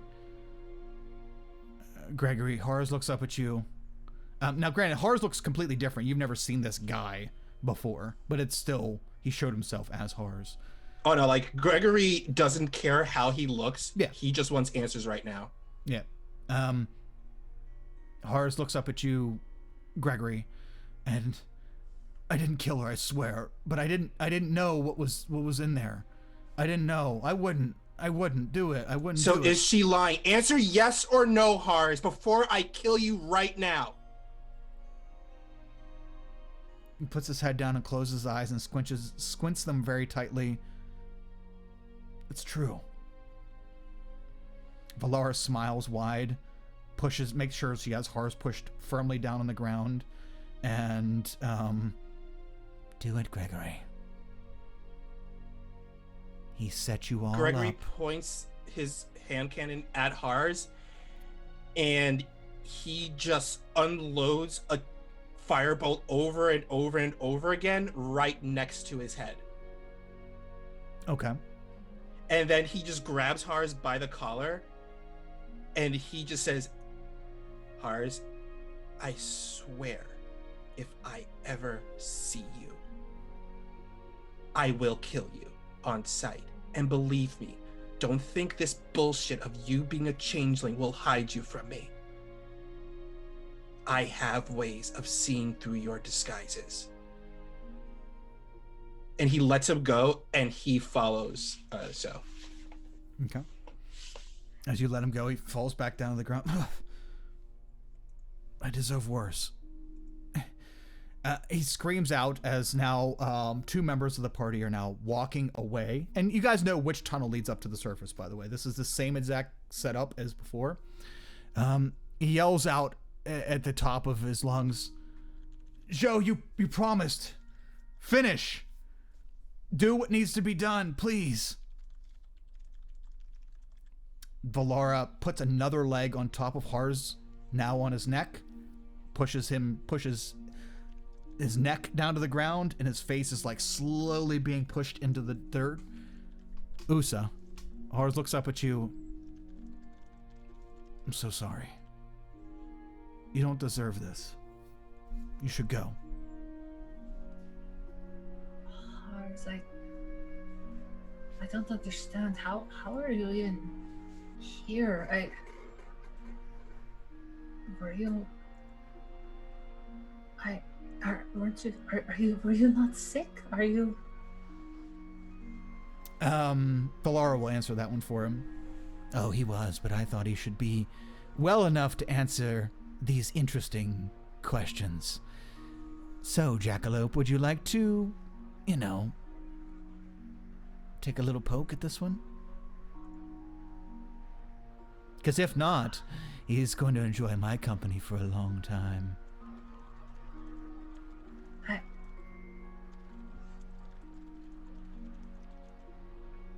Hars is the first friend I ever made. I'm not going to let you hurt him.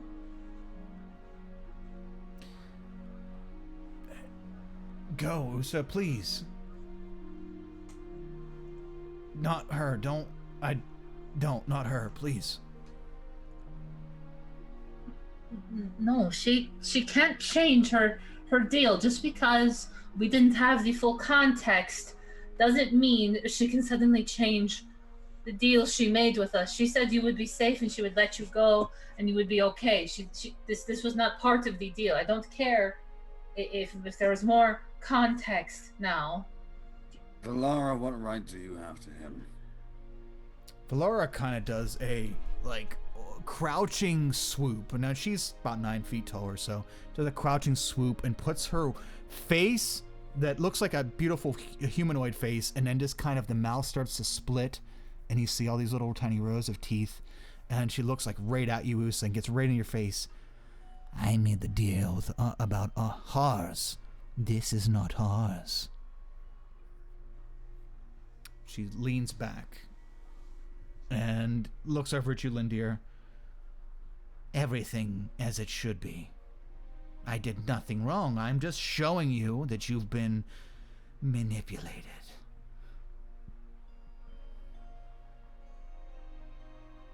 Hars looks up at you, Lindir. If no one else will, please finish me. She's gonna torture the shit out of me, man. Please. He shifts back into Hars form from the dude. You have no idea who the dude was. Please. Valaris, they're not talking you out of this. He orchestrated the capture of my son. He is the cause of one of your people being killed and could have gotten all of you killed. If you're not going to do it, I'm going to take a long time doing it myself. Walk away if you're scared, Paladin.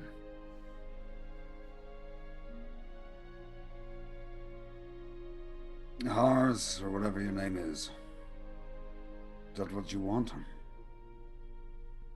He's like full on, not crying, not weeping, not sobbing, but like tears are just streaming down his face. It's gonna happen one way or the other. Just, please, don't let her do it. puts his head back down on the ground. You see a little puff of dust blow out, and he closes his eyes. Lindir's gonna at least walk over to him and get down on his haunches. Look over his shoulder back at Usa. Yeah, Usa's standing there, and now Joe is walked back over and is standing behind Usa.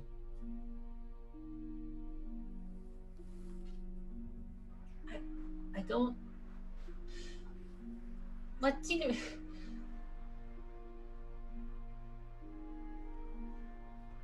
This is hers. I don't care what you say, what power is held in a name.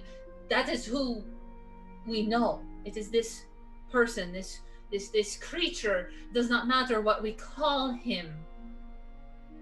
This is who the deal was made about. You can't. I can, and I will. This is not the creature you name as ours. This is an imposter. A phony, a fake, a piece of shit that would have sold you out to devils. Devils! Do you associate yourself with devils? Was there any Hars to begin with?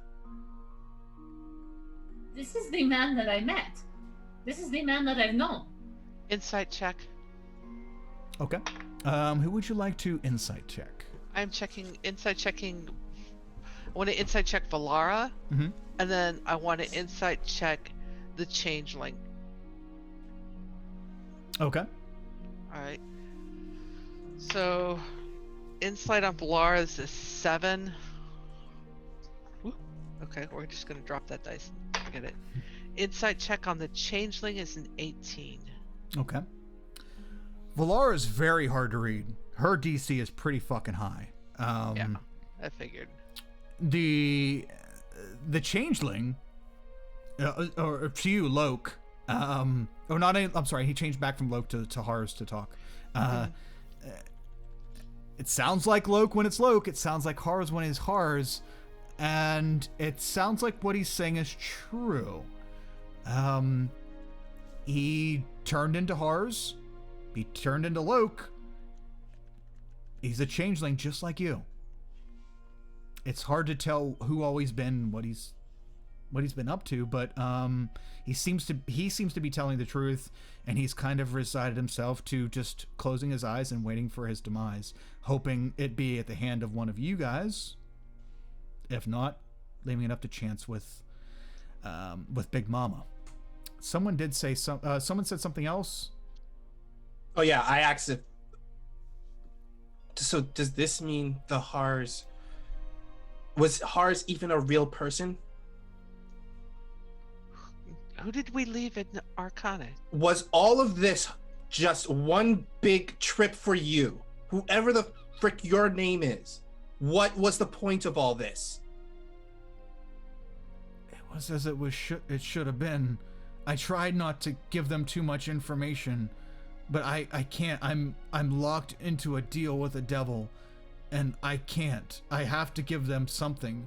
So I gave them us. I gave them our locations, where we were and what we were doing, to find the artifact. And then when we got it, I tried so hard to get it, and that's why I didn't want her to capture me, because she would find out that I wasn't really the Hars, you know. So everything we've been through this entire time, all the stuff we've been through, I could have went to Arcanist with Margina right now. I could be there with her right now. All because of you, Hars. Even though you didn't directly kill her, Hars, her death is on your hands. I know Lindir practiced redemption, but I'm sorry, Hars. You don't deserve it. At all. Hearing Gregory say that, Joe kneels down, picks him up, and she's changed into Loke's form. My entire life has been a lie. I will now live my life by my truth. And she's using Harz's dark dagger, and she's slitting his throat. Lindir was petting on him, casting calm emotion before that. Just kind of numb it. Oh, this is such a good. Oh, wait a second. Okay. As you do that, Harz does a slow blink because he's being calmed. A slow blink and looks up in your eyes. Looks up in your eyes, or his eyes. I mean, I guess if you're looking at it that way, as Loke, looking up at your eyes. Mariah, I'm gonna call you Mariah because it's easier. Mariah, and does a slow blink. Thank you. As you. Not doing this for you. And she turns back into Joe and stands up, wipes the blade, and drops the dagger. Tink, tink, tink as the dagger hits the ground. And Valara leaves off her pressure onto Harz's body, and Harz changes immediately into a changeling, a gray-skinned, white hair changeling. Well, you're all free to go. Come on back if you'd ever care to have a chat. Or if you'd like to see what I'm going to do with this changeling's body. Many great creations ahead. Any chance you can take back this gift you gave me, as we don't need it anymore? It looks underutilized.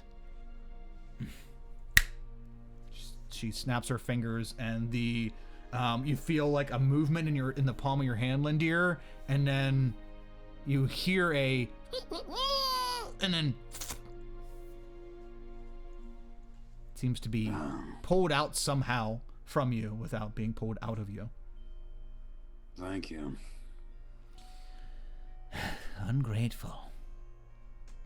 You're welcome. Ta-ta, everyone. She scoops up Harz's body and then, with her insectile legs, begins to climb the walls into one of the tunnels leading into this chamber. Not the one you guys are destined to go out of, but a different one. You're all left in the chamber of the Dalkir Valara, one of the strongest creatures on Eberron. You have... Joe's already walking down. Gone.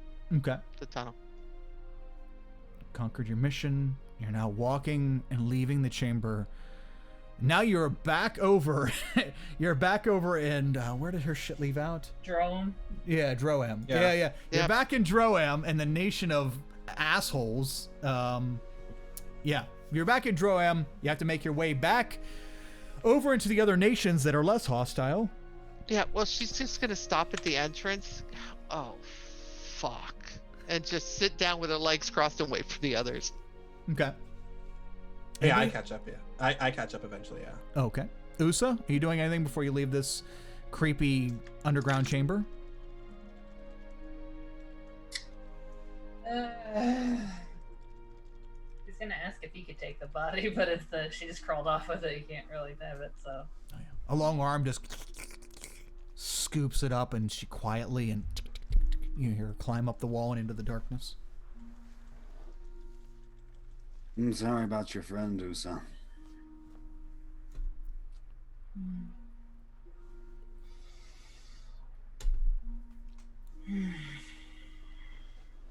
I know it's not the same, but we can build a little grave or shrine or something for him once we get back if you want.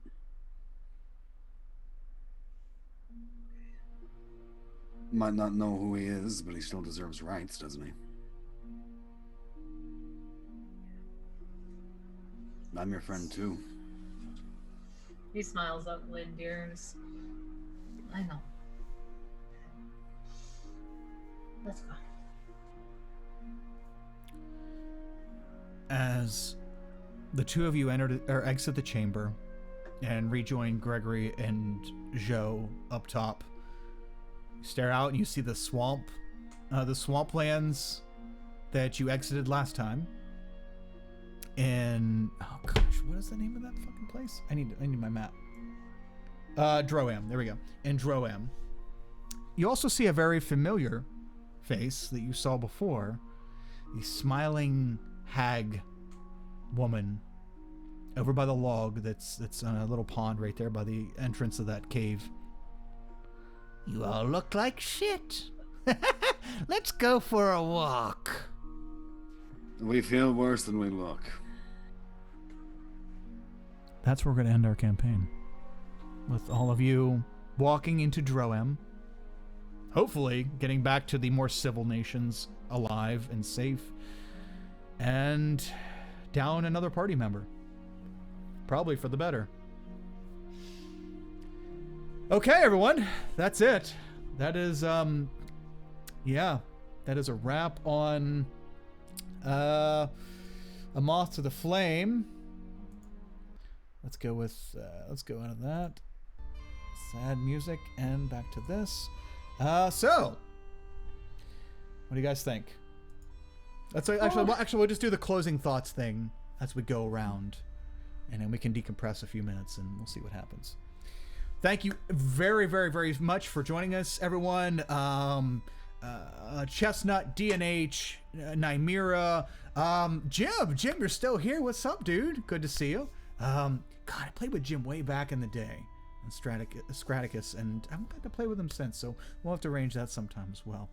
Yeah, to everyone who stopped by, thank you so much. To you guys, you're fucking amazing, and I knew this was going to be amazing, and I'm so grateful for all four of you for spending this time with me, and making this horrendously horrible year so much more bearable just by you guys being you. So let's go around and see everyone. And so Wally, tell us who you are, where we can find you, and any closing thoughts on this campaign. Sup? It's your boy Wally. You can find me on Twitter. At WallE132. Oh boy, that ending. Yeah, that was just that was an ending to that, you know. I mean, Gregory could have killed Hars, but he felt like, you know, Hars didn't deserve, you know, death by his hand. Especially, he felt that you know, it was definitely Hars's fault that, you know, his life got ruined. You know, he had a happy life looking for him, you know, with Margina and everything, and working in the city, but it's his fault that all of that got thrown out the window. So yeah, he was very upset at the end of that. He could have killed him, but he didn't. So thank goodness for small miracles. Yeah, I was wondering what. I mean, that was a thin line that he put you on. That was. Well, yeah. I mean, it's like he said. He said, like, he asked him, like, even though he didn't kill her directly. When you look at it, he did this. He joined this group because of what Hars asked, because of Hars' request. If Hars didn't make that request, he would have been heading to Arcanus right now with Margina, and they would have been there. But because of him, he's not there, achieving his dream with the woman he loves. So yeah, this is Gregory's supervillain origin, man. this is Gregory's supervillain origin, because, like, oh man, like, this is straight up some Killing Joke thing where it's just one bad day. Like, he legit had a really bad day. Like, so yeah, I wouldn't be surprised if Gregory just does not turn out into a good person after this. Like, I could totally write Gregory as a big bad evil because of this, where he's just like, I'm the smartest person that came out of my nation. I am so smart that they will listen to me. I could form, if I wanted to, I could form up an army using technology and go off and attack this person and wipe out every other person associated with this creature, because he has a gripe against them now. You'll be getting a recruitment letter. Yeah, I have a soft spot for Eberron, so maybe maybe Gregory is just that kind of guy at this point. Yeah, The Assassin's Guild ruling council has an opening now. Joe will be happy to help facilitate that if Gregory wants. it's definitely not a set. He would just totally 100% lead this campaign across the nation and base it on revenge on what Hars did. He would, yeah. He would. Oh, we might have to explore that. I'll let you know if we if Gregory is destined to be the big bad evil of another campaign. That sounds wonderful. Oh, awesome. Anything else, Wally? Any You can find me this Sunday over at the Killer DM, doing my mask game. Once again, every other Sunday. And that's all I got going for me for the rest of the year. Hey guys, Merry Christmas, Happy New Year, Happy Holidays to y'all. Very nice. Very nice. Slide on down to Kay. Kay, who are you? Where can we find you? And any closing thoughts on the campaign? I have a lot of thoughts and a lot of feelings and a lot of things I want to say, so I'm going to try to talk really fast without stuttering too much. Holy crap. Okay, never mind for talking fast. I just made my head empty. That was a lot. And I remember Kyle introducing this idea to us, and I'm like, I loved Eberron. I loved it in the last campaign I got to play on this channel. And it's fun steampunk fantasy. That's my shit, and I'm so excited. And I remember him saying like, oh, it's going to be a bit more emotionally intensive, and I was just like, I don't know if it's going to be. I wasn't sure, but wow, whew, that hit me. That got me. That really did hit me, and I was really like heartbroken. It really got to me, and I really got in my head about it, and I was just like, that fucking sucks. This whole situation. It's one of those circular situations where it's like, who is the bad guy? Because everyone involves the bad guy, and then it keeps connecting to the next person. It's just a big circle, and it's just, you can't pick a side. I'm glad someone was able to make a decision there, because Uso was stuck. There was nothing he wanted to do. There's no way he could have gotten out of there there's no way he could have made a decision to get himself out of there. So I'm glad that Joe made a decision to get us out of there. Oof. That was great. I can't speak enough praises of these people that I'm playing with, though. Kyle is an amazing person, and I just want to hug him and squeeze him. And Strider's like 6 feet that way, and as soon as we get off camera, I'm going to go hug and squeeze him. And I love Kat so much. She is such a talented player. She makes these absurd character ideas, and it's just like there's so much going in, and I'm like, how the hell is that going to work? And then she ends up destroying everything I've ever played with her. And Wally, I had not met him before playing this game, but he is like such like a D&D wingman. Anytime like there's something going on and I'm not sure, he's always just like, no, it works that way. It's in favor. Like, you're within 5 feet. You're fine. He's You're good. such a D&D wingman. He's so great to play with. If you guys ever get the opportunity to, I please really recommend playing with any of these people on this channel, off this channel, wherever. Okay. I'm almost done, I swear. It's okay. It's just been a journey. Yeah. Go ahead, dear. I gotta get my words out, or they'll be trapped in my head. This year has been a shit show all around, and I again want to say so much thanks to Kyle, because he messaged me, I think almost exactly a year ago now, on Twitter, and asked me if I'd like to be part of the channel, if I'd like to do like, just like, oh, we're gonna do like a mini campaign. Do you want to come play? Because he and I had met a couple years before that and did like a one-shot together.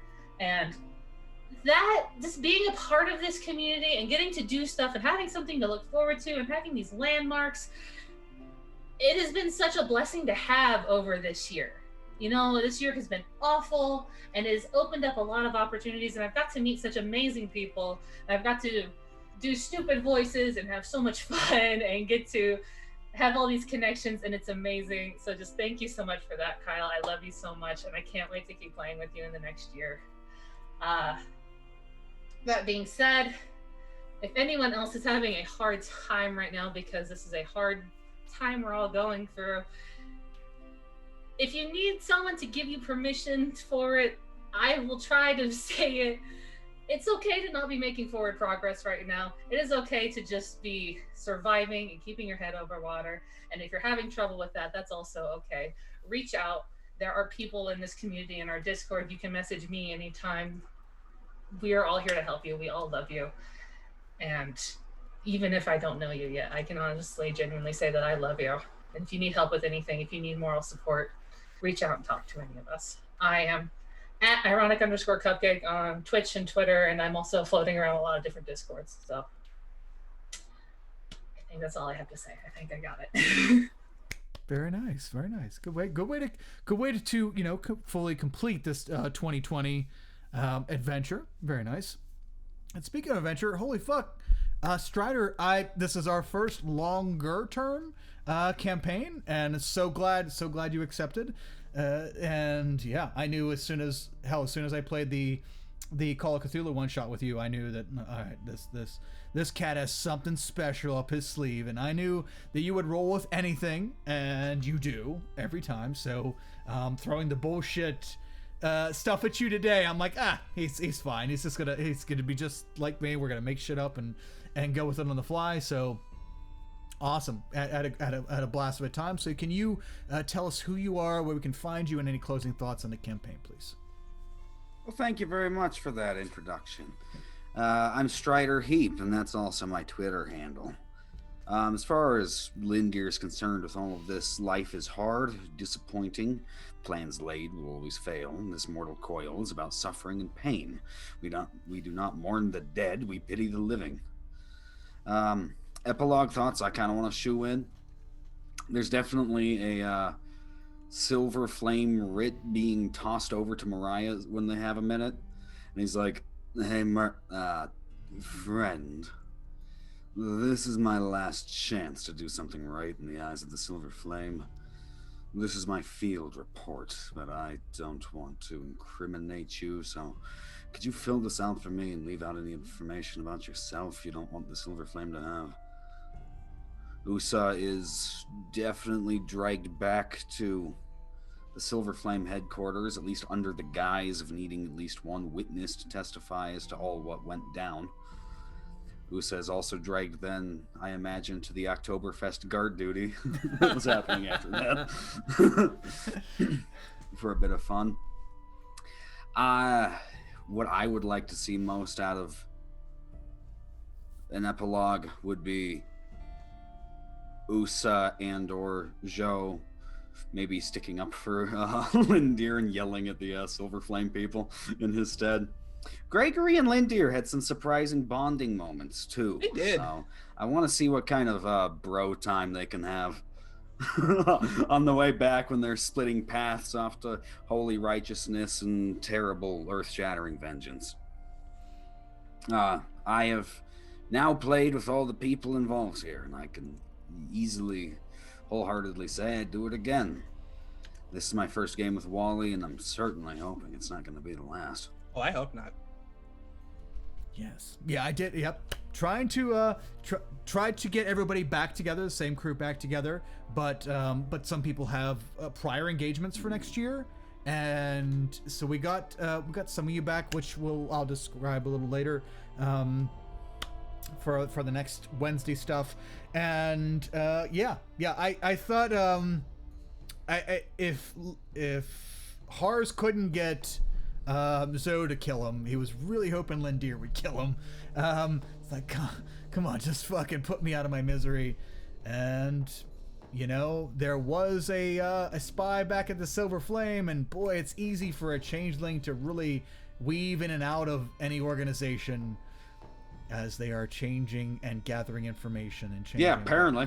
So, yeah, he was in debt. You get in with the wrong people, you make the wrong deals, you're in debt to someone, and it turns out those infernal contracts, they make you pay dearly. So he had to do some shady shit. But let's slide on up to Kat. Kat, can you tell us who you are, where we can find you, and any closing thoughts on the campaign, please? So I'm Kat. I'm at Cleric of Cord. As for which I drink, I roll dice, I play games on the internet with my friends, and I did all three tonight. Um, yeah. So here's the story. Joe, the changeling, recruited off the streets by Loke, the man she knows, as a halfling from the Assassin's Guild. She knows Hars as the young man that is Loke's son and has been raising him to keep Joe competitive. He's always holding Hars up as the person that Joe needs to compete against, pushing her. In reality, Loke was Joe's father, and Hars would have been her brother. Turns out he was her father, pretending to be her brother. And so it's a very complex relationship. Loke was also one of the heads of the Assassin's Guild.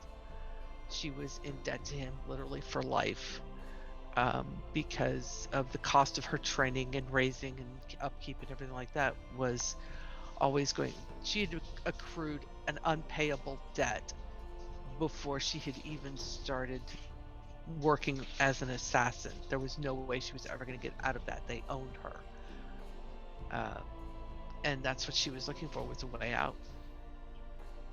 And she was hoping that Usa, once she realized how much she could trust Usa, that Usa would be the perfect person to help her set up in a new life. And This he change- still will if she, still needs it. That's just it. I'm not sure. There's a part. I don't know what's going to happen to her. I honestly don't. There's a part of her that wants to go back as Loke and take over running the Assassin's Guild. There's a part of her that wants to do that, because that's the biggest fuck you that she can think of to him.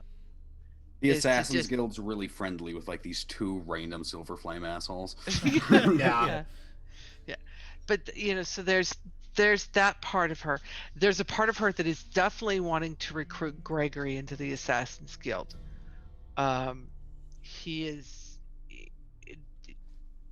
They don't have anybody like him, and they could use somebody like him, especially given his temperament right now and his frame of mind. He would be very, very effective. Take that anger, take that, and channel it towards money. Where you're going to get paid for it. So there is that. And then there's a part of her that just wants to disappear, that wants to find a way to be near Lindir and Usa and be a normal person, which she absolutely has no idea how to be. She does not expect or want redemption. She doesn't see herself as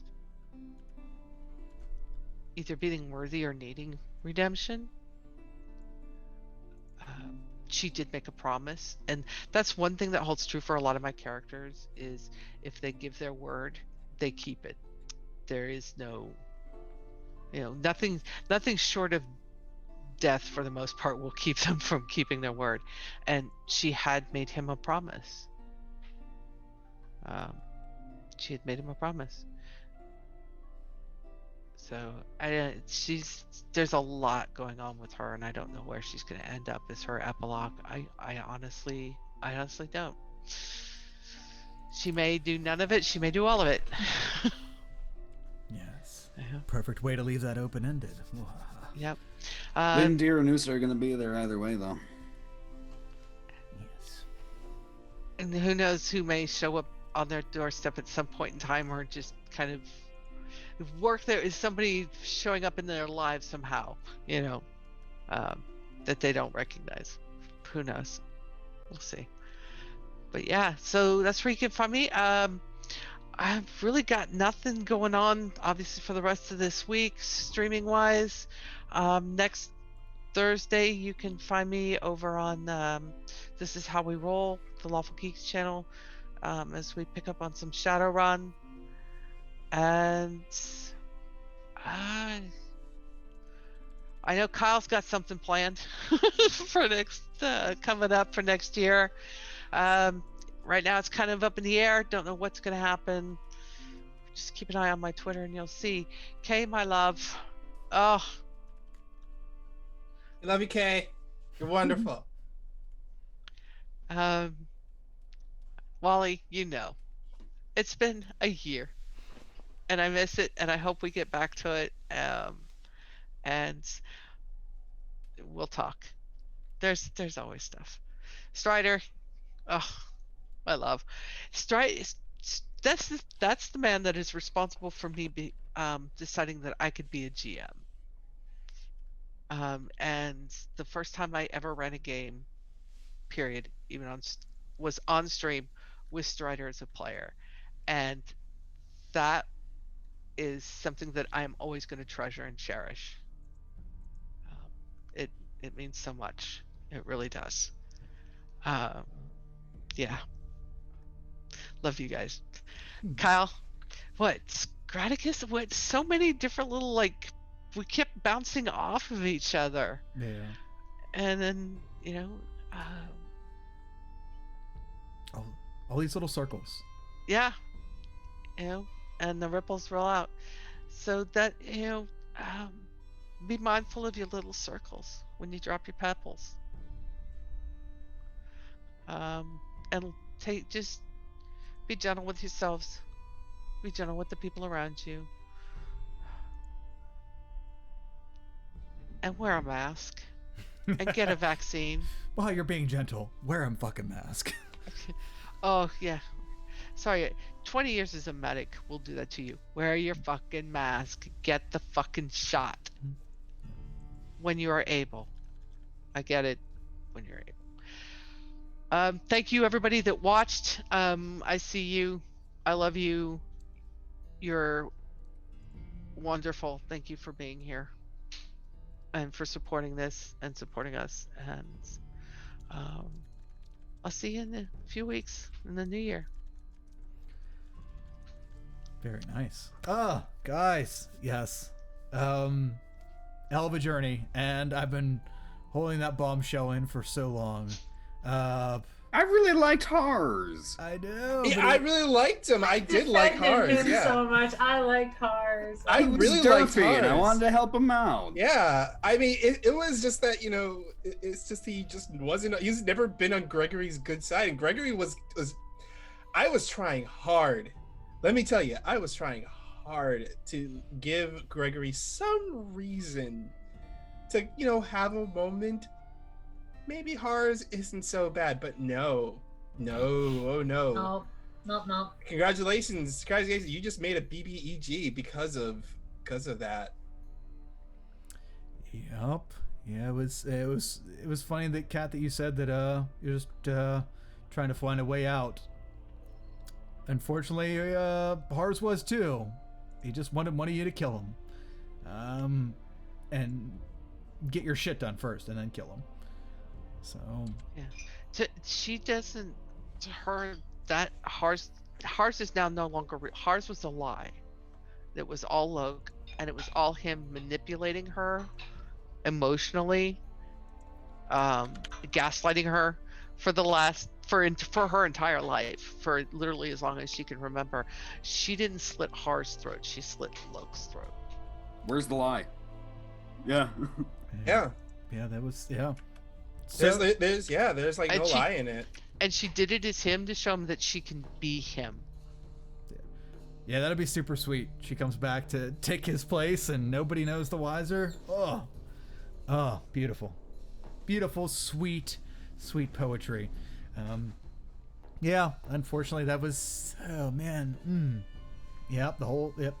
just the bad shit behind the good shit behind the bad shit, and total fuckery. So, but you guys did wonderful, and whew, I'm so glad you took that SOB down when you did, because another round of attacks for poor Usa, and we would have had another K down. Another K. It would have came full circle from the beginning of the year to the end of the year. It didn't help that this thing was immune to 75% of the damage I dealt. Fucking everything. Really, because that thing is immune to lightning and fire. All of my spells are either lightning damage or fire damage. So I could do. I was very limited to what I could do that combat. There was basically nothing I could do during the combat because all like the spells that would do anything, it would have been immune to it. Oh, it wasn't immune to fire, just resistant. Yeah. It's immune to cold, lightning, and poison. And being poisoned. The fire part, I don't think you did fire at it, did you? I don't know if I did. No, I don't. Well, it's also because I was thinking it was also a fiend. So that's why I didn't do fire damage, because if it was associated with a fiend, then all right, fiends are immune to fire. So I didn't. Yeah, I was very limited to what I could do. Yeah, I was like super limited what I could do during that combat. What were the fiends gonna do with it if they got their hands on it? The what? Oh, fiends. It was supposed to go to Black Pit, and when it goes to Black Pit, if it makes it to Black Pit, the one of the Lords of Dust rises from Khyber, or essentially the land below. These Lords of Dust, or these like huge demon things, are trapped in Khyber, and only certain prophetic circumstances would allow them to release, and I made this one of those circumstances. If they can get a Dalkir's child to go into the Black Pit and they suck it down into Khyber, then this particular Lord of Dust can be released. So the devils were just doing his work and luring this thing, orchestrating getting it released, which they used Hars for. They put Hars in debt, and then had him infiltrate the Silver Flame, and then had him bring in Zhou and get you all together and have you release that child so that they can then bring it to the Black Pit. And you all just happened to be able to stop it from going into the pit. Had it been able to do so, then then it would have been a demon fight. Our success is a much bigger deal than we realize. Yeah, that was The bug thing was just a means to a much more horrible CR 20 something creature. Yeah. So you guys stopped all that from happening. Although I thought I had to like the airship combat thing, and you got to shoot bolts at it. I thought that's where Gregory was going. I'm like, I'm gonna shoot bolts at it. I thought you were gonna do that. That's why.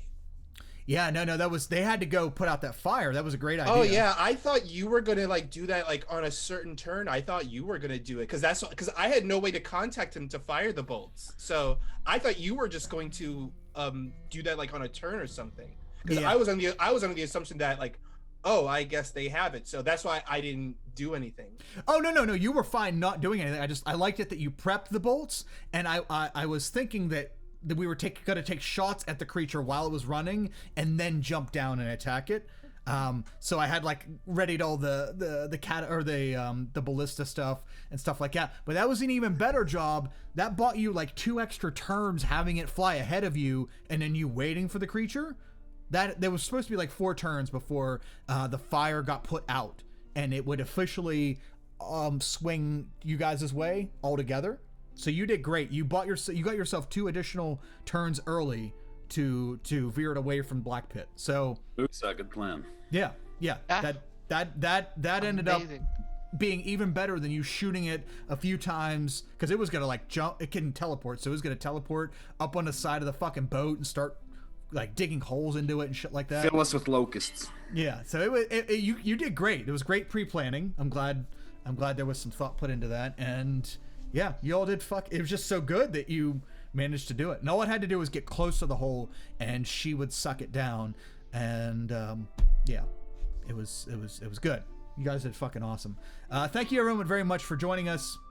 Good to see you again, Jim. And yeah, it was great. You guys, fuck man, I can't do as amazing of an outro as each of you did, but it was amazing getting to play with all of you, especially for this long form stuff. I like it now that we don't do seasons, because there's no like specific time, like specific, oh, we have to be done by this week. All right, I need to cut out these portions of the campaign just to fit in. No, we're just here to play and have fun and spend time with each other, and you know, come whatever may. So it's been truly a blessing getting to spend this time with all of you. And Wally, it was amazing getting to meet you and play with you. Everything Kat, all the fucking wonderful words Kat had preceding you, saying, hey, check him out and bring him in. He's an amazing role player, and totally did it justice, because you were amazing. And like I said to Strider, rolled with everything that I threw at you, just like all of you guys. It's fucking great, and I look forward to playing with you again soon.